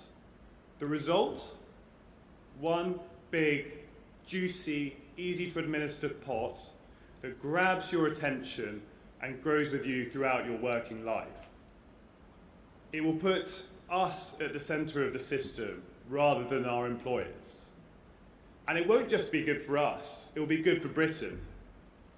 At the moment, all our savings are spread across tens of thousands of schemes, small, inefficient schemes. And by consolidating them up, we can create large pension schemes that can invest in our housing, our infrastructure, and our businesses. And we want British money to be invested in British growth. We don't want the Canadian teachers profiting from our data centres. We want to be. As Conservatives, we want to prioritise responsibility, ownership and enterprise. We have unfinished business in the pension area. It's now time to reform, to finish that business and all build a pot for life. Thank you. Well done, gentlemen. We can all admire the David Cameron-esque genius of speaking without notes in front of Conference on a first appearance. Congratulations, James. And of course, pensions is a topic never far from the heart of the average Conservative Party member. So let's pick this one up. Who wants to go first on this one? I'm seeing Steve at the end. I just want to illustrate the problem here. If I give everybody in the room now £1,000, sadly it's not going to happen, on the condition that you had to put it in your pension today, less than 3% of the people in this room would know how to do that transaction today. Because of where the pensions are, they'd have to look it up and all these things. And that illustrates the need for a thing like this, a pot for life. And then, you know, the amount of times people change work, it's massively in need. I'm completely in favour of this. So it would be essentially like a pension, almost an ISA type available pot. Absolutely, but you would then fill up. But you know, as need arose. As someone who works as a consultant, as a contractor, I work in Comms Public Affairs. Right. Sometimes I work as a freelance or a contractor. The big issue with the pension reforms we've had under our government is that the employing body gets to mandate where your pension contributions go rather than having it to your own pension if you have an vehicle. employer pension. Yeah. And that's the issue with these. So you then have to do the admin of relocating your employer contributions to your own pension pot. And when you change jobs, and then it's all the hassle and Brilliant. So I'm Emery. massively in favour of that. Yeah. So the consolidated pension pot. Yeah. I think it's important that, and we talk about it, choice. It's our choice. We decide that one consolidated pot that we then. But the consolidation has a fundamental human purpose as well. It's the motivation. Yes. Knowledge is power. So if you know how much you have in your pot, and you look at, you know, am I on track at 30, at 40, at 50, it has a subtle mind shift of actually moving you towards the goal of saving more for your retirement. True. Okay. Seb, you may not be thinking about pensions quite yet, but possibly it's never too early. Yeah, 4 decades away, I hope. I do think, though, it's really important. It'll be 5 by the time you retire. Oh, thank you. Let's make it 6 and go for that. I talk to young people all the time who have no clue, and I do think there is an education piece around this, that our school system doesn't teach people enough about pensions. But in one part, there's no excuse then to lose money, which we don't want to do in that retirement age. So 100% I think it's a great idea. Okay, brilliant. Let's crack on, ladies and gentlemen. We're about halfway through our session. We've now got the superbly named Norman Hunter to come and talk to us about the Four Nations Bank Holidays Bill. Norman, I've always admired your work with Leeds United. Thank you so much for gracing us with your presence. Norman Hunter from Chester North and Neston Conference. My proposal is that the party, on returning to government, adopt the official position of introducing 4 bank holidays across the United Kingdom. The new holidays would fall on what we normally call patron saints' days: St David, St Patrick's, St George's and St Andrews. All 4 nations would mark all 4 national days. I believe this will help increase national unity and belonging, reclaiming patriotism and symbols of patriotism, fostering national identity and community spirit. These values sit naturally within the Conservative Party. St Patrick's Day and St Andrew's Day are already official holidays within their respective nations. Northern Ireland currently has 10 public holidays, Scotland 9, England and Wales just 8, the lowest in Europe. Increasing the number of holidays would, I believe, help improve employee well-being. More time off with families and friends, celebrating all that is best about our United Kingdom. The new holiday days would also stimulate local economies by increasing spending in sectors such as hospitality, tourism, retail and recreation. Many amongst us might say, what is the cost to industry?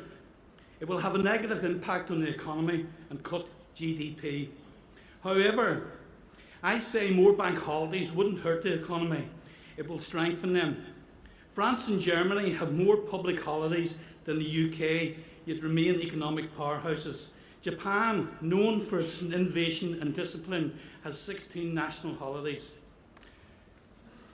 We must acknowledge also that some will think, but these patron saint days are based in Christianity and may be at odds with a multicultural Britain. I stand before you as an atheist with a Northern Ireland Protestant loyalist background, who will always like a bit of crack on St Patrick's Day.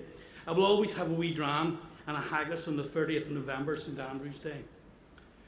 Conference, in closing, bank holidays enable people to take a day off work to enjoy hobbies, take trips and get together with family and friends. Let's reclaim our national pride. Let's give our hard workers more holidays. Thank you, Conference. Fantastic, pulling people together through national holidays. Where do we go with that? Who wants to pick up this one? Seb, you look like a man who's excited to talk about new bank holidays. Yeah, any excuse to go to the pub more often. I mean, you know, if Labour go this way, we'll have no pubs for the bank holidays, but we keep going. No, I think it's really important, and I do think, you know, when annual leave is so precious, I think the idea of having something to celebrate your culture and your background and other cultures and really unite the United Kingdom, I think is only ever going to be a good thing. So, no, I'm 100% behind that one. Steve, Emerine? I think it increases tourism, it brings communities together. That's where we are. Worried about the economic effects? Don't I see France, Steve, trying to cut down on the number of bank holidays? So that's a major source of strikes in France. I think we shouldn't shy away from this in terms of there is greater productivity in France and Germany and they have more holidays. JP Morgan said, I can do 12 months work in 9 months, but not in 12 months.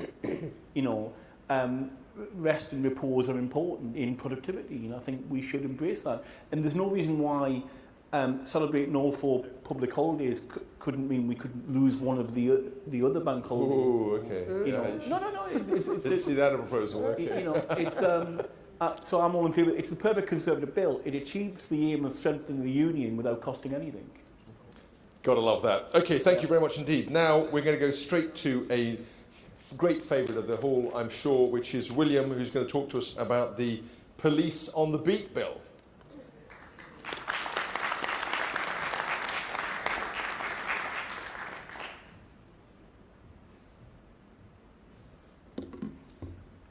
Conference. Too often today, people ask a simple question. Where are the police when we need them? Burglaries go unsolved, car thefts are written off, violent offenders walk free. And yet, officers are being asked to spend their time recording so-called non-crime hate incidents. Paperwork about feelings, not fighting crime. This bill is about putting the police back where they belong, on the beat, protecting the public. The principle is simple. Cut the bureaucracy, scrap the box ticking, free officers from the desk and get them back on the streets. We propose to redirect resources, not with new spending, but by delivering efficiency savings. Every minute not spent filling out pointless forms is a minute spent tackling burglars, car thieves, and violent criminals. This isn't just about numbers, it's about trust. A police force that people see in their communities, that responds when crime happens, that focuses on keeping us safe. That is how we rebuild confidence, that is how we restore order. The police on the beat bill means more officers in our neighbourhoods, fewer criminals on our streets, and a safer, stronger and united country. Conference, it's time to end the paperwork and start the policing. Let's back our officers, trust the public and put crime where it belongs, behind bars, not behind a desk. Thank you. Fantastic. Thank you very much, William. Now, panel, what do you make of that? It's a tough sell. Yes, because I am a little concerned about funding. Okay. However, I do feel that one can look at community neighbourhood watches engaging with police officers that we anyway have limited resources in getting police on the beat. So I'm just wondering whether we can have a combination instead of... But don't we want, if we're going to take William's bill seriously, we're going to want a much more root and branch reform, right? Because you don't, each bit of paperwork is attached to a bit of law or, some other thing. So how are we going to deal with that, Steve? I think that's absolutely true, Jesse, and I think the key thing about this bill is it addresses one of the big challenges now, which is a Timmy's concern, which is the politicisation of the police force in terms of choosing to deal with social media complaints rather than burglaries and street crime and things like that. And I think the beauty of this bill would be it would be very popular actually with a lot of frontline police officers as opposed to the management. And I think that is how Conservatives should be approaching law and order. Clearly, as you say, I think the common thread through a lot of these bills is I think we're going to need public sector reform of the delivery services to achieve bills like this. But, I think it's an excellent idea. Absolutely. People don't join the police in order to fill in a lot of forms. Yeah. Right? They go off to they want to do it in order to catch criminals and, take thieves. Seb? Yeah, 100%. I mean, a few of my friends are police officers and they tell me that the majority of workplace incidents is, writing cramp from filling out all the forms and typing on computers. We need to get people out on the street. I think Will has capturated that perfectly. And I think, we were promised a named police officer in every neighbourhood. I don't know how that's coming along, but I do think people want that. They want to know that we are safe in our communities. Very good. Thank you. Lachlan, you've got a fantastic bill, the British Independence Energy Bill. Come and tell us about that.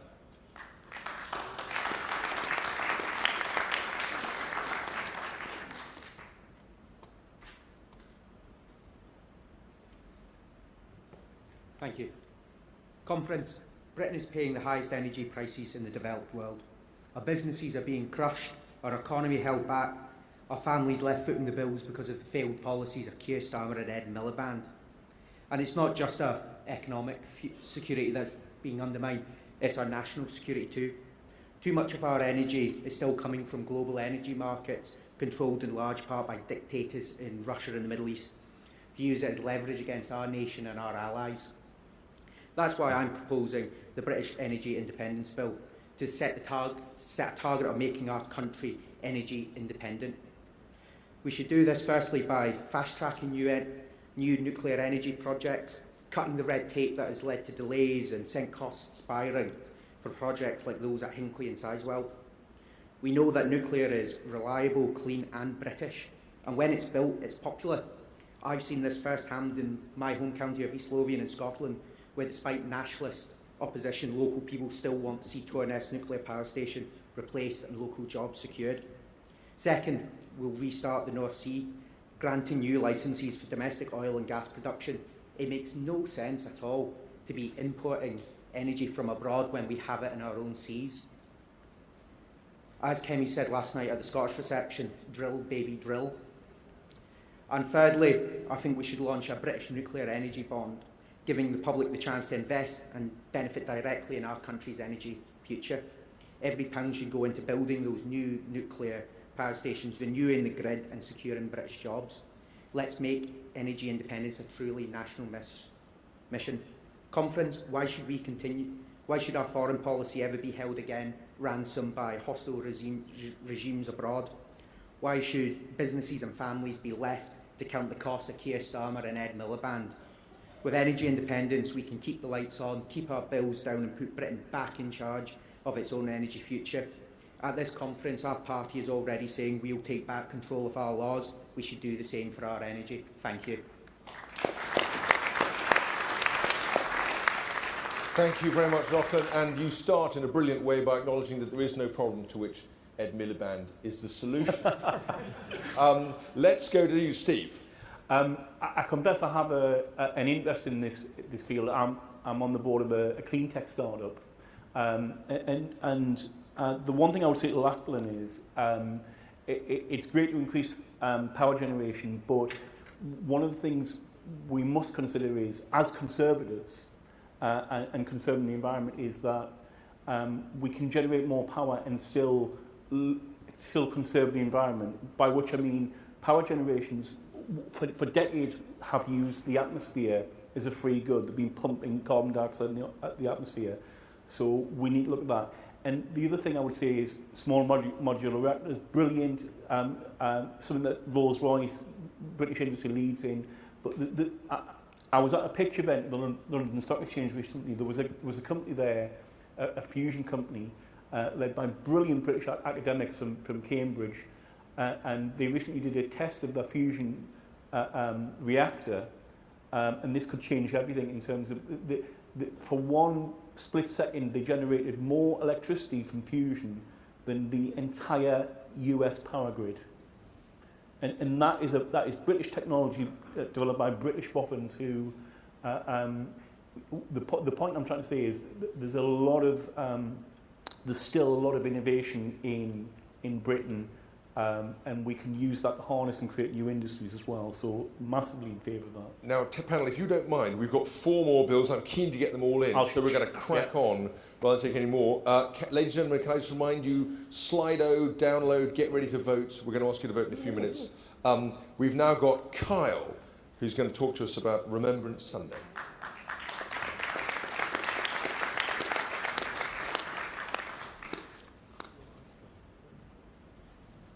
Thank you, Jesse, and good afternoon, conference.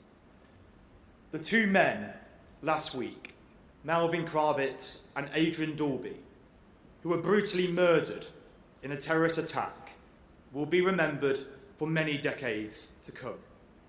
And my thoughts are with their families and the Jewish community during this awful time.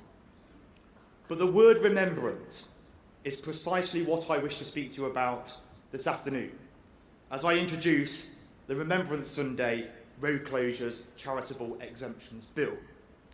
And without wishing to bore party members about the minutiae of the Road Traffic Regulation Act of 1984, a great piece of legislation, for any organisation to have a road closed off, they need to be in receipt of a traffic management order.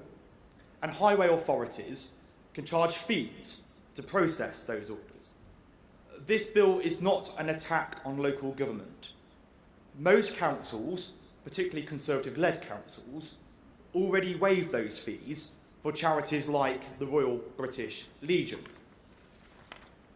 So members may well ask what the point of this bill is. The answer: it's rooted in the principles of our party. We are proud of our armed forces and our veterans. We believe in civic duty and the importance of honouring those who made the ultimate sacrifice to defend the freedoms we all cherish to this day.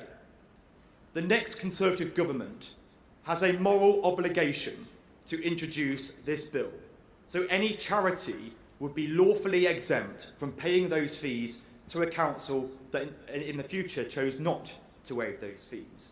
It means the charities can spend their donations on legitimate causes and not securing road closures. So conference, with this bill, wherever you may be, a hamlet, a village, a town or city, for centuries and for generations to come, the British people will be able to stand proud and tall on Remembrance Sunday, in coming together collectively and in saying the words, "We will remember them." Thank you.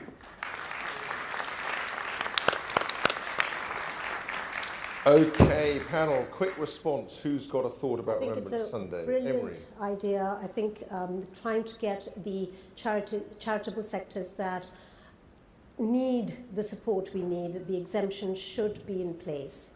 I'm a great supporter.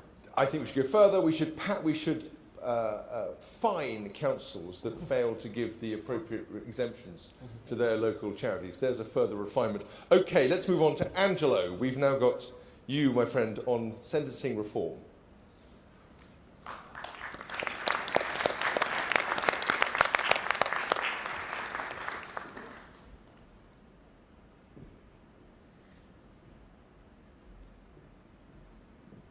Good evening, conference, and thank you very much for bearing with me on what is quite a dry-sounding bill, the Sentencing Reform Bill.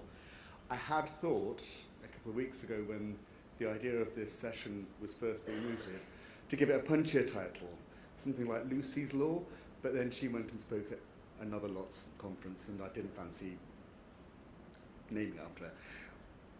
What this bill does, whilst it sounds quite dry, is it addresses one of the key things that has undermined trust in the criminal justice system in this country. And that is why does somebody get 30 months for hurty words and somebody gets 12 months for sexual assault? Why do we have these disparities in sentencing? And as a Conservative, as a long-term Conservative who likes the old-fashioned idea of conservatism being about institutions and trusting in the people of this country, I don't buy all the judges have gone woke. I think we've just given them the wrong rules. So my proposal is, I think, a very conservative one, and a very institutionally conservative one, which puts the power back into Parliament's hands.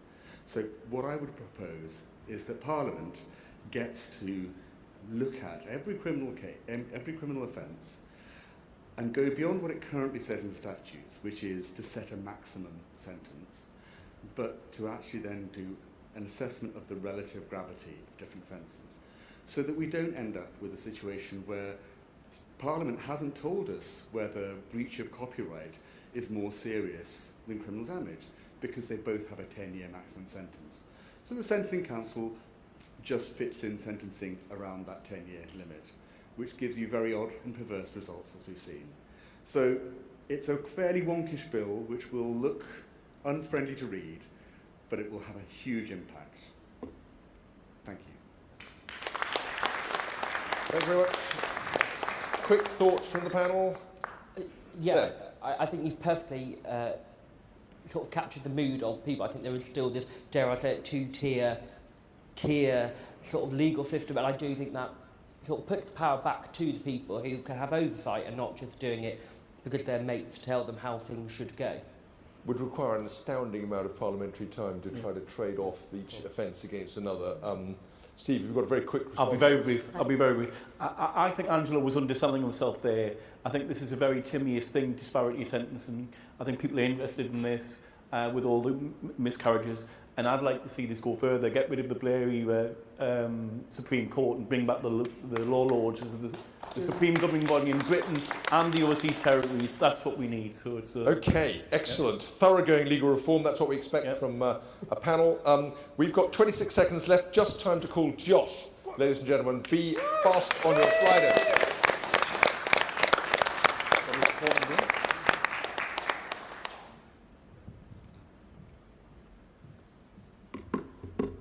Good afternoon. Our armed forces are some of the best in the world. And this is only natural that they ensure a high-quality supply of recruits. However, the current recruitment situation is simply insufficient and there are too many delays. The forces have been unable to hit their recruitment quotas, and joining the forces can see delays of up to a year. One of the reasons for these delays is the inefficiency of Capita, the company that we outsource stages of the recruitment process to. Over the first 10 years of the contract, this company cost the country £1.2 billion. And over 6 years of the contract, the savings were only £25 million. As Conservatives, we understand the value of privatisation when it is efficient, but it is simply shown here that this company is not value for money. This bill proposes we scrap the contract with Capita and bring recruitment processes back to how they were before. Anyone should be able to book an appointment or approach a recruitment station, have a basic medical checkup on site with clear options with what they can do. All accepted recruits have the opportunity to join any branch of the armed forces, choosing a role after basic training or being assigned one. Parliamentary research has already shown that 90% of cost to Capita are over only 2 contracts, which the forces currently rely on. If we scrap these contracts, these cost savings by ending them can be used to refit for recruiting in-house personnel, new servers and marketing. It is estimated that savings within only a few years can be up to £200 to £400 million.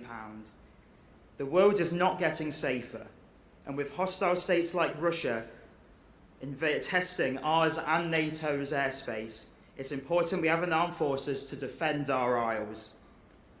With young people struggling with job opportunities or going to university simply because they have no idea what else to do, the armed forces should be a ready and available option. Let us bring armed forces recruitment back to basics so we may defend our freedom and empower the next generation. Thank you.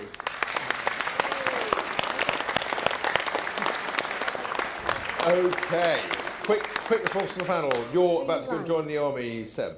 I'm definitely not going to join the army, but they're a great idea, and I think it's great for young people to have a viable option. Excellent. So, Amory, did you want to come in? Streamline recruitment. Streamline recruitment? Yes. I love it. Just because it's Capita is a private company, if it's a monopoly, doesn't mean sufficient. Yes. Let's use technology to save money and It's getting some thumbs up. Of course, in Herefordshire we understand the armed forces, so you're not going to do better than that. Okay, ladies and gentlemen, we've had an amazing array of interesting pieces of potential legislation. We've had Alexandra on balanced growth, we've had Matt on unemployment benefits and conditionality, we've had Steve on patient-controlled GP access, James on pots for life pensions, Norman on 4 Nations bank holidays, William on police on the beat, Lachlan on police, British independence, energy bill, Kyle on Remembrance Sunday, road closures, Angelo on sentencing reform, Josh on armed forces recruitment. I only wish we had time for Mustafa on Sunday trading laws. I apologise very much to him. He can have a chance to lobby the panel afterwards. Can you now put your hands together and think about what Slido vote you're going to put in, and then we will choose the winner based on that and give this magnificent Thatcher-themed prize to the winner.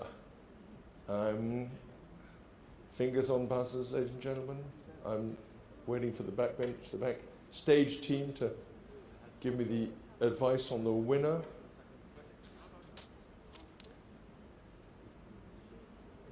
We're looking at the screen right now. And the winner is, it's changing visibly in front of us, ladies and gentlemen. Okay, we're going to call it quits in about 10 seconds. 9, 8, keep voting. Okay, So, in fifth place, Steve with the patient. Oh, it's changed. Oh my gosh, it's all changed. Okay, we're stopping immediately. Fourth place, Steve with patient control GP access bill. Third, Angelo with the sentencing reform. Second, Matt Cowley, and the winner by a good margin is Josh Allen. Armed Forces Recruitment. Excellent. Okay, there he is. Fine piece of legislation, fine speech, and above all, fine work in the conference hall. Thank you very much indeed, Josh. Very, very good. Congratulations. Thank well you done. very much. Lovely to see you. And to my panel, thank you so much, panel. Been an absolute joy. And ladies and gentlemen, we thank you for giving us your attention. Thank you so much.